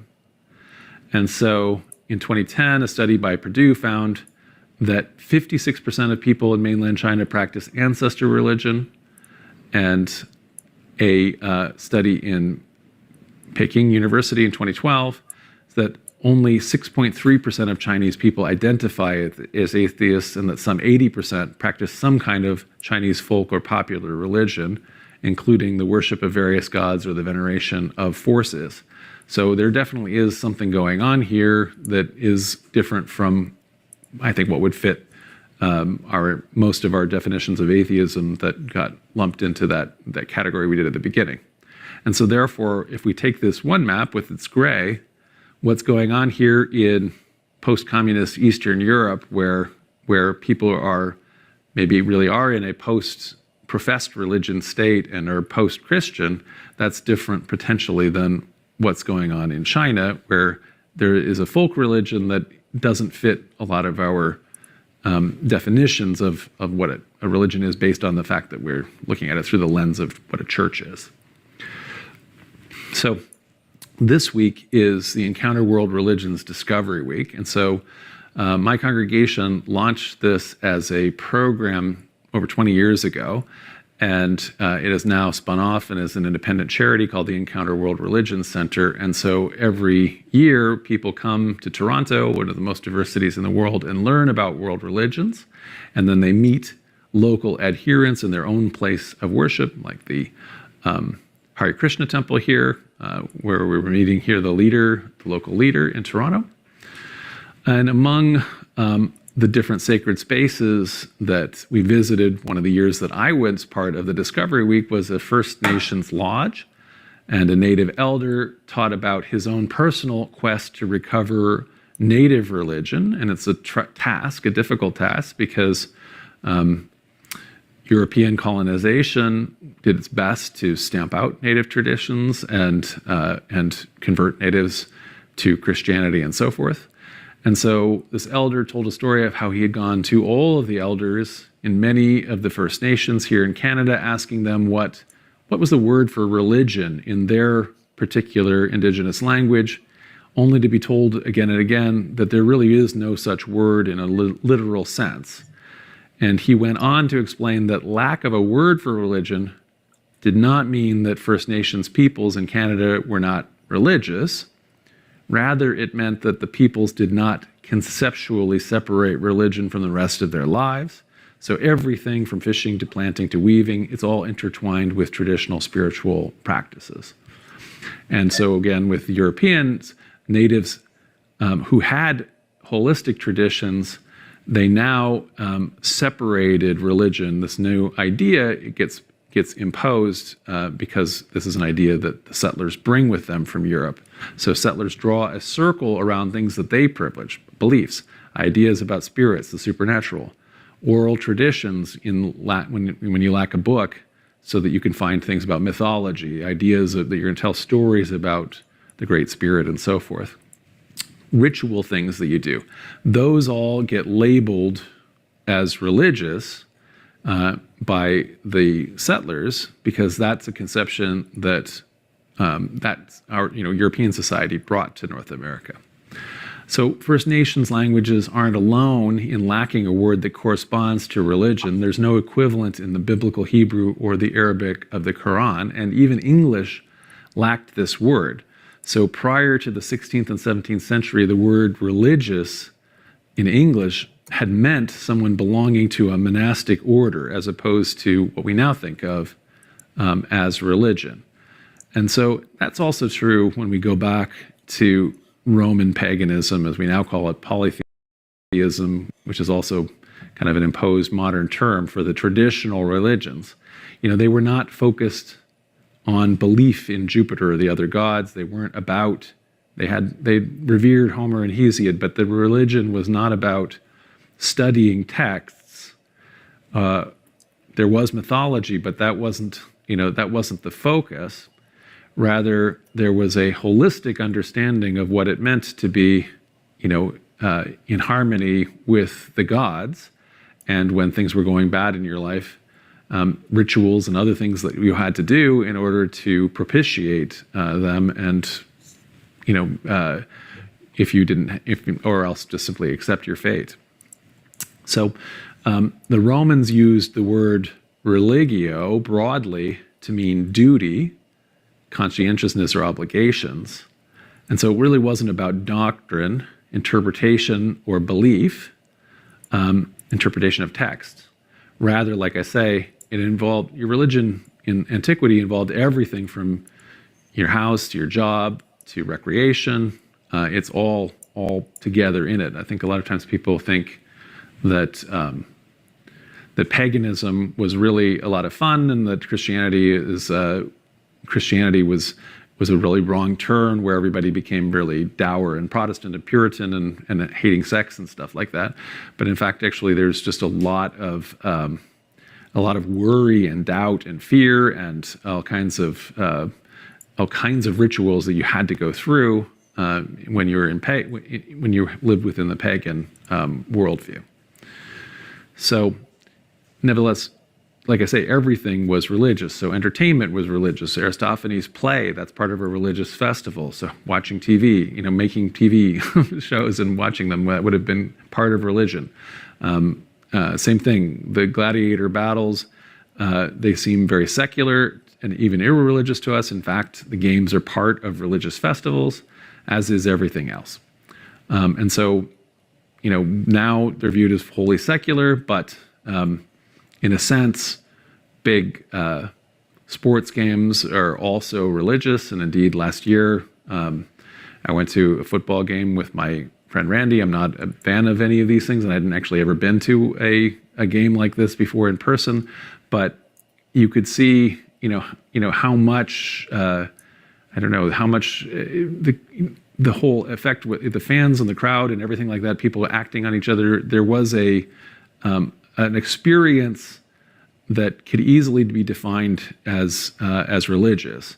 And when people, like when ball is supposed to go into the, wherever it needs to cross, people, like are going like this in order to make sure it happens that way, even whether you're in the stadium or not, because you're almost doing things like sympathetic magic to do that. And we know, of course, about all of the superstitions that people have of always doing things certain ways in order to make sure your team wins and things like that. So in the sense, there is a trajectory here, even though sports has gotten outside of the line in the West of what counts as religious or a religion, it nevertheless is an heir to those traditions, and in some sense has maintained them. So then this modern construct that we've had in the West since the modern era of cordoning off religion into a little box and having everything else be secular life, like I say, that is born of its own historical context. So since ancient religions and non-Western practices from China to indigenous peoples, they were all encompassing. So where did we get this idea? And the idea, of course, comes from its immediate historical context. And so just to go back to this idea, again, that how Protestantism changed everything. So when Christianity became Rome's state religion continued to be fully intertwined with the state. This diverged a little bit in the Middle Ages when German tribes like the Franks set up kingdoms, and the Franks became kind of the royal and the noble classes, while Romans, continuing to speak Latin and so forth, retreated to the monasteries and became the bishops and schools. And so there became essentially, they did eventually combine together and became the same class. But in some sense, initially there is two classes, a clerical class and a royal and noble and military class. And that's the inheritance when we get to the modern era and the Reformation. So reformers sought with some success to free church institutions like monasteries to the papacy from secular control.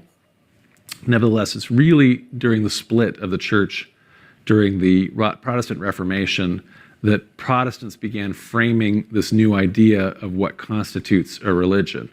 So the idea of religion was first framed in order to divide the new Protestant identity off from the rest of Western Latin Christian identity, and thus was inclusive of things that Protestants considered to be important. So above all, what's a religion? Having a sacred text, like the Bible. What's important is correct teaching and preaching. You have to have the right doctrine. You have to give sermons. And what's especially important is belief in and your relationship with God. And so, of course, the framework also included qualities that Protestants now viewed as Catholic and other, that is to say, the wrong kind of religion. So they reviewed rituals as, viewing rituals as sacred. That's religion, but that is superstitious religion. Venerating relics, that's religion, but that's superstitious religion. Religious festivals, praying to saints for intercession, monasticism, asceticism, all of these things are understood to be religion, but the wrong kind of religion in the Protestant context. And so there's this original framing of religion in that bordered off thing from everything that's not religion. So the model did not begin merely to divide religion from not religion, because in its initial framing with the Protestants, there's good religion and bad religion. So good religion is the Protestants as they're defining themselves, and then Catholics, along with, we understand Jews and Muslims are also religious in their own even worse way. And so we're having religion is divided from not religion, but within religion there are two types. And like I say, this framework incidentally cleaved many cultural activities that would have been part of religion from being religion.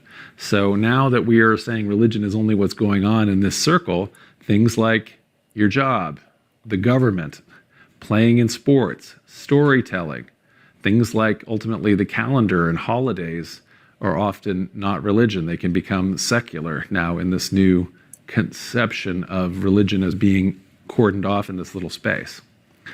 So at their core, Protestants divided from their former co-religionists and what now becomes the modern Catholic Church, because they're also defining themselves against Catholics.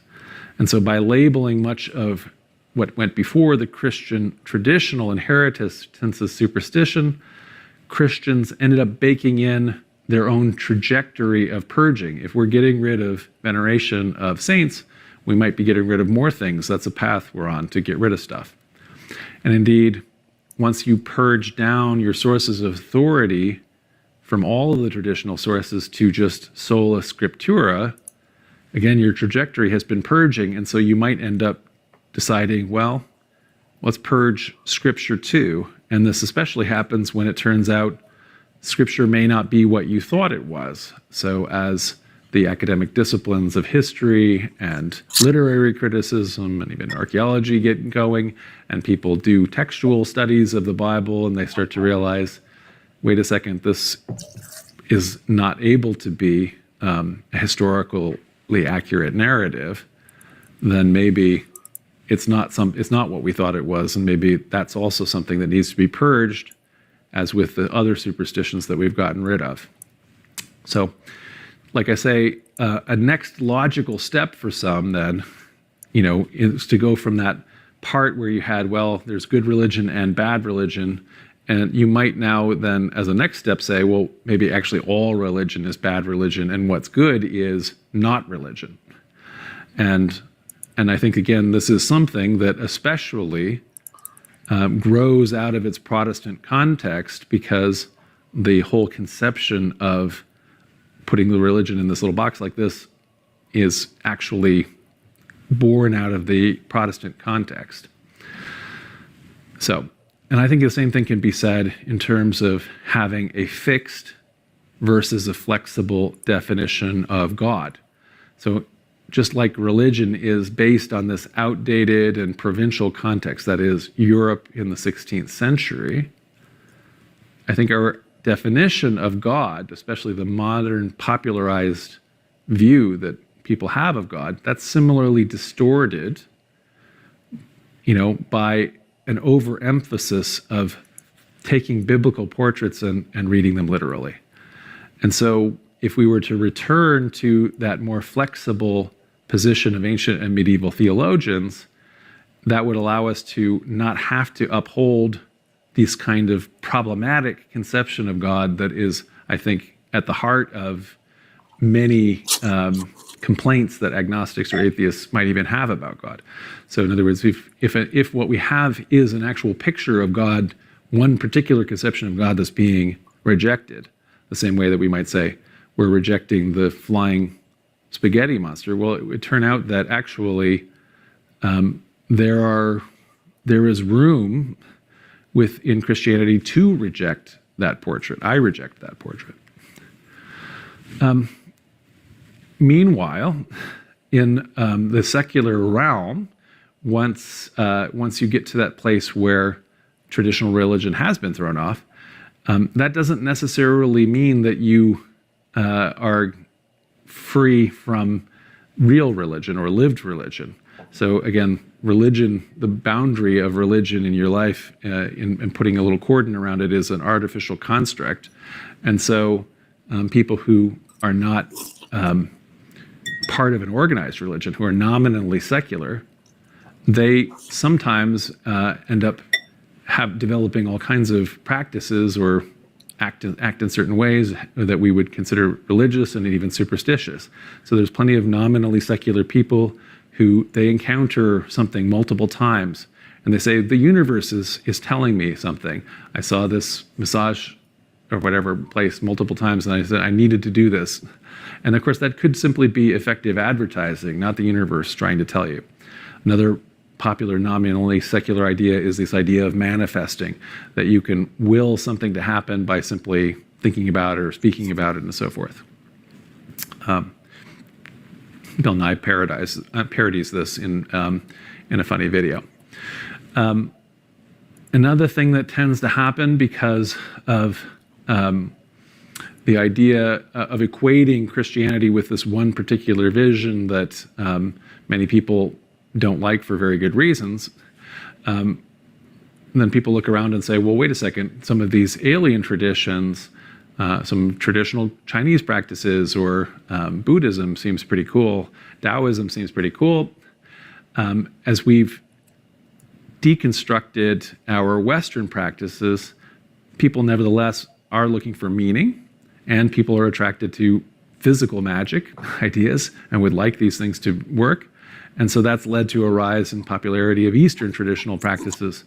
And it's fine, and they can be done responsibly. Nevertheless, what I would think often happens here is that that people, especially appropriate and cherry pick out practices without understanding. If they understood the full context of the religion itself as it's lived. If you're living in a Buddhist village in Sri Lanka, you might be just as disliking of Buddhism as a religion as you do by living in the Bible Belt in Arkansas or something like that.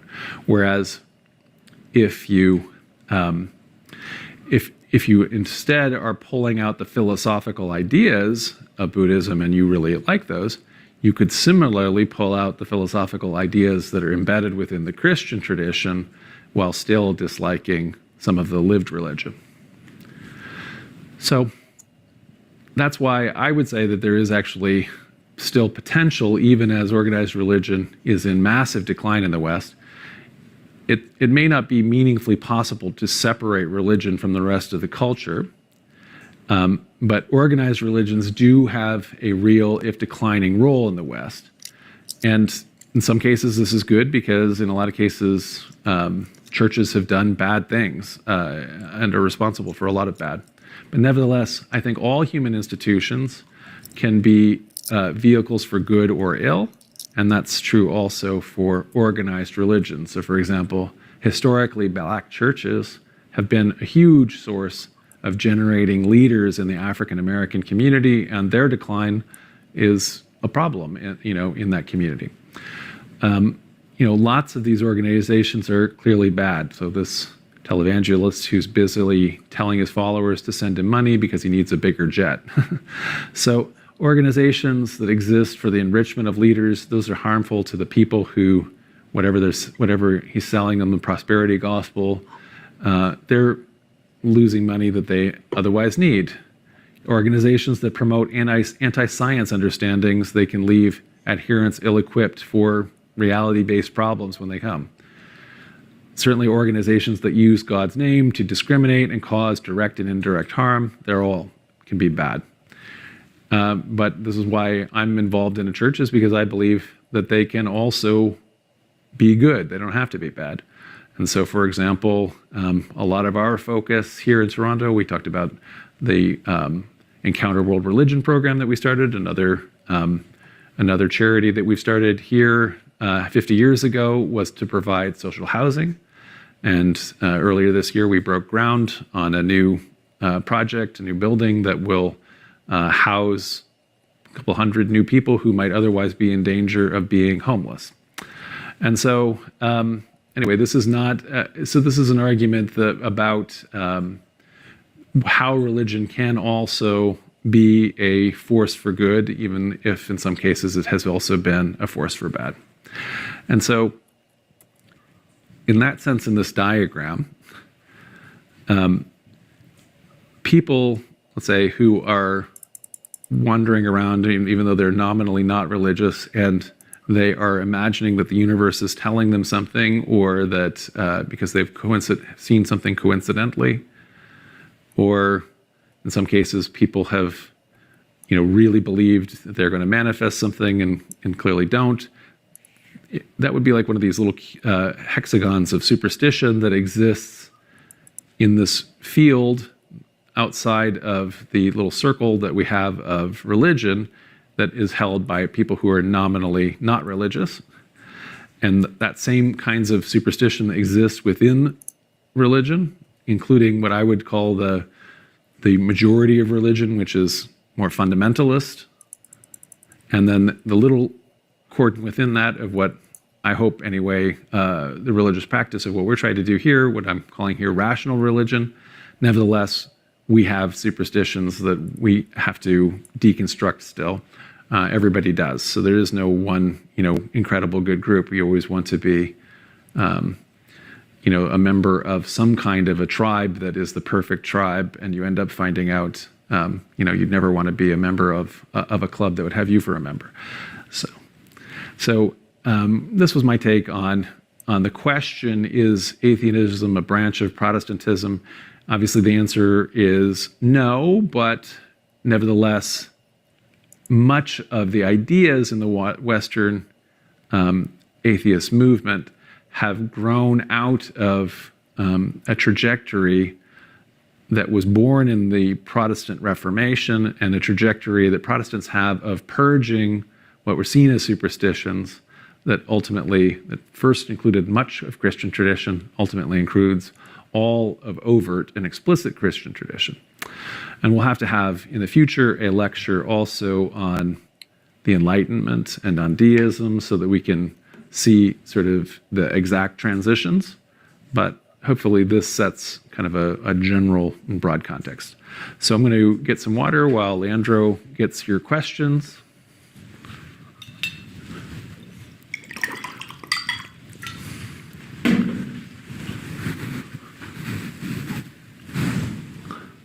So I want to thank JM and Dave Anderson and Fire Ever Living for your support. I also want to thank Magi Mike for your support. Magi Mike asks, is deism the belief in a disconnected God, or a God that does not interact with our day-to-day lives?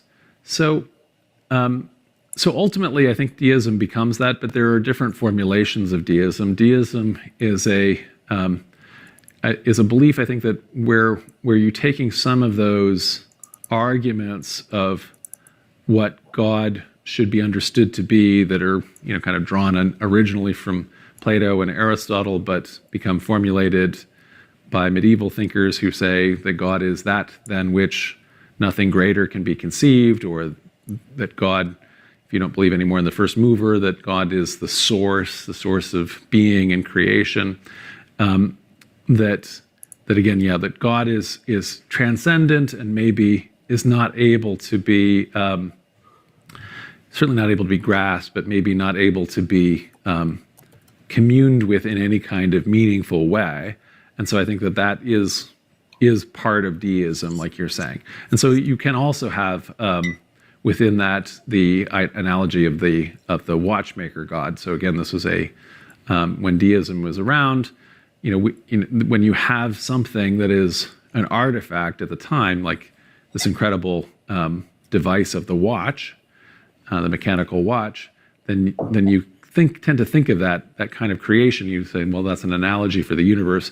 So once a watchmaker has made that, he can go away. He's not needed anymore. And so that ends up being one of the conceptions, anyway, that some deists have, but not all of them. James Sweeney, thank you for your support. James Sweeney asks, any possibility on a lecture on the Jehovah's Witnesses, perhaps its origins in Millerism or its links to Arianism in more detail? That would be good to do. So especially maybe having a lecture on the Millerism, because that's very interesting, and it's something that I would have to do a lot of research to have a very meaningful lecture on Jehovah's Witnesses, but I know a little bit more about the whole movement, and maybe it would be easier for me to do something like that. That seems like a good one. We'll put that on the list. Thanks, James.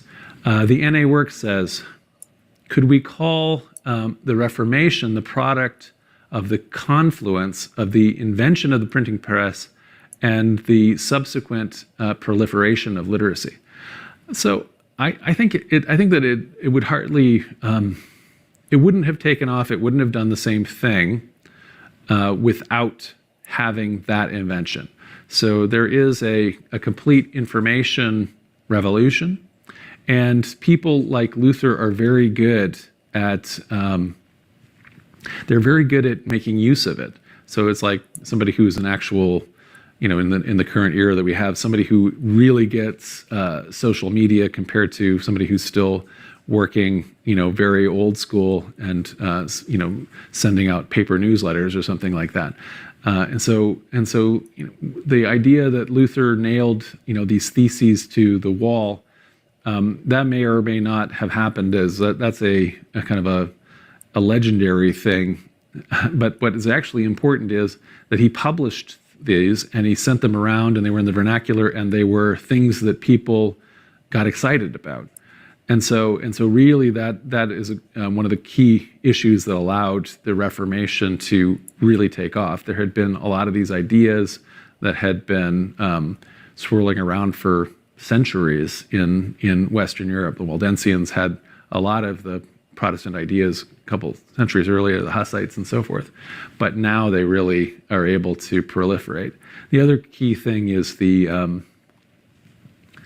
increasing the capacity, like the weird context that existed of the Holy Roman Empire, where there were so many tiny states that there are all of these different princes that were able to allow presses to exist, or different universities with different rules to exist within their own territories.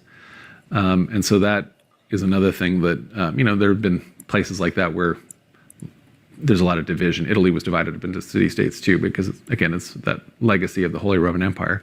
And so that also allowed things to proliferate, because you were able to have individual patrons that could support different thinkers.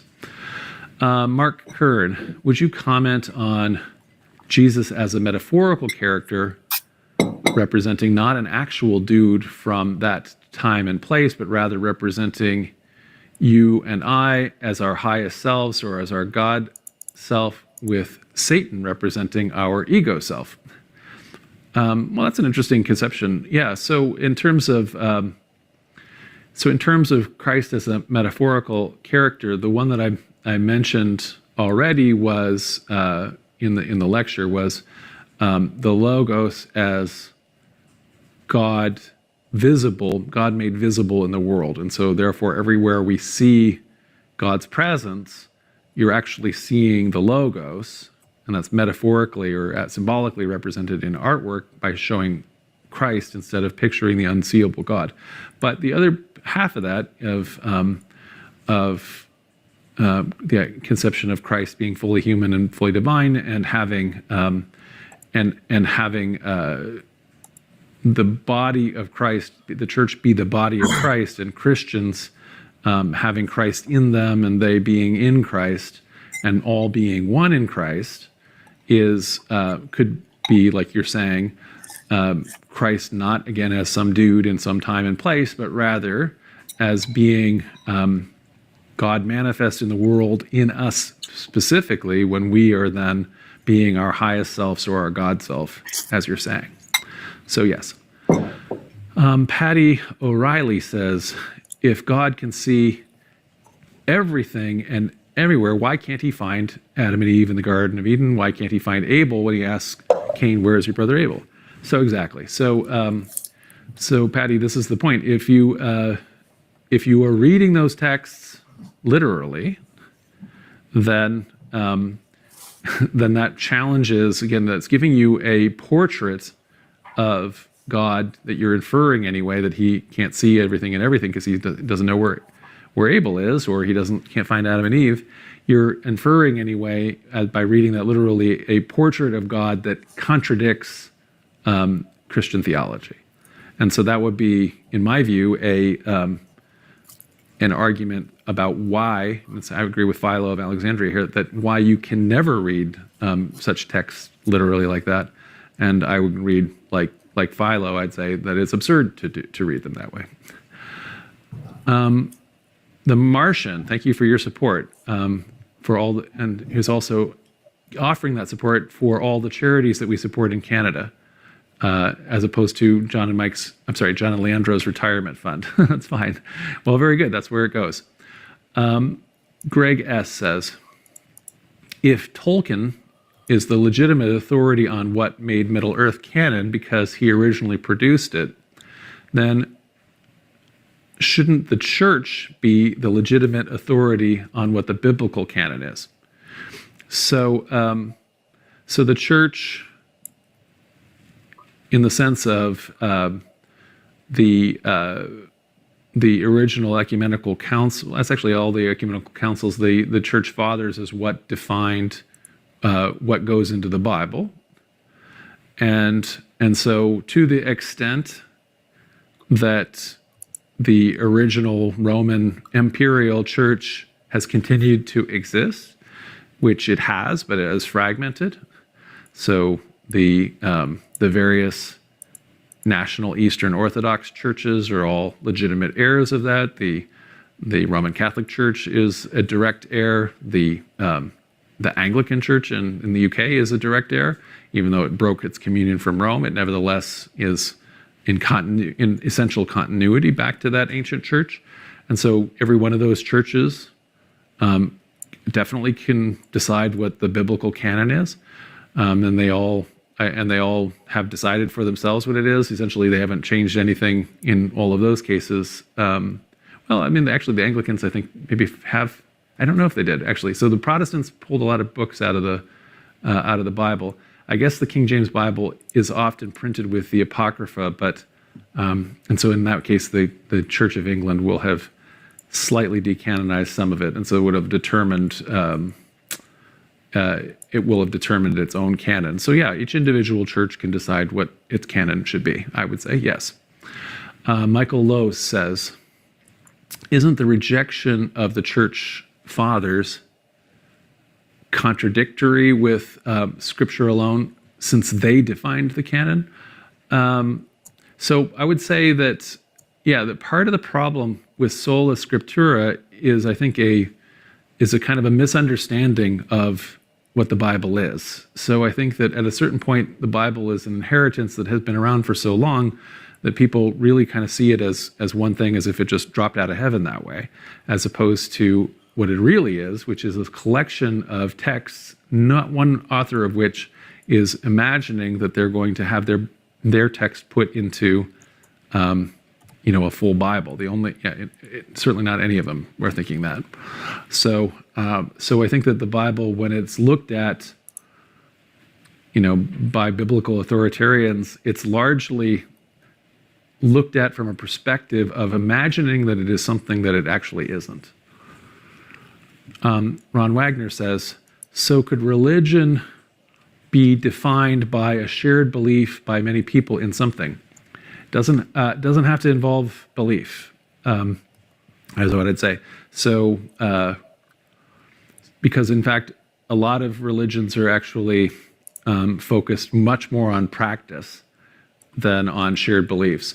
We were mentioning the Unitarians as that they themselves they're really take non-creedal even a lot further than we do, and they have people with very different beliefs, but they are drawn together by taking in through a covenant, so that they are promoting certain principles, but it doesn't have to be any particular belief. We also went to the Taoist temple here in Toronto, and even though there is a philosophical background and basis in Taoism, that isn't always the focus of a lot of Taoists. A lot of the focus for many Taoists is actually practice and the way as they are practicing the Tao, and so we actually ask some of them about kind of the philosophical or the belief kind of aspect of it, and they're like, I don't really know, and that's not important to them because they're busy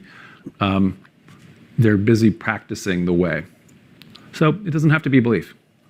John Phelps, has John ever heard of scientism, and how would he characterize it? I don't think I've heard of scientism as opposed to, a Christian Scientists I've heard of course, but I don't know. I guess I don't know what it is, John. I'll have to look it up. Miguel Angel says, "Do you think modern scientific discoveries helped separate the idea of religion from social life?" So ideas like discoveries in meteorology, geology, etc., or is that just a historical correlation? So I think that so the modern scientific thing that's happening there is an awareness of natural causation, And so definitely those ideas of natural causation separated and created the idea of supernatural. So we in the modern era have a definite idea of, these are all things that happen in nature, like you're saying, storms and tornadoes and all those kind of things. Whereas there are other things that do not happen. So, people don't spontaneously teleport. People don't fly into the air, and this kind of thing. People don't transmute water into wine. So that was not understood in antiquity. And so they did not have they did not understand, how a tornado would appear, or why an earthquake happens, or why particular buildings are struck by lightning and so forth. And so they also assumed literarily that all kinds of other things that we would now regard as supernatural also happened, and they assumed they assumed much closer spirits or divine forces behind everything like that.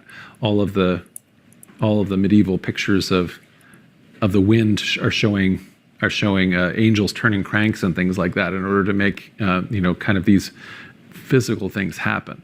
And so I think absolutely modern scientific discoveries helped separate the idea of natural causation and create the idea of the supernatural. And in as much as many religious literalists, people who are reading ancient texts that include all kinds of things that we now understand, if they'd actually happened, which they did not, would have been supernatural as literal history, then there is an association with fundamentalism with supernaturalism. And so that is to that extent, people who are not supernaturalists, are, I think, naturally separated from people who have become committed to supernaturalistic, like literalism. So I think that there is a correlation in that component of it, for sure. Fire ever living. Are there strong atheists in places without a major Protestant tradition, such as China? Are they different from our local atheists? And I think the answer to that has to be yes. So everybody in China is going to have a different cultural context than everybody in the West, and they're going to identify themselves over and against all of the other Chinese people that they are in their own context.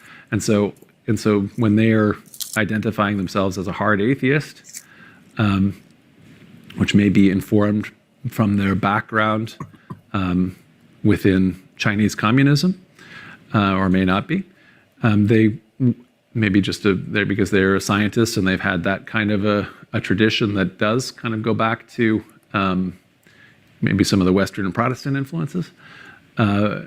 Then they're still going to be defining themselves over and against traditional Chinese religious practices, which are going to be very different from Protestant and Catholic and other Western religious practices. And so inevitably they're going to be different. Of course, nowadays in a global society, there's people who are from everywhere who can go to universities. And so it may well be that you've grown up and you've had that background, you've gone to Oxford or something like that, and you've shared ideas, and that may have also caused influences to happen. You can also, without going, you can also read. So yeah, there's going to be overlap and cross-pollination, but I would say for sure everybody is existing within their own context first.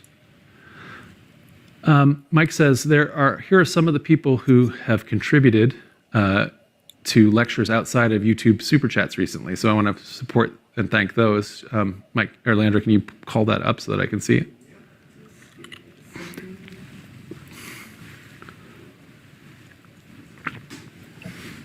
Oh, here we go. Boy, thank you. I want to thank people. I want to thank Alana Esareto, The American Legacy Construction, Charles Reynolds, Clifton Stuckey, Dave Saylors, Deborah Wells, Diana Patterson, Eric Nordquist, Galen DaCosta, Gareth Morley, Jason Bishop, Kermit Wingfield, Neil DeAtley Page, Shaughnessy, Ron Wagner, Sally Gurke, VSP in Romania, Patty Kineda, Alejandro Custodio, Mr. Miska Uradai, and I need you to scroll up again because there's so many.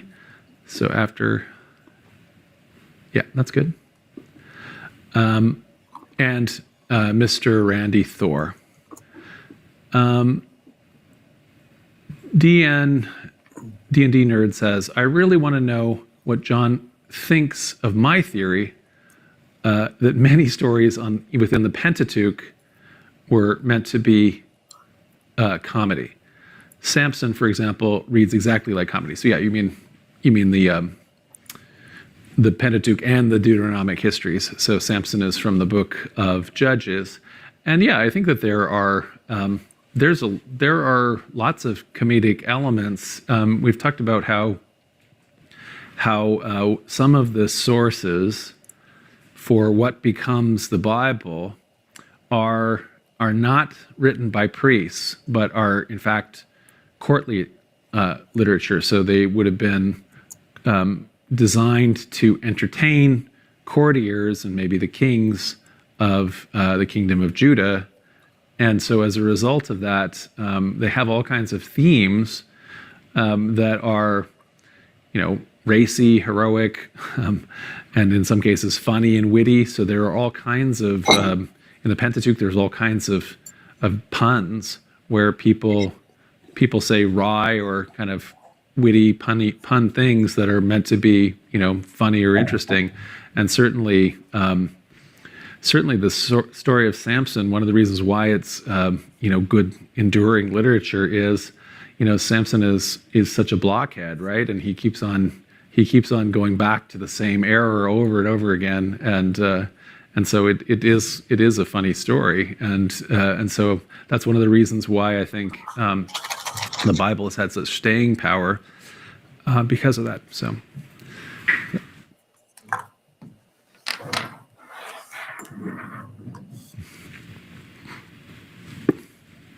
Okay, so let's find out, says, what does John and Centerplace actually believe about the reality of Jesus? Just an incredibly wise, brave, revolutionary, but still human prophet. So I believe that, yes, that the historical Jesus is a like you say, a reformer, and who's wise, a great teacher. A lot of these teachings that go back to it as a person who is from very humble origins, and so that he has this breakthrough into the broader Greco-Roman society eventually is really remarkable. But that ultimately, in terms of its understanding, the connection of that to the divine logos and to Christian theology is that after Jesus, the historical Jesus, is unexpectedly executed, many of his followers and disciples had spiritual experiences where they envisioned Jesus as being vindicated and indeed being raised to the right hand of God and sitting at God's right hand, which they interpreted to understand as meeting their expectation of who the Messiah, who the Christ should be. And then this developed into the high Christology that Paul had within the first 10 years of Christianity. And then from the communities that Paul planted, that later scriptures are written down that include some oral tradition of Jesus's teachings and some memory of what may have happened in the historical Jesus's life, but which are ultimately theological, that are representing not the historical Jesus, but the conception that Christians had based on this high Christology. And then within a century or so, Christian theologians developed their understanding of God seen through the prism of Trinity from that origin.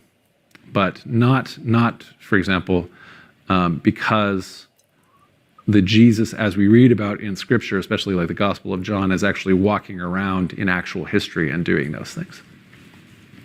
Videos for Stuff says, if you can consider the smurfiest possible being, then a smurfiest possible being can exist, and since it is smurfier to exist than not to exist, that means Smurfs must be real. So that's a great, similar to the Flying Spaghetti Monster and Guanilo's Greatest Island, but smurfiest is a much better adjective, so I applaud you. D&D Nerd says, please let John know that he is the Mr. Rogers for grown-ups. Well, I thank you for saying so. Mr. Rogers is an amazing, he was an amazing teacher, and my understanding of it, he had a progressive Christian background, and so he was teaching values in a place, but in a completely secular format, right? Which is a wonderful way to transmit things that he felt were important to young people. And I certainly watched Mr. Rogers all the time growing up. So, all right. Well, thank you all so much. Next week, we are going to have a lecture by Leandro. So Leandro is going to revisit one of his favorite topics, which is some of the origins of Yahwehism and early Israelite identity. So, bye-bye.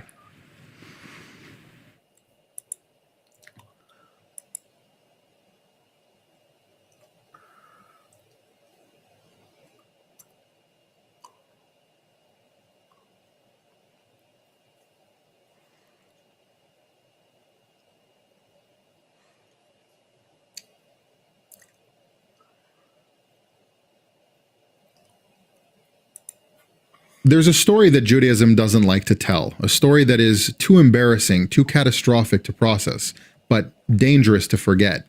It's the time that the Jewish world thought that the messianic redemption had finally arrived, but instead they got betrayal. Today we'll be discussing the catastrophic events surrounding the false messiah Shabtai Tzvi, but more importantly, the damage that it caused to the Jewish world, a trauma that has shaped the Jewish world until today.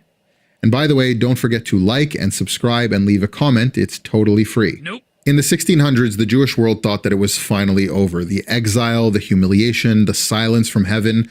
It finally looked like the endless prayers and fasting and mystical mental gymnastics were all about to pay off. Families were packing their bags for Zion. Prayers were being rewritten. Property was being sold. Even divorces were being arranged in preparation for this new messianic age, because apparently that makes sense in some false messiah-addled brain. But then their messiah converted to Islam, publicly in front of the Ottoman court with a new turban and a new name. Not so much as a prophetic excuse, no fire from heaven, no trial, just a bland surrender and a government job offer. And here's the kicker. This wasn't a fringe movement. This wasn't some apocalyptic cult of a few wackadoodles in a cave somewhere. This was mainstream Judaism, backed by top rabbis, public leaders, and the top of the Kabbalistic scholars. This was theological consensus across the Jewish world. And Shabtai Tzvi didn't just crash and burn. He exposed something that was much deeper. The rot wasn't in him alone, it was in a system that allowed him to rise. A religious world built on mystical speculation and authority with no accountability. This wasn't just a messianic disaster, this was a full-blown theological collapse in Judaism. Now, to understand how someone like Shabtai Tzvi could hijack the Jewish world like that, you have to understand what he was working with. This wasn't some stable, rational tradition suddenly led astray. This was a system already bloated with mystical speculation, right at the edge of madness. And then all it took was a national trauma to shove everything right over the edge. At the time, the Polish-Lithuanian Commonwealth and the Ottoman Empire together housed over half of the world's Jews, and for a time, Poland was the Jewish dream. Autonomy, education, land ownership, it was as close to peace as exile had ever gotten for the Jewish people. But then came 1648, the Khmelnytsky Uprising. Cossack rebels tore through the Jewish world like a firestorm. Jews were seen as enforcers of the Polish oppression, and the response to them was brutal and apocalyptic. Synagogues were torched with people still inside. children were mutilated, and entire communities were brutally erased. Conservative estimates say that 20,000 Jews were killed, but they weren't the only ones. Catholic priests, monks, Polish nobles, all massacred. It was indiscriminate slaughter. And here's where it gets grotesquely ironic. In 1648, it was supposed to be the year of the redemption. According to Kabbalistic interpretations and apocalyptic readings of the Zohar, this was the year the Messiah was supposed to arrive. But instead of a Messiah coming, they got a terrible massacre. But did that lead to introspection or a sober reevaluation of these mystical speculations? Of course not. It fueled the madness. In the warped logic of the Lurianic Kabbalah, which was spreading rapidly in the Jewish world at the time, suffering was proof that the final redemption was imminent. The more pain, the more sparks, divine sparks, were being freed, and the closer the cosmic redemption. You'd think that a tragedy like this at this particular time would lead to some kind of theological humility, but instead it led to full-blown messianic addiction. And this is where Shabtai Tzvi comes in. Shabtai Tzvi, born in 1626 in Smyrna, modern-day Turkey, brilliant from a young age, devout, charming, was completely unhinged. By his 20s, he was already declaring himself the Messiah, then retracting it, then declaring it again, and this pattern went on, religious highs followed by manic collapse. He once placed a fish in a baby's cradle, claiming that this was a sign of Israel's rebirth under the sign of Pisces. Right. Another time he married a Torah scroll. These weren't symbolic acts. They were his headlines in his personal messianic apocalypse. He once asked his followers if they had seen him levitate, and when they said no, he claimed that they just weren't purified enough to see it. So his critics assumed that he was just insane, but his rabbis mostly just wanted him gone, and he was banished several times. But madness in a culture drunk on mysticism looked a lot like revelation to people. The more erratic he became, the more people assumed he was touching on something divine. And that's where enters Natan of Gaza, a young mystic with visions of his own, well-respected. He declares Shabtai the real Messiah. Not metaphorically, not symbolically, literally, the long-awaited Redeemer. Natan gave theological legitimacy to Shabtai's mania. He framed the mental instability as sacred behavior, a necessary descent into evil for the sake of ultimate redemption. And that's where things totally exploded. Letters flooded the Jewish communities. Communities began preparing for mass aliyah to Israel. Women started reading from Torah scrolls in public. Former heretics were elevated to leadership roles. Jewish life was turned upside down overnight. This was a hostile takeover of the Jewish world, wrapped in mysticism, sold as redemption, and the entire rabbinic world went along with it. Then came the part that should have raised every red flag for everyone, but instead was treated like sacred innovation. Shabtai started purposely breaking the Torah, publicly, proudly, and systematically. Fast days became feast days. Mourning was completely outlawed. Why would you mourn with the messianic age at hand? Traditional blessings were replaced. He purposely ate forbidden foods, violated every taboo he could find. And what did his followers do? They cheered, they sang, they participated, and they rejoiced. Because you see, this wasn't sin anymore. Not according to Natan of Gaza. This was redemptive sin. The idea that the Messiah had to descend into the muck of evil in order to liberate the divine sparks trapped there. And he took this out of the Zohar, the same 13th century forgery that became the blueprint for modern Jewish mysticism. The Zohar hints, often cryptically, that in the Messianic age, the outer garments of the Torah, of the Jewish law, would fall away, and only its mystical core would remain. And the Sabbateans, that is the followers of Shabtai, took that to mean, bye-bye Torah. So in this warped logic, holiness was hiding in the unholy. By breaking the commandments, it wasn't rebellion, it was restoration. The Messiah wasn't coming to fulfill the law at all. He was coming to dismantle it from the inside for mystical purposes. You can think of this as a Kabbalistic theology worship being led by Satan. Then it all came crashing down in 1666. Yes, really. That was the year, the one burned into everyone's brains. The Kabbalists had been whispering about it for decades. The redemption would come, the exile would end, Shabtai would ascend. And technically, they were partly right. He did ascend to Constantinople, where the Sultan had him arrested for treason. Now, here's where messianic fervor meets geopolitical reality. The Sultan didn't care about divine sparks or inverted fast days. He gave Shabtai two options: perform a miracle and prove you're the Messiah, or convert to Islam. And what did Shabtai do? He performed no, that's not right. That's right. He chose the Ottoman turban and a new Ottoman name. No resistance, no final prophecy, no blaze of glory, no trial and execution, just a quick change of religion secretly, a new bureaucratic government job, and a new Ottoman name. The movement unsurprisingly imploded. Some of his followers wept, others raged. Some followed him into Islam, forming the Donmeh, a crypto-Sabbatean sect that continued believing in secret until this day. But for most people, the spell was broken. The rabbis went silent, the letters stopped, the miracles evaporated, and everyone began trying to pretend like it never happened. The revisionism went into complete overdrive. Natan of Gaza spent the rest of his life trying to justify it. He said to people that Shabtai only converted to Islam to redeem the hidden sparks of the divine hidden in Islam. Sure.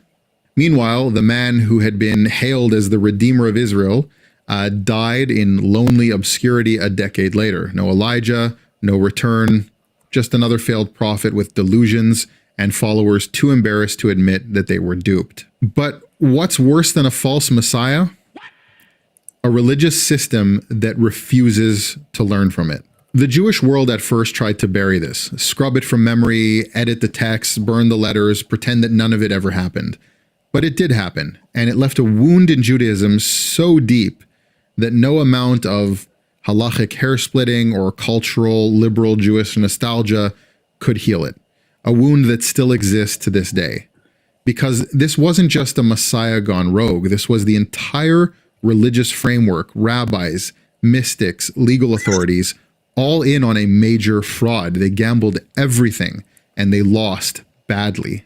And when the dust settled, they did what institutions always do when they fail. They completely overcorrected. On one side, you got the rise of hyper-legalism. The rabbinic world humiliated, exposed. It didn't repent of this. It retaliated with more rules, more fences, more walls. Spontaneity became a major threat. Mysticism was totally chained up. Joy was regulated. Halacha wasn't just central anymore. It became a shield, a way to keep people in line and keep the chaos out.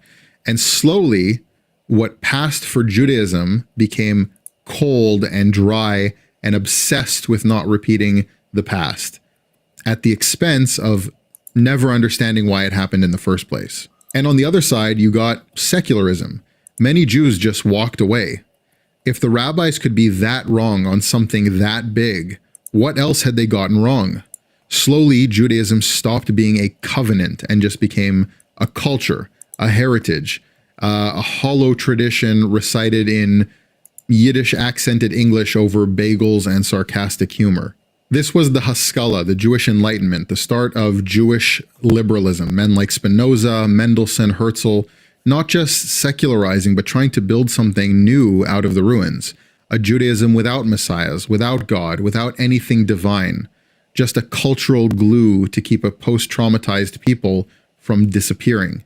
And somewhere in between, Hasidic Judaism emerged, which was a safer mysticism, a channel for religious mysticism that wouldn't burn down the house. It tries to hold on to the spiritual without losing the halacha, without collapsing into lunacy.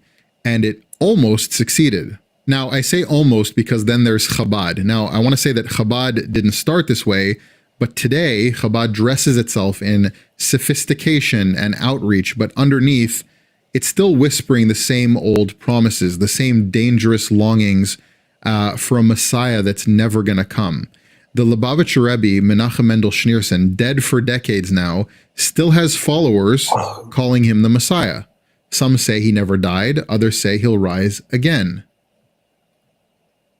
The leadership won't endorse it, but they won't shut it down either. They leave the door cracked enough to keep the fire burning for the next round of mystical disappointment or control, who knows. And then also in Chabad, there's Manis Friedman, the YouTube heretic of Chabad, preaching that God needs us more than we need him, and that Jews are beyond punishment for sins because after this long in exile, God would have to be a monster to punish the Jewish people for sins. Does that sound familiar? It's Sabbateanism with a YouTube channel, the same mystical inversion, the same redefinition of sin, justice, and Messiah, just cleaned up and market tested for a generation that is starved of meaning and purpose. And here's the kicker. It's also mainstream, and it's growing, and it's built on the same foundations that produced the disaster of Shabtai Tzvi in the first place. Because when your messiahs and mysticism keep failing publicly, catastrophically, you're supposed to stop and ask if the whole system is wrong. But instead, the Jewish world doubles down. They change the locks, repaint, but they keep the same broken blueprint. And now, centuries later, you have parts of the Jewish world pretending that Judaism is just a culture of some kind, and the other part waiting for a Messiah who's not coming. And at some point, you have to stop asking when the redemption is coming and start asking, how many false messiahs does it take before you start questioning the system that keeps producing them?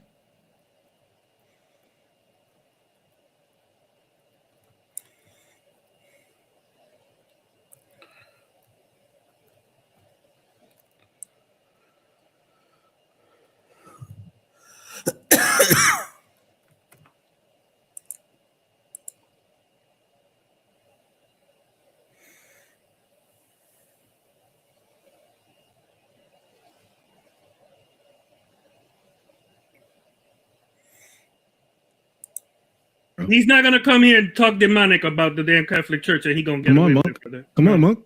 I'm having a great. conversation. Great. Do you agree with him on his views? Not the political ones, no. Okay, so stay out of it, brother. Stay out of it. The spiritual ones, yes.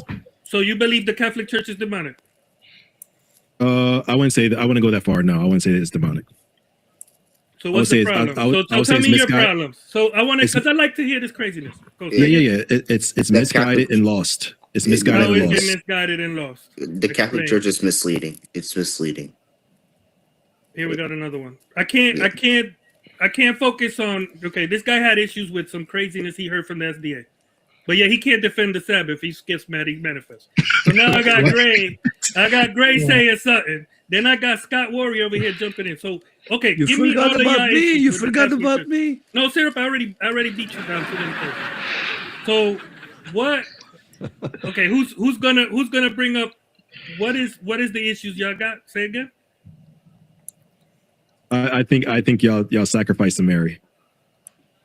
Yeah. Sacrifice to Mary. When? Yes. When? Yes. When? Because the Bible talks about giving thanksgiving and prayer is a form of sacrifice. So I think you sacrifice to Mary when you pray to Mary. Mm-hmm. When we pray to Mary? Yes, amen. Yeah. Okay, I disagree.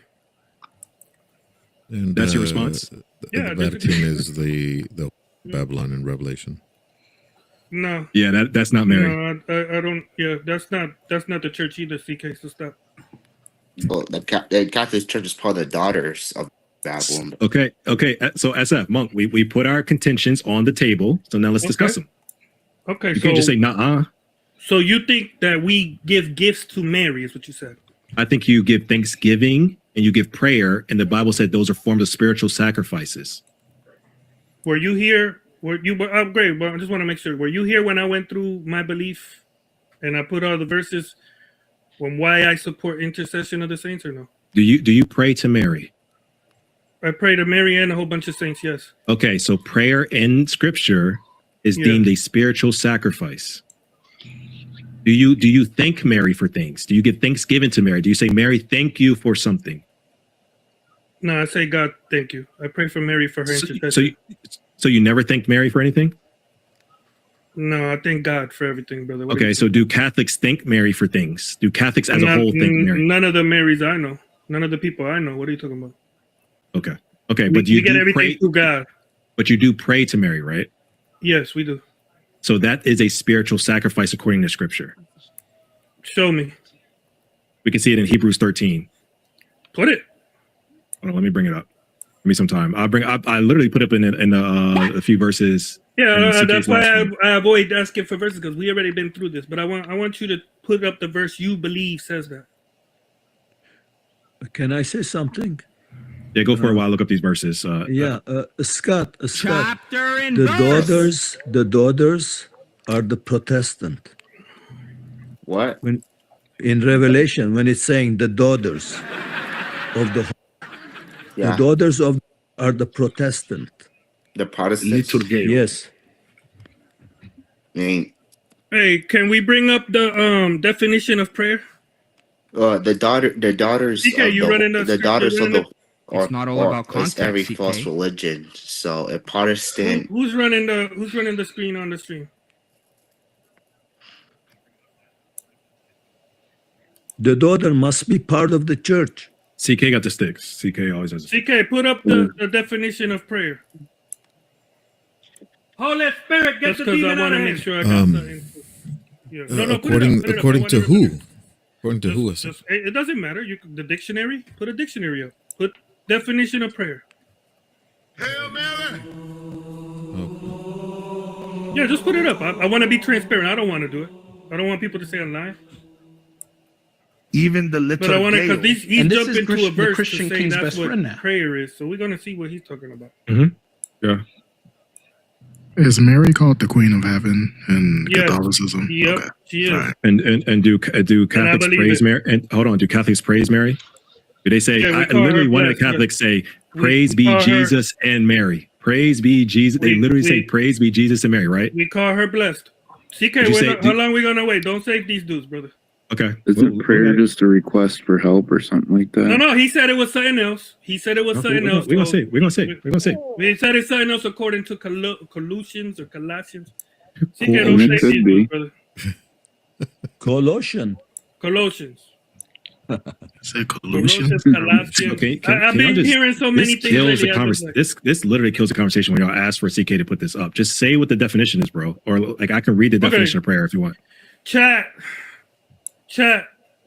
Here we go. Okay, here we This is go. prayer. Go down.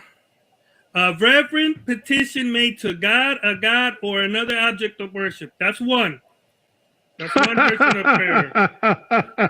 What was it Do we made need to? any What was it more? made to? Colossians 2. Object of Media. worship. All right. Well, I got my definition here. Oh, you got. I never heard CK laugh like that. Y'all can look it up. I don't know Clip where. that. Yeah, you gotta CK got clip that. this. You gotta clip that. A solemn request for help or expression of thanks addressed to God or an object of worship. Or an At object of worship. So number Didn't three. at first he say, "Oh, I don't want to give you guys my definition." Didn't he say that at first? An act of communion. Here we go. Number 3, an act of communion with God, a god, or another object of worship, such as in devotion, confession, You praise, cut and yourself. thanksgiving. You cooking yourself, bro. All right. So prayer is an Keep act going. of communication. Hold on. Stop hurting Prayer is an- yourself, SF. Yes. Hold on. Let's get this straight. So either prayer is a reverent petition made to God, or an act of making a reverent petition to God, or an act of communion with God, a God, or another object of worship. Which one is Mary? Okay, I think you All cooked right. them You know well what? enough. I'll agree. Worship. You're gonna burn them. So you worship Mary. Okay. Oh, yeah. I worship Mary then. Ooh, if Mary, we're gonna go with that, yeah, I'll do that. I worship It's Mary. idolatry. No, it's not. No, it's not. brother. No, it's not. Prayer for us, Spiritual intercessional idolatry. prayer. This the same. So in a couple adultery. weeks when weeks when people are when they are citing you on this, you're not going to say, "Nah, I ain't say that." Huh? You You said will. Jesus sinned. You said Jesus sinned. Yeah, it's So on my now- channel. So Jesus sinned, and he worships Mary. Brother, Stop Stick lying. to this one too, stick to the fisherman. Stop lying This on one me. too. Stick to Stop the slogans, brother. lying. Keep us Great. laughing. Great. It's like when Stop the Kendrick said, nonsense. I like when Drake sings slow songs. I don't like the tough guy Drake. I like when SF makes us laugh. When SF starts talking theology, it does not work. Great. That's When you talk theology, doesn't work either, brother. Stop. I'll give you advice, brother. Go to William All right. Alfred. Go to Simpson Moon, and they will train you how to be a better Catholic. They will train Every day. they will train they will teach you how to be a better Catholic because this. Hey, better yet, go to Silv. Better yet. Go to Silv. Amazing. Bro, this is comedy, bro. This is fast. Are y'all done? no. You just said you worship Mary, bro. According to this definition, yes, I do. Even I your do pray. definition. I do pray. No. It is anti-Catholic. Worship for us is different than You prayer. brought up a definition and it literally said object of worship. Fine. It says it. I'm not going to deny it because it says it there. But prayer for us is not worship of Mary, brother. Stop. What? Don't view her as a god. Stop. So do you sacrifice to Mary? No. Okay, can we bring up Hebrews 13 verse 15? Go ahead, bring it up. Yeah. See how you're going to warp it, brother. So Hebrews, no, we're just gonna read, bro. We just read over We're here. going to read it. You got your interpretation, I got mine, brother. Let's go. So Hebrews 13, and if you want to do context, we could do just skip down to like 13 if you want. We can read from 13 on. Mm-hmm. Because we understand that Let Catholics say brotherly love. praise. So you want me to read it or you going to read it? I'm gonna read it, bro, because you talking nonsense. Go ahead. But am I going to be Okay. able to Yeah, you can refute, bro. Yeah, okay, all right. I hope you don't because I mean, yeah. you Can we kind go of down? prideful right now. You're going to feel bad after, but keep going. Mike, bro, I hope you feel bad right now. I Yeah, don't. okay. No, I So don't. we should go to Jesus outside the camp and accept the same shame that he had. Here on earth, we don't have a city that lasts forever, but we are waiting for the city that we will have in the future. So through Jesus, we should never stop offering our sacrifice to God. Okay. Sacrifice. Oh, through him. Oh, yeah. Okay. So through him, then let us continually offer up a sacrifice of praise to God. So what is the sacrifice that we're offering up to God? The Monk? sacrifice of praise, right? Yeah. Yeah. Okay. So when Catholics say praise be Jesus and Mary, Yeah. they're offering up a spiritual sacrifice to both Jesus and Mary. Well, That is the fruits of the lips wait a that minute. acknowledge. Wait a minute. What I have to do is confess Jesus. Come on. Let me. Wait a minute. Just to be clear, the Jewish people do the same thing today because they don't have the temple. They say the same thing. They give prayers as sacrifice. So Amen. this isn't even a New Testament thing. This is an Old Testament It's in the Psalms. cross-reference. Yeah. It's in the Psalms. Yep. Let me see one moment. Wait a minute. Yeah. Chat GPT that, bro. No, I'm not. Well, I'm googling it, but I just gotta say something because something you're saying is bugged up, brother. I'm saying the word of God, bro. Hold on. Through him, then let us I got the continue word of God offer up too. a sacrifice I got the word of of God. praise. I didn't even say anything different. No, don't worry about it. Wait a minute. Oh, the You got- Word of you God is bugged out. Oh, So- the Word of God is so bugged. So You got a different word let's of go to God? Luke 148. Wait, let's Come go to out of her. let's go to Luke Catechism. 148. Come out of her, SF. Come home, bro. Come home, brother. Come Let's home. go to no. Let's go to Luke 148. No, we here, bro. No, we're not jumping. We're here. We got to reconcile this. I'm about to At least be reconcile it. orthodox. I'm gonna reconcile it. No. We got to Be reconcile. So what is orthodox. this? Yeah, what is this saying though? It says, through him, let us continually offer up sacrifice of praise to God. Yeah, to God. Yeah. But I agree. Praise, but it's saying that praise is a spiritual sacrifice. So when you say praise Mary, So Queen when I of praise heaven, my son, is that a spiritual sacrifice? are you praising him spiritually or is he physically in front of you? I hope you. I believe in intercession of the saints, brother. What are Knock you on talking wood. about? Okay, so when you praise your son, is he in heaven right now, bro? Okay, but what are you talking It's about, okay. brother? Is Mary? I believe they're I alive like in to slow walk heaven, this. brother. What are you talking about? Is Mary in heaven right now? Okay, brother, you is Mary where? Say What are you again. talking about? She in heaven. It doesn't matter. Is Mary in People heaven? offer Yeah, Mary's in heaven, Hold on, monk. People She's offer the queen of heaven sacrifice. right now. People would offer sacrifice to dead idols, wood, stones. Yeah, what are you talking about, brother? They're not aware. They're not sentient. They're not real God. So it doesn't matter if Mary can hear your sacrifice. Praise is praise, brother. You're cooked, bro. You're cooked. You think so? Barbecue chicken. You think so? You think so? I rest my case. So let's go to Luke 1:48. That just says that she's blessed. That doesn't do anything. Praise, brother. That's you praise. can't run Come from on, this brother. verse, bro. No, You it's can't run not. from this verse. It means she's blessed by I've read God. the Bible, Gray. I've read the Bible enough to know that what I'm doing is not wrong, brother. Stop the nonsense. I'll have to read Hebrews 13 completely, but I know you're warping the word, brother. So stop. I never saw you get cooked this hard. That's What? bro. What do you mean? Like you was my hero, bro. When you come up there with like the funny slogans and everything, like I'm like, oh man, like I'm like rooting for you, bro. Well, I'm not prepared. Again, you caught Yeah. me at a moment. Look, Gray. This is the second time I caught you. You said this before, so this is What so are you you talking about? When did you 0-2 right now. And this is what you do. You say, oh, you got me. I'm And then 0-2 you like against bow. you. I know Yeah, you ain't claiming that, brother. I'm You're 0-2 0-2, bro. against Yes. you. Yes. Man, you prideful, brother. You need to humble yourself. Because I'm keeping brother. it real. You're not keeping it real. You're lying, brother. I've caught you You're a lot of 0-2, times, bro. brother. You never Brother, caught me, bro. I don't keep count because I'm And- trying and to bring you- you closer to Jesus, brother. And I don't you keep wanted count. to debate me. and If you I wanted was to losing debate as me. much as you, I wouldn't keep count either. Yeah, What do you mean? Accept the new self. Mary J. Paul, bro. Getting knocked out, bro. Oh, Yeah, brother. you just got knocked out, bro. Brother, I'm not knocked out, brother. You Somebody, can say somebody give me whatever a you want. somebody give me an 8 count because like I don't know, he's woozy, bro. He need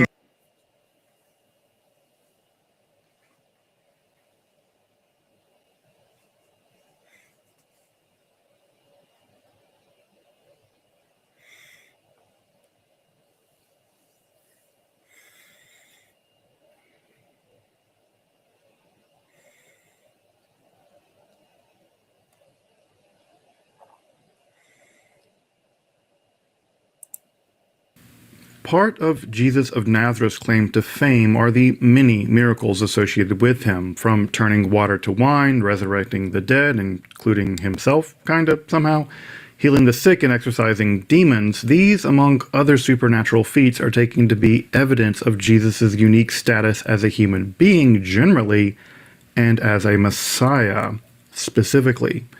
Though several other Galilean miracle workers are known to us both from Jewish history and lore. In fact, they seem to have constituted a unique class of men capable of such miraculous feats known as Anshe Ma'aseh, or men of deeds. In fact, Jesus' Jewish contemporaries very likely would have understood him in something like this category. Let's explore a few of these Galilean miracle workers, or Anshe Ma'aseh, who lived just before and just after the lifetime of Jesus of Nazareth. From Choni the circle maker, who could compel God to make it rain, to Chanina ben Dosa's extreme piety, accidentally inducing miracles, and who forestalled the power of the queen of the demons, to Shimon bar Yochai, so pious that even the key commandments of the Torah didn't apply to him, and whose very gaze could incinerate those before him, and from whom the secrets of the Kabbalah are said to flow. There's even a couple errant resurrection stories of the dead there, one interestingly enough following some fisticuffs at a Purim party. If you're interested in the academic study of magic, Hermetic philosophy, alchemy, Kabbalah, or the history of the occult, make sure to subscribe and check out my numerous other topics in esotericism.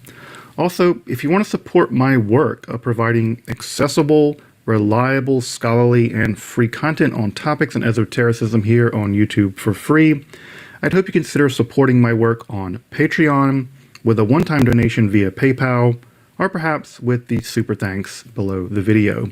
You can find those links below, and I really do appreciate your consideration of supporting the channel and the project of making esoterica more widely available.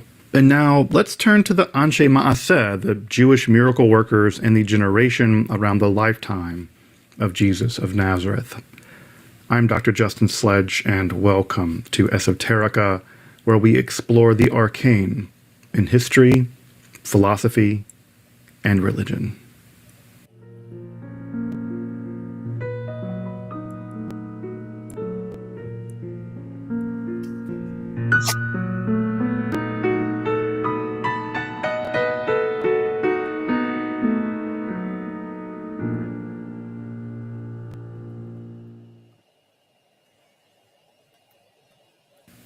Of course, Jesus of Nazareth is without any doubt the most famous of the miracle workers, Jewish or otherwise, of the Second Temple period. However, because of the glare cast by Jesus in early Christianity, it's easy to forget that other such miracle workers abounded in the ancient world generally, and in the Jewish context more specifically.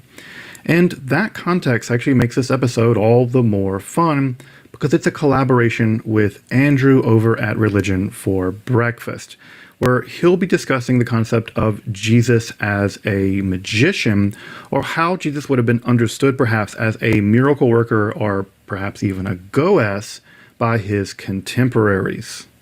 Or better, how his contemporaries might have understood the miracles ascribed to him. Andrew's channel was a huge inspiration for Esoterica, and I have to say, it's a real honor to get to work with him and get to know him better. Make sure to head over for Religion for Breakfast if you hasn't already. I can't imagine you're subscribed to Esoterica and not Andrew, but make sure to check out his episode, subscribe to his channel, and support his work, very important work, via Patreon if you're able. And if you're coming over from Religion for Breakfast, let me just say, welcome. Take a look around. We have a lot of weird stuff around here. You might find it interesting. But if we want to see through that Jesus glare a bit, what will come into focus is that Jesus the miracle worker was by no means an isolated character in Second Temple period Jewish history. Surviving in the rabbinical literature developed just before, during, and after the lifetime of Jesus are multiple accounts of similar Jewish miracle workers, interestingly enough, who also seem to primarily hail from the Galilee, the same area that Jesus basically hung out in and was, at least from an academic point of view, probably even born into. These miracle workers are sometimes referred to as Anshe Ma'aseh in Hebrew, literally men of deed, though it's really important to note that the term Ma'aseh is heavily loaded in the rabbinical imagination. It's not just any deed they have in mind, but primarily deeds of a kind of supernatural quality, though non-magical in nature, at least not magic or kishuf as defined by the religious authorities at that time. It's actually kind of interesting what they do count and don't count as magic or sorcery, but that's a topic for another day. Specifically, the term was associated with Ma'aseh Merkava and Ma'aseh Bereshit. The first, a form of mystical speculation and even mystical travel to the realm of the divine palaces and thrones. This is actually perhaps hinted at by Paul in 2 Corinthians of all places. And the second, Ma'aseh Bereshit, is speculation about the origin and nature of the cosmos. Now, both of these were carefully guarded esoteric theories and practices. In fact, it even says in the Talmud that it would be better not to be born than discuss them with the wrong people. So they were very held carefully by the rabbinical elites of that time. Thus, the term had broader supernatural connotations and still does. Kabbalah Ma'asit, or practical Kabbalah, is virtually indistinguishable from ritual magic in a specifically Orthodox Jewish context, complete with amulets and incantations. Thus, the concept of Anshe Ma'aseh was one of a group of men whose piety or connection to the divine afforded them supernatural powers. While the concept's earliest connections are with the biblical figures of Elijah and Elisha, to whom the literature around them, including the New Testament, is still strongly connected, one of the earliest in the rabbinical context is Choni HaMe'agel, or Choni, the circle maker. Active in the 1st century BCE and attested in both rabbinical literature and in Josephus, Choni is exceptional because of his unique relationship to the divine and his ability to seemingly compel God to bring about rain. Now, the ability to induce rain is exceptional in the Jewish imagination of the time because, as we learn from the later text of Talmud, Rabbi Yochanan says that God wouldn't entrust 3 keys to the angelic powers of the world: the key of rain, the key of childbirth, and the key to the resurrection of the dead. Thus compelling 3 powers were beyond even the scope of the angels. But Choni is famous, infamous, that during a drought he drew a circle around himself and vowed not to leave until the divine sent rain. In fact, when only a drizzle fell, Choni chastises God, who then sends an absolute torrent. Choni again chastises God, such that a normal quenching rain would fall. Now, this arrogance, hubris even, did not go unnoticed by his rabbinical colleagues. In fact, Shimon Beshetach wanted to excommunicate Choni for this stunt, but couldn't, in knowing that Choni did, in fact, enjoy a special relationship with the divine. In fact, Choni is one of the few rabbinical characters referred to as a son of God, though not any son. Shimon actually compares him to a spoilt son, especially loved by his father, who just throws tantrums and gets his way. So all this is very much a backhanded compliment for Choni. Along with this famous incident of compelling God to make it rain, he is further famous for a kind of Rip Van Winkle episode where he slept for 70 years. In one version of the story found in the later Babylonian Talmud, he actually visits a house of study and, failing to be recognized as the famous, wise, and powerful Choni the Circle Maker, prays for death and receives it. In a more grim version accounted by Josephus, Choni is taken out of hiding during the struggle between warring Jewish factions and told to use his powerful prayers to aid one of those factions. Refusing to use his powers to benefit either faction, his captors have him stoned to death. Even this motif of the miracle worker martyred by Jewish factional contestations would likely have resonated very strongly with the early Jesus movement. Jesus' own death echoing a bit, I think, that of Choni's. A generation later in the same region of the Galilee, the near contemporary of Jesus would have been the miracle worker Hanina ben Dosa. In fact, the Mishnah tells us that with the death of Hanina, the days of the Anshe Maaseh came to an end, though it may be more complicated than that. Known primarily for his intense piety and poverty and not his legal rulings, Hanina seems to have almost accidentally caused miracles all around him.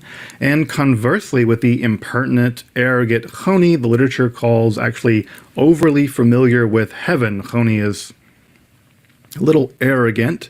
Hanina is the perfect model of modest piety, or chassidut. Unable to even send offerings to Jerusalem because of his poverty, he would only offer a hand-hewn stone.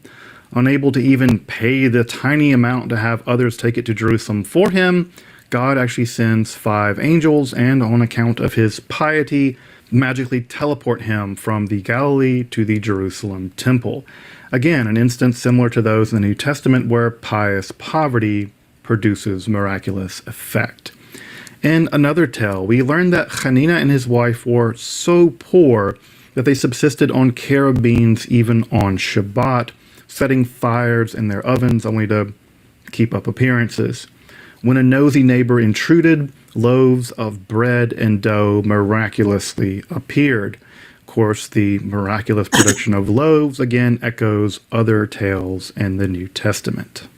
In another story, he prays to end his poverty, and the golden leg of a table miraculously appears, only to be returned by him due to his radical piety. In yet another account, his daughter mistakenly puts vinegar rather than oil out for the Sabbath lights. Miraculously, the vinegar burns as oil, and even in a later account, for the entire period of the Shabbat, even all the way up to the next evening, Havdalah. This tale has a kind of vinegar and oil character, perhaps homologous to the water and the wine miracle to be found in the Gospel of John. Further feats abound as well. His goats are accused of wrongdoing, such that he subjects them to an ordeal. If they are in the wrong, let them be killed by bears, and if they are in fact in the right, let them bring home bears on their horns. Of course, contests with bears have echoes of the tale of the youths with Elisha, who prays and has them mauled by bears, specifically she-bears. Man, I really love that story. It's one of my favorite stories in the Tanakh. Well, you know what happens. The goats bring home bears. He magically extends the roof beams of a woman building her house. His donkey refuses to eat among the thieves that steal him. Even his donkey is praised for his piety. And famously, while praying, a poisonous lizard bites Hanina ben Dosa, ironically killing the lizard, giving rise to the wonderful Talmudic expression, "Woe to the man bitten by a lizard, but woe to the lizard that bites Hanina ben Dosa." Of course, as the tale is told and retold in the centuries that follow, By the time we get to the Talmudic literature, the lizard has become a dragon-like scourge of the village, and Hanina willingly offers up his leg to be bitten. One begins to see why the later Talmud would describe Hanina's wife as accustomed to miracles.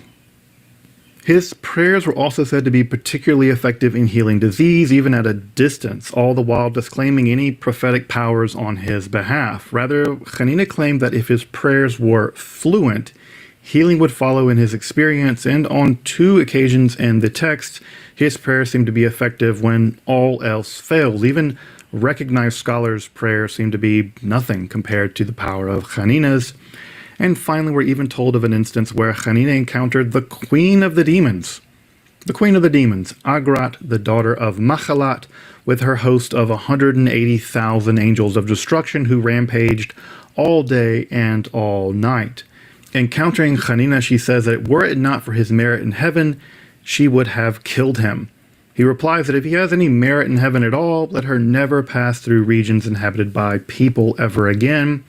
But she begs for mercy, and Hanina relents even to the queen of the demons, allowing her to rampage, but only on Friday and Wednesday nights. With Hanina in focus, many of the miracle stories attributed to Jesus also began to make much more sense in this very specifically Jewish context of the Anshe Ma'aseh, with people like Jesus and Hanina being very much like peers in that sense. I mean, they literally lived at the exact same time. They could have gone out for a beer with each other. It also seems interesting to see how tales in the early Mishnaic literature become inflated in power in their repetition in later Talmudic literature, much in the same way that miracle accounts in the Gospel of Mark become inflated in the later Gospel of John. I think often of Jesus' healing miracles where early on he has to make mud and rub it into their eyes, whereas in later accounts he just walks past their house and heals them at a distance. The last character from the world of the Tanaim, or the generation of the composition of that core text of Judaism, the Mishnah, would also be one of the most complex, mysterious, and extreme in Jewish history. Shimon Bar Yochai, student of Akiva and active sometime after the destruction of the Jerusalem temple, thus making him a rough contemporary of someone like Polycarp, or a younger contemporary perhaps of Justin Martyr, to put him more in a Christian context. Unlike many other rabbis of his time who argued that one should be gainfully employed and study the Torah, Shimon actually argued that Torah study with the correct intention should be the sole occupation of one's life, to the exception of virtually everything else, even arguing that those who studied the Torah were superior to the power of kings or the purity of priests. Indeed, he faults the glories and achievements of the Roman Empire as eventually coming to nothing compared to the longer game of Torah study. Even visiting the sick and praying are sometimes taken to be a waste of his time compared to the singular devotion he has to study. In fact, Shimon Bar Yochai took himself to be exempted from even reciting the core prayer of Jewish life, the Shema, which declares the existence and unity of the divine, because he felt that it was basically redundant, given the fact that he spent every waking hour in the study of the Torah. This extreme devotion to study, even to the point of such a deeply antinomian position, troubled his contemporaries, but all of them admitted of his radical sanctity, even if his legal rulings never obtained. Indeed, Shimon is kind of notorious for his rulings in Jewish law. He was famously permissive when it came to agricultural law, which affected most of the population, and extremely strict in other matters. This odd polarity between strictness and levity can also be seen in some of Jesus' legal rulings as well. For instance, his liberality when it comes to observance of the Shabbat, but his unprecedented stricture when it came to divorce. Despite this liberality by Shimon Bar Yochai in agricultural law, he still infamously declared that an unlearned person, even if pious and upright, is still cursed before God. Indeed, he seems to have been shockingly self-confident of his own righteousness and that of his son, such that he declared that if there were 1,000 men of the highest order, he and his son Eliezer would be among them. And if there were only 2 such men, he and his son would be them, such that their righteous merit, that of Shimon Bar Yochai and his son, could, quote, absolve the world from judgment for sins created from the day the world was created until now. Indeed, Shimon and his son would feature in the most famous story about this saintful and dreadful man. Like Hanina ben Dosa, Shimon Bar Yochai was also accustomed to miracles as the text habit, but as tensions flared with the Roman authorities, Shimon and his son had to go into hiding, even from his own wife, who he thought the Romans would capture, torture, so that they could find him. Thus he hid in a cave with his son for 13 years, we're told, fed by a miraculous carob tree and a well that would spring up for their needs. They would spend every day up to their necks in dirt, except for on the Shabbat, where they would get dressed and pray. After 13 years passed and the threat was over, the prophet Elijah bid them to exit the cave, but seeing people doing common tasks like planting and sowing fields, the horribly righteous gaze of the two incinerated anyone and everything it fell upon. Worrying that they would destroy the entire world, a heavenly voice, the voice of God, ordered them back into the cave for yet another year. While his son's gaze still destroyed everything it fell upon, Shimon's now repaired it. Finally, he spotted an elderly man preparing diligently for the Sabbath, and finally this whole laser eye thing came to an end. Given the positively otherworldly character of Shimon Bar Yochai, the rabbis of the period praise him like no other, and yet they keep their distance from him. His ordination was secondary to the student of Akiva Meir, and his legal rulings never were allowed to become settled law. His righteousness made him saintly, but the rabbis always argued for a Torah of this world, not a religious extremism of people like Shimon Bar Yochai. Yet, in at least two ways, Shimon Bar Yochai is kind of won in the long run. The first is a position on the radical dedication to Torah study, which has basically become the norm in the Haredi or ultra-Orthodox Jewish world. Most men in that world spend all day, every day studying the Torah. Secondly, and more importantly, is the ascription to Shimon Bar Yochai as the author of the Sefer Zohar, or the Book of Radiance, the foundational text of Kabbalah, and in many ways the most recent scripture added to the Jewish canon, again, at least in the Orthodox world. In these two respects, Judaism, both in Kabbalistic theory and in the practice of study over work in the Haredi world, lives very much in the shadow of Shimon Bar Yochai. Finally, let's end on a funny bit kind of miracle making. We're told at Megillah 7b that Rava said, one must become so intoxicated on Purim that he cannot distinguish between cursed be Haman and blessed be Mordechai. So far, so good, a religious obligation to get pretty drunk on Purim. Well, we're told, Rabbah and Rav Zera celebrated the Purim feast together, and they both became intoxicated. A mission accomplished. Rabbah arose and slaughtered Rav Zera. It says he cut his throat. All right. Well, that went from like 0 to 90 in 2 seconds. We're told the next day, Rabbah prayed for mercy on Rav Zera's behalf and resurrected him from the dead. The following year, Rabbah said, let Master Zera come and we'll celebrate the Purim feast together again. Rav Zera answered, not every time does a miracle occur. I love this short tale because it gives us a glimpse into perhaps the greatest of all miracles, the resurrection of the dead, and maybe some of the greatest shade ever. Not every time does a miracle occur. Again, showing that even the resurrection of the dead, the archetypical miracle, was very much in the wheelhouse of rabbinical Judaism as much as it was early Christianity. Of course, the historical reality of all these tales, from Choni the Circle Maker to Jesus of Nazareth to Shimon Bar Yochai, are all very much up for academic debate. Regardless of the historical reality they present, they are tales that the architects of the Jesus movement and rabbinical Judaism wanted to bequeath to history, and in that regard, they're very instructive. What's interesting in that respect, out of the myth history of these miracle workers, is the degree to which each illuminates the other when seen in this very Jewish context of the Anshe Ma'aseh of the Galilee in the period of the Second Temple and just thereafter. Of course, that would be true of Jesus. His followers and the stories they told about him and each other were all Jewish stories. They were all Jewish after all. Thus, it should be completely unsurprising that Jesus of Nazareth could sit so similarly to his Jewish countrymen, Choni the Circle Maker, Hanina ben Dosa, and Shimon bar Yochai, all very infamous, very famous as men of deeds, Anshe Ma'aseh.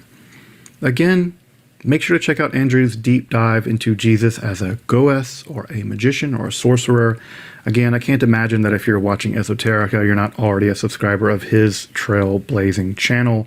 Certainly an inspiration to me. Until next time, I'm Dr. Justin Sledge, and thank you for watching Esoterica, where we explore the arcane in history, philosophy, and religion.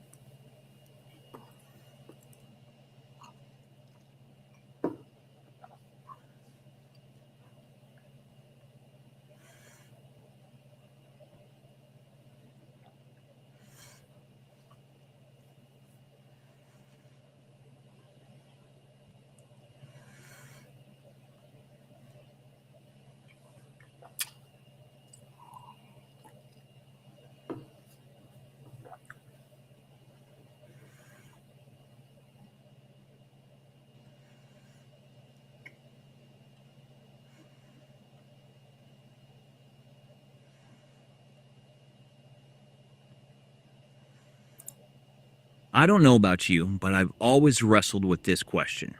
If Jesus really fulfilled the messianic prophecies, why didn't Judaism recognize it? Why don't the Jewish people recognize it today? After a lot of studying, biblical, historical, and rabbinic, I finally found the answer. Man, it's not as simple as they just missed it. In fact, part of the answer is hard to imagine. They didn't just reject the Messiah. Over time, they redefined what Messiah even meant.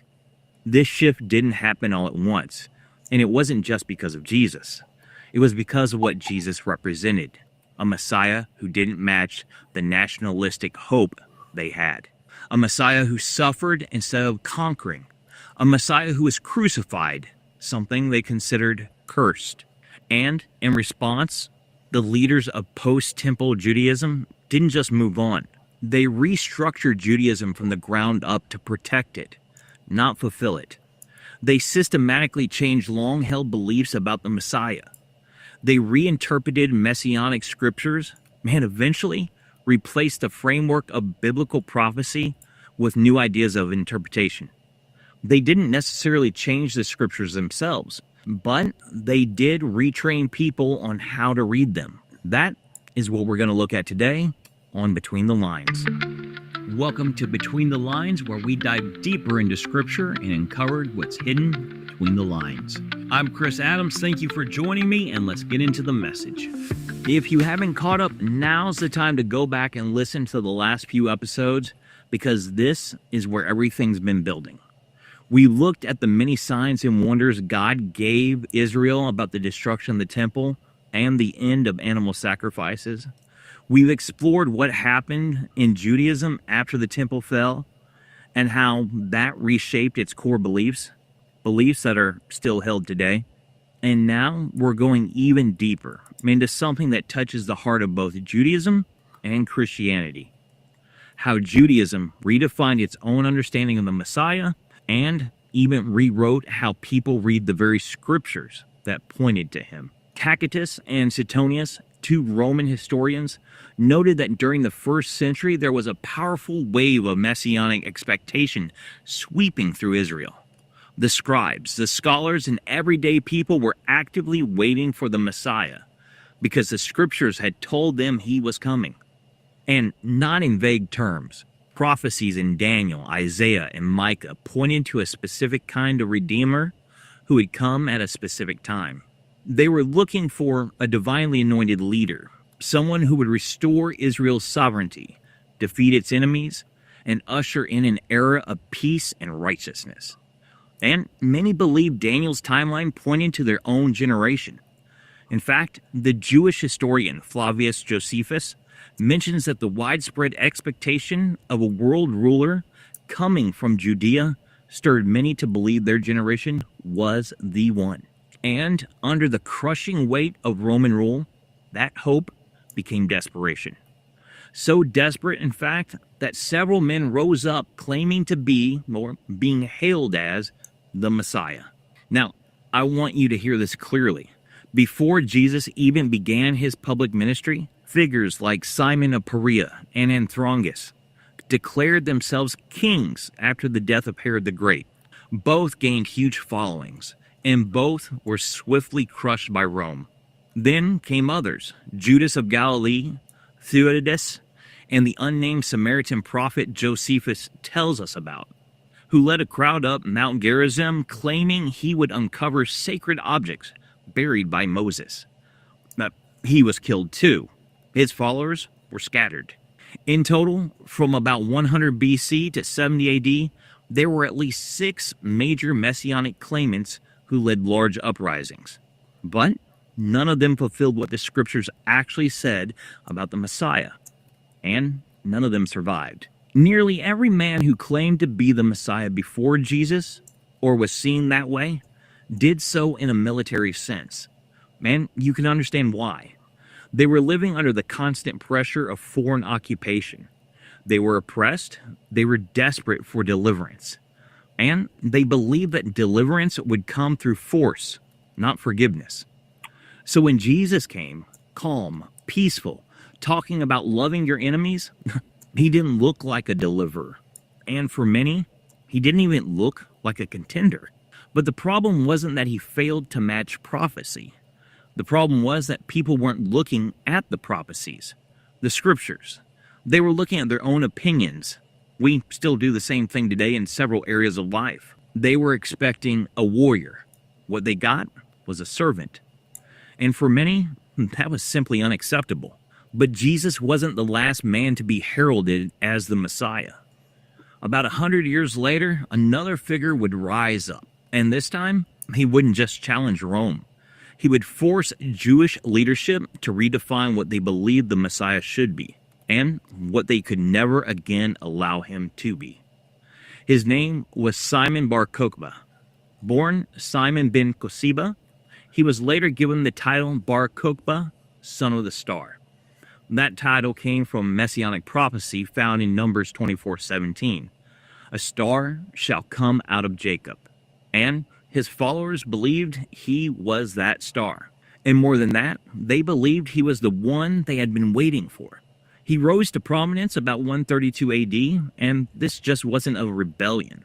It was a full-blown messianic movement. One of the most respected rabbis in Jewish history, Rabbi Akiva, publicly declared him the Messiah, a claim referenced in the Jewish Talmud.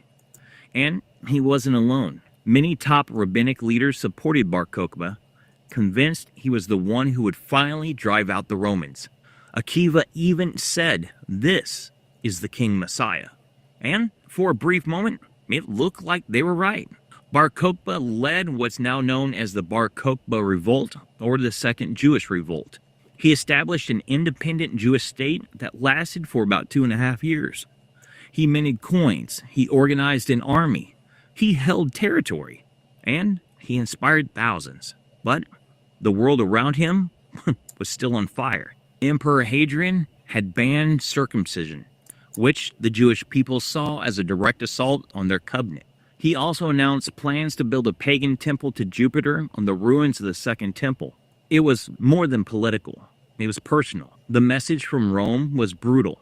Your God is dead, your covenant is over.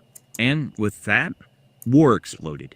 Hadrian sent in one of his top generals, Sextus Julius Severus, and the Roman response was devastating. According to the historian Dio Cassius, over 580,000 Jews were killed, with many more dying from starvation and disease. Towns were flattened, villages were erased, the land was burned. Jerusalem was renamed Alia Capitolina, and the Jewish people were banned from entering, except once a year to mourn the temple's destruction. But Hadrian didn't stop there. He issued a final insult. The province of Judea was renamed Syria Palestina, a deliberate throwback to Israel's ancient enemy, the Philistines. It was an eraser, a message. You don't belong here anymore. This land is no longer yours. And it came directly from Hadrian himself. As for Bar Kokhba, he was killed in 135 AD at the fortress at Betar, the final stronghold of the revolt. And yes, Hadrian did go on to build that temple to Jupiter on the Temple Mount. It stood for nearly 200 years, but more on that later. The fallout from the Bar Kokhba revolt changed everything. After the rebellion collapsed, Rome cracked down hard on the region and on Judaism as a whole. Countless people were killed, some in ways so brutal they were meant to send a message. And the message was clear: don't try this again. But it wasn't just Rome that changed. The Jewish leadership did too. And for them, this was the breaking point. They realized that every time a messianic hope was stirred up, every time someone claimed to be the Messiah, it didn't lead to deliverance. It led to destruction. And that's when something shifted. Not in the scriptures, but in how the scriptures were handled. See, their idea of the Messiah wasn't shaped by deep study. It was shaped by desperation. They weren't asking, what do the scriptures say? They were asking, what do we need right now? They looked at their suffering. They looked at Rome. And they expected a military leader. But the scriptures had already described the Messiah. A servant, a man of sorrows, one who would be pierced, one who would carry the sins of many. But instead of seeing that, they looked for someone to fight Caesar. And honestly, we still do this today. Not with the Messiah, but in other ways. We often interpret scripture through the lens of our situation, not the other way around. The Jewish leadership, they couldn't see the bigger picture. That God wasn't trying to overthrow Rome. He was trying to overthrow sin. But every messianic claimant they followed tried to deal with the political problem, which only led to another political revolt, and then another massacre. So the rabbis made a decision. They started discouraging any public expression of messianic hope. They began reinterpreting what the Messiah would be, pushing his arrival into the far future, spiritualizing the prophecies, and making everything more vague. And most of all, they shut down any talk of revolt. Judaism, which had once been evangelical and expansive, became focused on one thing: survival. We talked about this in the last episode. After the temple was destroyed, Judaism stopped spreading. It started shrinking inward. And that survival instinct shaped everything they taught, especially when it came to the Messiah. There was still the Jesus problem, though. During the Bar Kokhba revolt, many Jews were supporting Bar Kokhba as their messianic leader. But Jewish Christians refused to join the revolt because they believed the Messiah had already come, and it was Jesus. That decision wasn't just unpopular, it was seen as treasonous. To many Jews, these Christians were traitors to the nation and a threat to the religion. Jewish leadership saw the Jesus movement not just as a theological error, but as a dangerous reinterpretation of the messianic hope. Yes, by this point, they were already starting to reinterpret the scriptures. And Jesus made this necessary because he had been crucified, a death that, under the law, was a curse. He didn't look like a king. He didn't match the victorious image they were still hoping for. And by now, anything or anyone claiming to be Messiah just meant bloodshed and loss. So the leadership began to pull back from messianic language entirely. But the problem wasn't going away, because this time it wasn't just talk of another Messiah. It was Jesus. And the message about him was still spreading, fast. Christianity was growing, not by the sword, but by preaching, scripture, and personal testimony. And the people spreading it, it wasn't just Gentiles. They were Jews, devout, well-respected Jews, who had found in the scriptures that Jesus was the Messiah. These new believers weren't being quiet either. They were being excommunicated from the synagogues. They were being labeled heretics, but they weren't backing down. It wasn't a fringe movement anymore, and it was substantial. And so, new laws were created, laws to make it harder for the Jews to associate with Christians. But there was still the issue of Scripture, because to the Jewish leadership, Jesus wasn't just another failed Messiah. He was something worse. Bar Kokhba had died, and with his death, his messianic claim died too. But Jesus was different, because after his death, his movement didn't collapse. It exploded. And they weren't staging revolts. They were staging scriptural arguments. They were saying the Messiah was supposed to suffer. The kingdom starts spiritually. He'll return again to reign. They weren't dismissing Judaism. They were claiming to understand its scriptures better. They were quoting Isaiah 53, Psalms 22, Zechariah 12, and saying, this is about him. That made Jesus far more dangerous, because the Christian claim wasn't political. It wasn't military. It was theological. And you can't kill theology with a sword. You had to fight it with doctrine. So, Jewish leaders began to rethink their strategy. Instead of challenging the scriptures head-on, they began interpreting the messianic passages so that they would no longer point to Jesus. People like Rabbi Akiva, who had endorsed Bar Kokhba, and Rabbi Yohan ben Zakkai, who we talked about in the last episode, and later sages who would help compile the earliest forms of the Midrash and eventually the Mishnah. They began laying the foundation for a new kind of Judaism, one that could survive without a temple, man, without Jesus. And once again, the shift didn't begin in the scriptures. It began in how the scriptures were read. Just like Gamaliel had warned in Acts 5, if this plan or this work is of men, it will come to nothing. But if it is of God, you cannot overthrow it, lest you even be found to fight against God. The Pharisees of Gamaliel's day took his advice.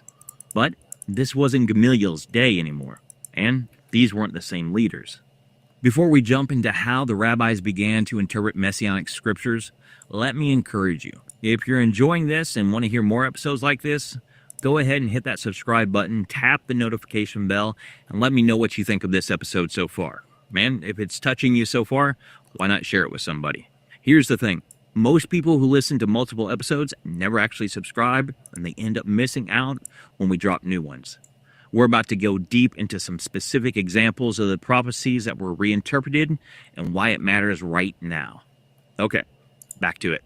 All right, so let's talk about what happened next.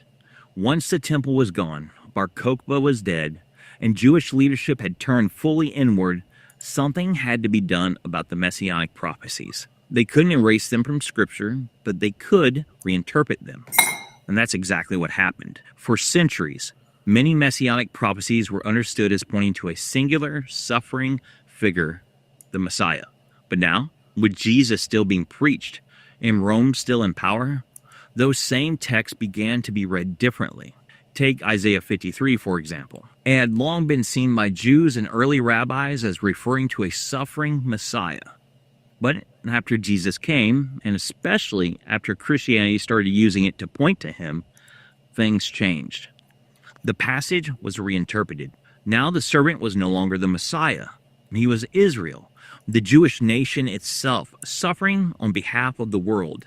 This view became dominant later in the Middle Ages, especially through influential Jewish commentators like Rashi. But the shift likely began much earlier, in the generations following Jesus. We'll talk more about when this reinterpretation actually began and what sources supported it in just a minute. Another big change, the identity of the Messiah himself. Before Jesus, there was room in Jewish thought for a spiritual Messiah, one who would lead, redeem, and transform from within. But now, that idea was largely abandoned. The Messiah was redefined as a purely political figure, someone from the line of David, someone who would overthrow oppressors, someone who would rebuild the temple, a warrior, a king. And by that standard, Jesus didn't qualify, because he was crucified, not crowned. Then came the reinterpretation of the Messiah's arrival. Some rabbis began to teach that the Messiah would only come once Israel had achieved complete repentance. Others taught that he would appear in some far-off age and undefined future no one could pin down. And again, the result was the same. Jesus was disqualified. Even Daniel 9, which explicitly speaks of an anointed one being cut off, was reinterpreted. Where it once was seen as pointing to a suffering Messiah before the destruction of Jerusalem, it was now pushed far out into the end times, disconnected from any timeline that would include Jesus. Little by little, prophecy by prophecy, the picture was changed. Not erased, but recolored, reframed, redirected. But maybe the most significant shift in messianic interpretation came in the form of a brand new concept. Two messiahs. Not one messiah fulfilling two roles, but literally two different messiahs. One would suffer and die, the other would reign and restore. This doctrine allowed Jewish leadership to keep both sets of messianic prophecies without conceding any of them to Jesus. On one side, you had passages like Isaiah 53 and Zechariah 12:10, which clearly speak of suffering, rejection, and even death. On the other side, you had texts like Psalms 2 and Isaiah 11, which describe a conquering king, one who rules with power, brings judgment, and restores peace. So the answer, they claimed, was this. There are two messiahs. One is Messiah ben Joseph, the suffering one. He dies in battle, paves the way, and prepares Israel. The other is Messiah ben David, the victorious king who rules, redeems, and restores the kingdom. This doctrine served a lot of purposes. It preserved the suffering prophecies without allowing them to apply to Jesus. It explained the rise and failure of messianic figures like Bar Kokhba, who could now be seen as a messiah, just not the messiah.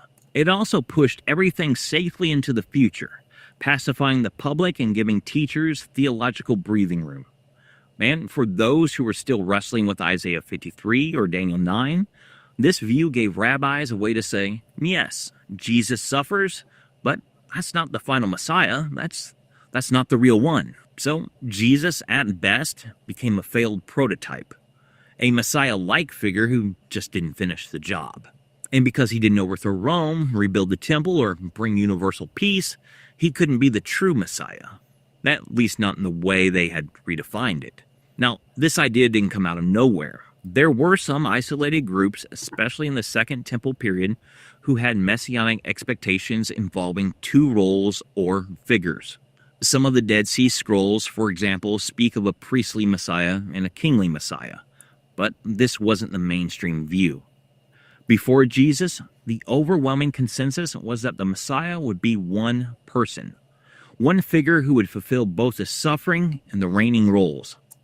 That view only began to shift after Jesus came, and especially after the temple was destroyed, false messiahs failed, and the Roman persecution intensified. It was around the same time that Jewish leadership had already rejected the Septuagint, the Greek translation of the Hebrew Scriptures, because it was being used by early Christians to prove that Jesus was the Messiah. So they turned to a new interpretive strategy. And for many, this is still why Jesus is rejected today, because he doesn't fit the new framework. He doesn't match the doctrine of two messiahs. He doesn't align with the post-temple interpretations. And he doesn't meet the expectations that were created in response to him, not from the scriptures themselves. You've probably heard the claim before, that the Bible can't be trusted, that it's been altered, corrupted, mistranslated. Atheists say it, Muslims say it, Even some Jewish leaders say it. But here's the truth.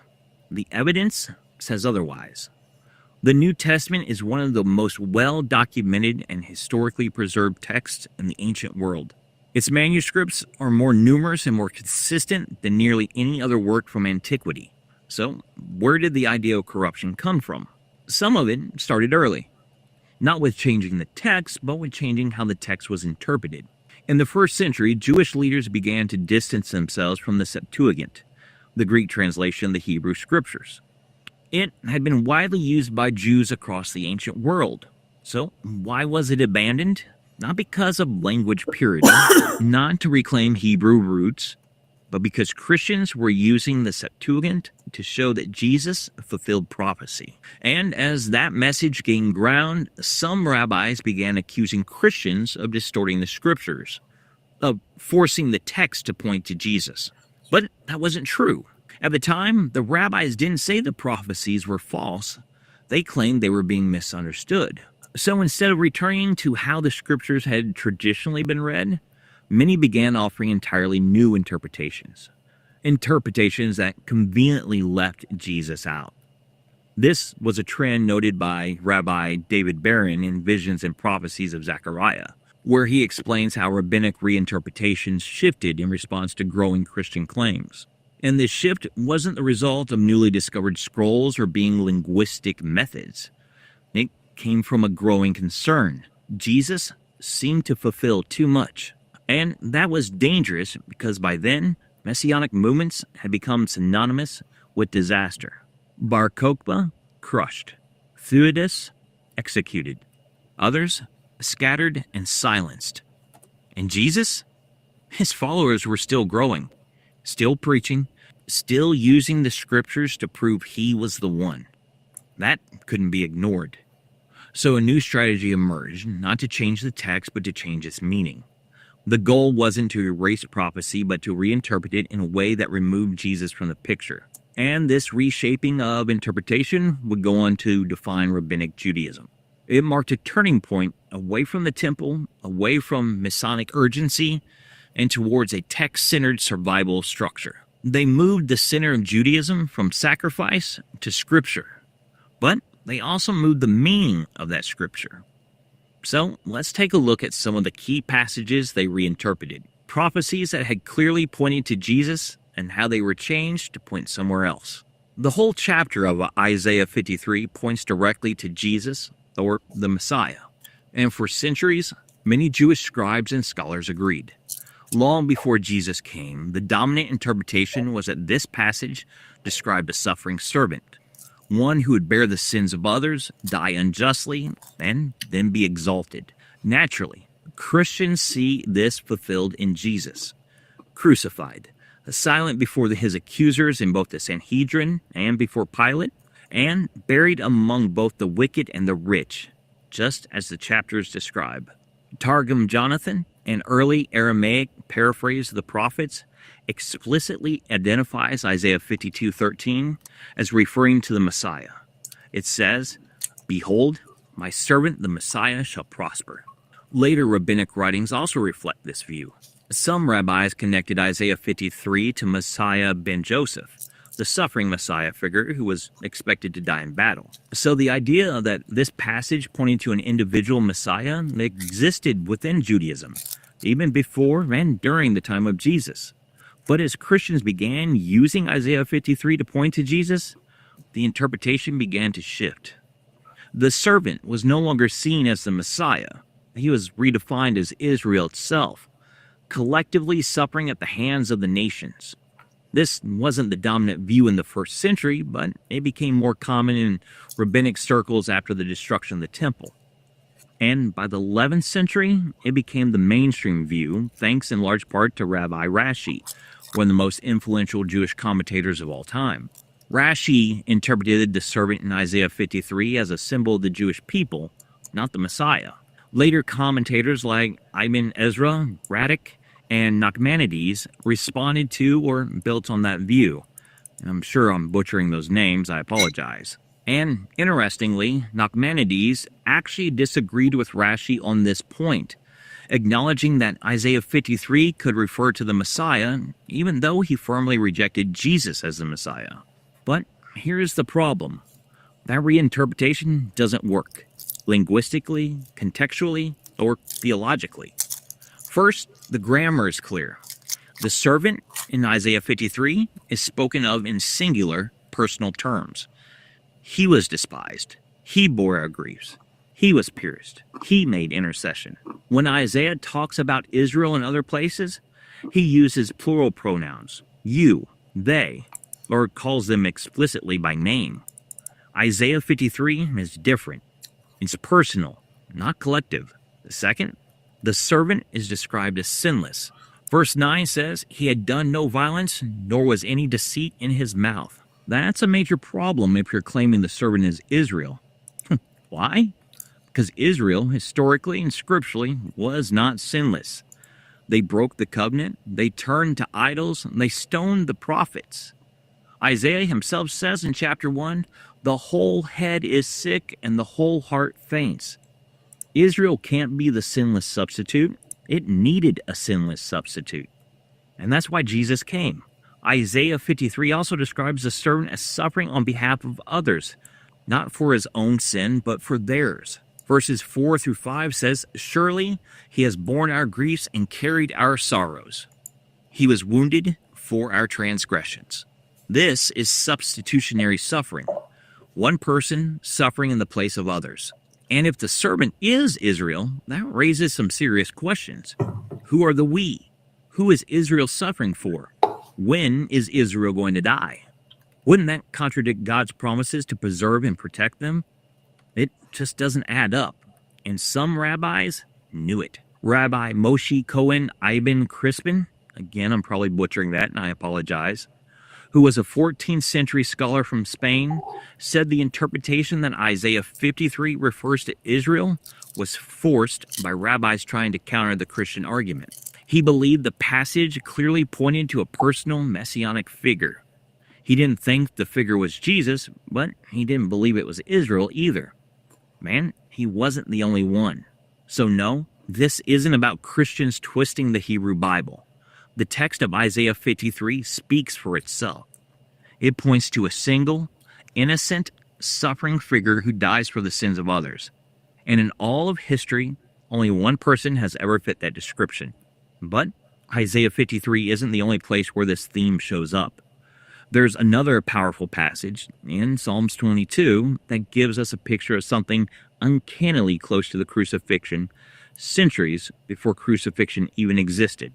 Psalm 22:16 in the New King James reads, for dogs have surrounded me, the congregation of the wicked has enclosed me, they pierce my hands and my feet. This is the version most Christians are familiar with, and it's not a Christian invention. That wording comes from some of the oldest manuscripts we have, the ancient Greek translation of the Old Testament, the Septuagint, and a Hebrew manuscript found among the Dead Sea Scrolls in the Hal Hever. Both read the verse as, they pierced my hands and my feet. But if you open a traditional Hebrew Bible today, the version used in modern Judaism based on the Masoretic text, you'll see something very different. It says, like a lion are my hands and my feet. That's a problem. There's no verb, no clear action, just the words, like a lion, followed by my hands and feet. What is the lion doing? Biting, grabbing, sniffing? No one really knows. The phrase doesn't make grammatical sense, and it feels completely out of place in the middle of a detailed, poetic psalm.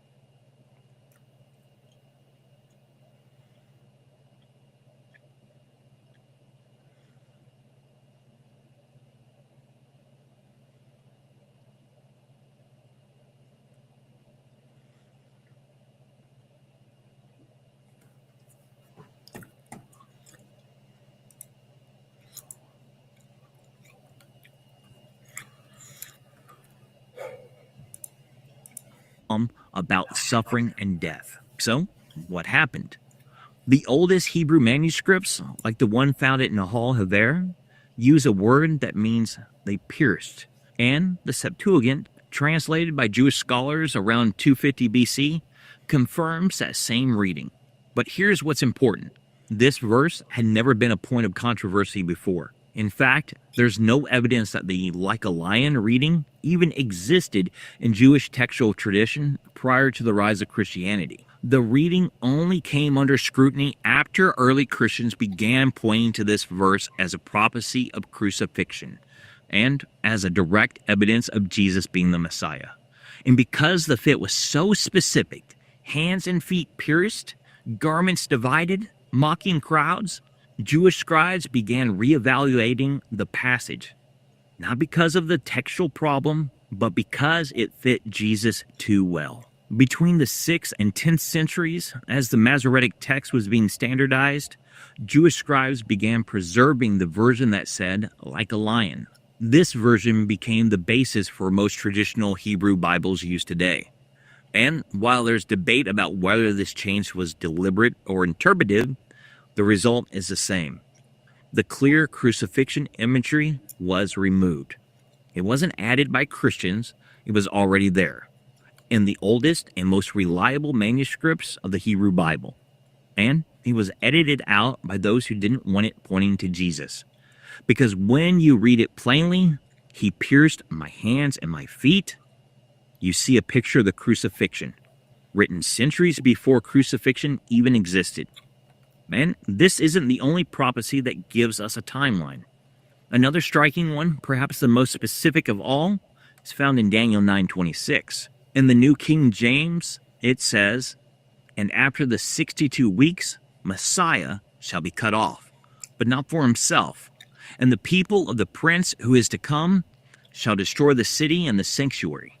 And the end of it shall be with a flood, until the end of the war of desolations are determined." This verse is massive. It gives a prophetic timeline and it points directly to the time of Jesus. It speaks of an anointed one, or Messiah, who will be cut off, killed, before the destruction of the city and the sanctuary. That's Jerusalem and the Second Temple. And we know from history, both were destroyed by the Romans in 70 AD. That's why so many Jewish people in the first century weren't just hoping for the Messiah, they were expecting him. They had Daniel's prophecy. They had the timeline. And when Jesus came, it was right on schedule. Even Roman historians picked up on the atmosphere. Tacitus, writing in the early 2nd century, said that there was a widespread belief in the East that someone from Judea would rise up and rule the world. Suetonius wrote that the people believed a ruler would come from that region. These weren't Christian rumors, they were Jewish expectations rooted in prophecies like Daniel's. And this helps explain why Christianity spread so rapidly among the Jewish people in the early years. The timeline made sense. The prophecy lined up.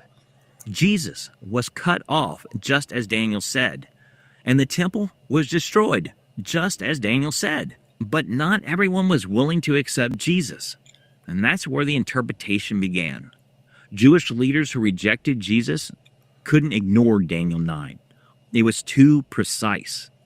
So instead of changing the text, they began changing the meaning.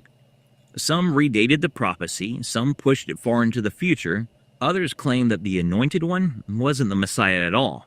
Maybe it was the high priest or even King Agrippa.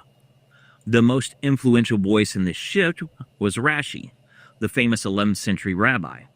He taught that the anointed one in Daniel 9 didn't refer to the Messiah, but to King Agrippa, the last Jewish ruler before the Roman destruction. Others followed his lead. Some said it referred to Onias III, a priest killed in the 2nd century BC. But there's a problem. None of those figures match the timeline, and none of them fulfill what the prophecy actually says.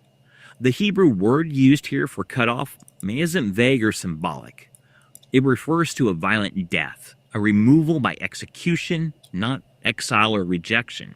And the Greek translation in early manuscripts confirms the same idea, that the anointed one would be destroyed, not just politically overthrown. And that's exactly what happened to Jesus. Daniel also gives specific numbers: 7 weeks, 72 weeks, 1 week. That's 70 weeks of years, or 490 years. If you count from the decree to rebuild Jerusalem, which happened under Artaxerxes in 457 BC, that timeline lands you right in the early 1st century AD, right when Jesus came. So why did the reinterpretation stick? Because once Christians began pointing to Daniel 9 as one of their strongest proofs, later rabbis needed a way to shut that argument down. Rashi gave them that tool. His view didn't become dominant because it's best matched the text. It became dominant because it moved attention away from Jesus. But the prophecy still stands, and it still points in one direction. The Messiah would come, he would be cut off, and the temple would be destroyed. That's exactly what happened.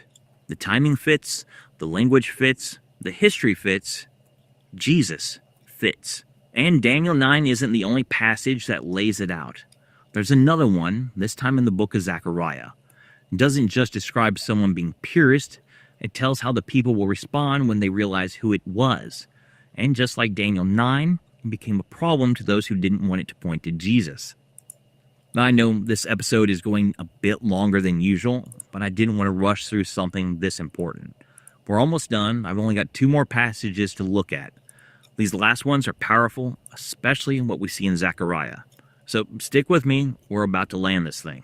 Zechariah 12:10, again in the New King James, reads, "And I will pour on the house of David and on the inhabitants of Jerusalem the spirit of grace and supplication. Then they will look on me whom they pierced. Yes, they will mourn for him as one mourns for his only son, and grieve for him as one grieves for a firstborn." For the Jewish people who believed in Jesus after his resurrection, this verse couldn't have been more clear. They will look on me whom they pierced. Jewish Christians saw this as a direct reference to the crucifixion and to a future moment when the Jewish people would realize exactly who had been pierced. But just like Isaiah 53 and Daniel 9, this passage was reinterpreted over time to remove the reference to Jesus or even to the Messiah.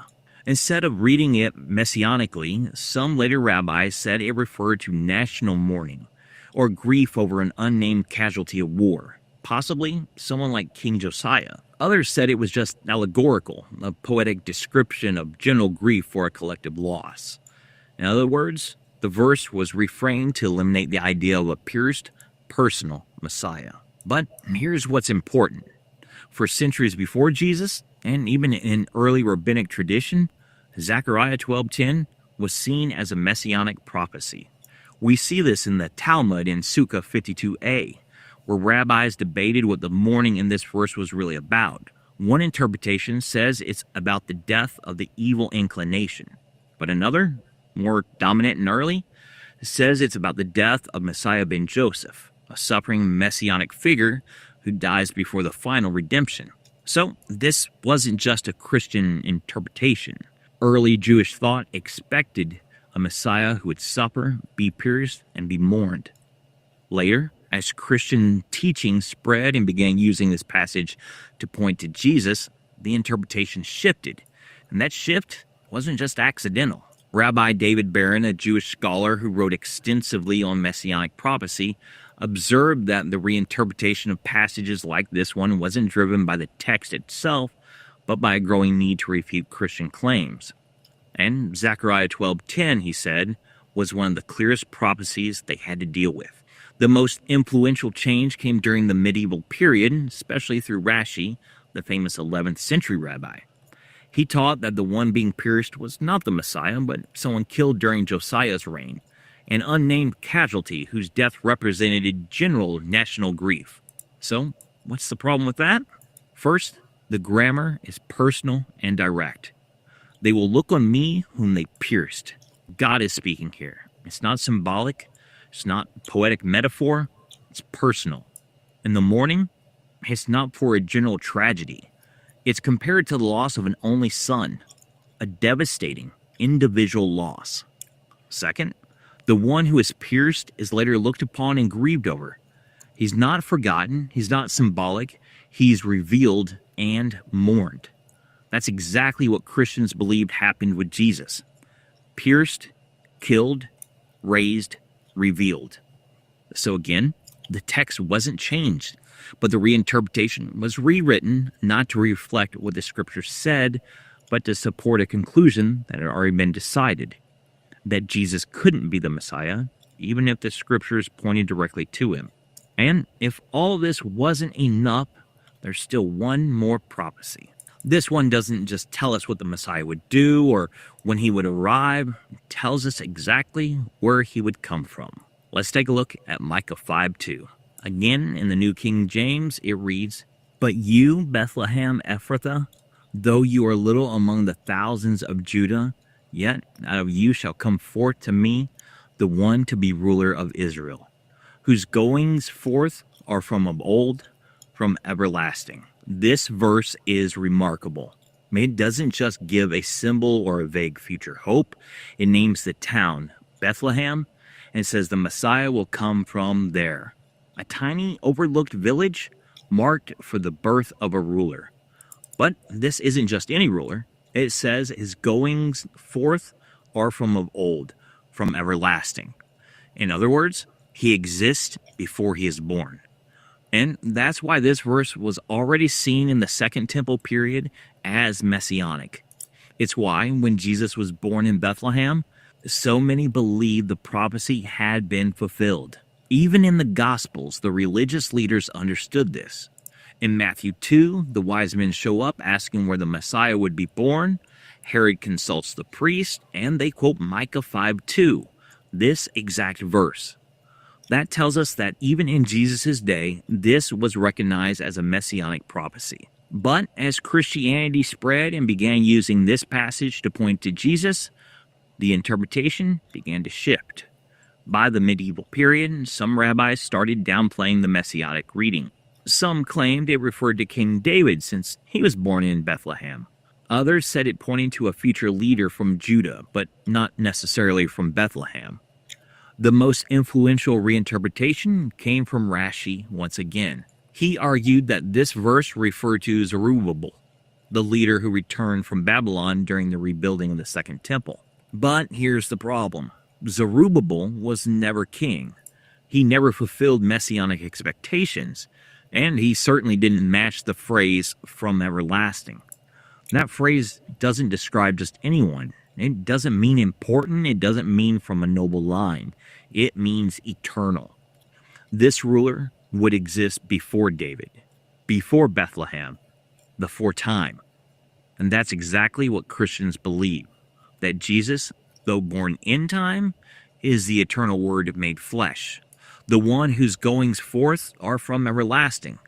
And this wasn't a Christian invention.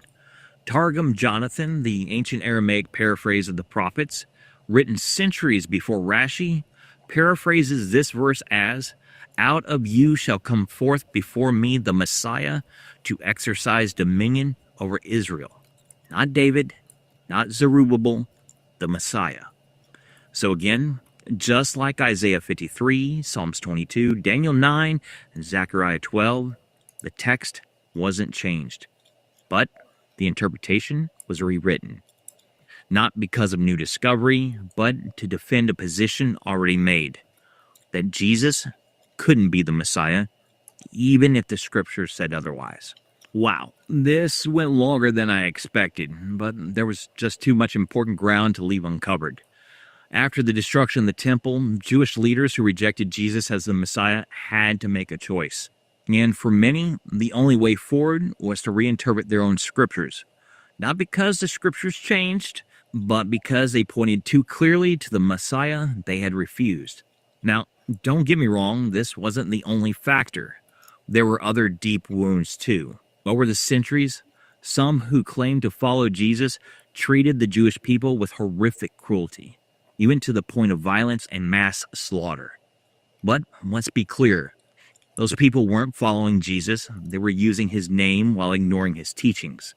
Jesus said in John 15:12, "This is my commandment, that you love one another as I have loved you."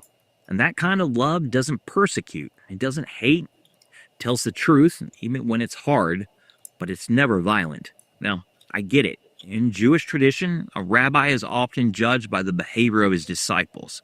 It makes sense until it's misused. Take Moses, for example. He was faithful to God's command, yet his followers doubted, grumbled, and worshipped a golden calf the moment he stepped away. But no one rightly blames Moses for their rebellion. And in the same way, Jesus shouldn't be judged by those who claimed his name but ignored his teachings. I know some of what I've shared in this episode might sound direct or even confrontational, but I want you to know it's not coming from a place of attack. It's coming from a place of love, truth, and research, backed by scripture, history, and careful investigation. My hope that it brings clarity to some and curiosity to others. But don't take my word for it. Study it for yourself. Ask questions. Dig deep. Open your Bible. Open history. Wrestle with it. Acts 17:11 says, "These were more fair-minded and noble than those in Thessalonica, in that they received the word with all readiness and searched the scriptures daily to find out whether these things were so." Isaiah 1:18 invites us, "Come now, and let us reason together, says the Lord." That's what this episode is about, reasoning together. Not arguing, not attacking, just exploring truth honestly and carefully. So whether you agree or not, examine the sources. Test what you've heard, and don't just study the things you already agree with. Because sometimes the truth comes from the tension, and sometimes what challenges you the most is what grows you the most. I've dropped a link in the description where you can find a few free downloads to help you take all of this further. There's a comparison chart of the messianic prophecies before and after Jesus. There's information about the messianic prophecies themselves, and there's a list of sources and citations you can read for yourself. Please check them out, read, pray, think, and see what God is saying to you. If this episode has helped you or challenged you, think about subscribing, hitting the like button, and maybe even dropping a comment. And like I said earlier, most people who listen to multiple episodes aren't subscribed, so they're missing what's coming next. And speaking of what's next, we spent a lot of time talking about what happened to the Jewish people after the destruction of the temple, but what about the Christians? Why is it that we have record after record of Jewish deaths and devastation in 70 AD, but almost nothing about Christians? Where were they? Why weren't they caught up in the same destruction? Well, that's what we're going to look at next time. Thanks for listening, and remember, if God said it, you believe it, and that settles it. Thank you for tuning in to Between the Lines. If you enjoyed today's episode, be sure to subscribe and leave a comment. And if you want to dive even deeper into the study of Scripture, connect with me on social media and join the conversation. Until next time, stay with the Word and the Spirit.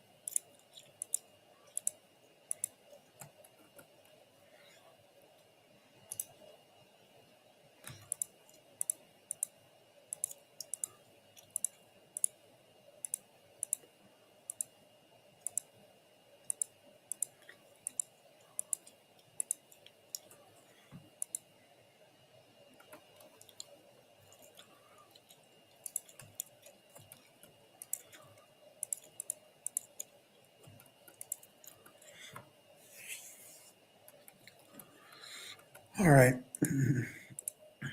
That's it for tonight.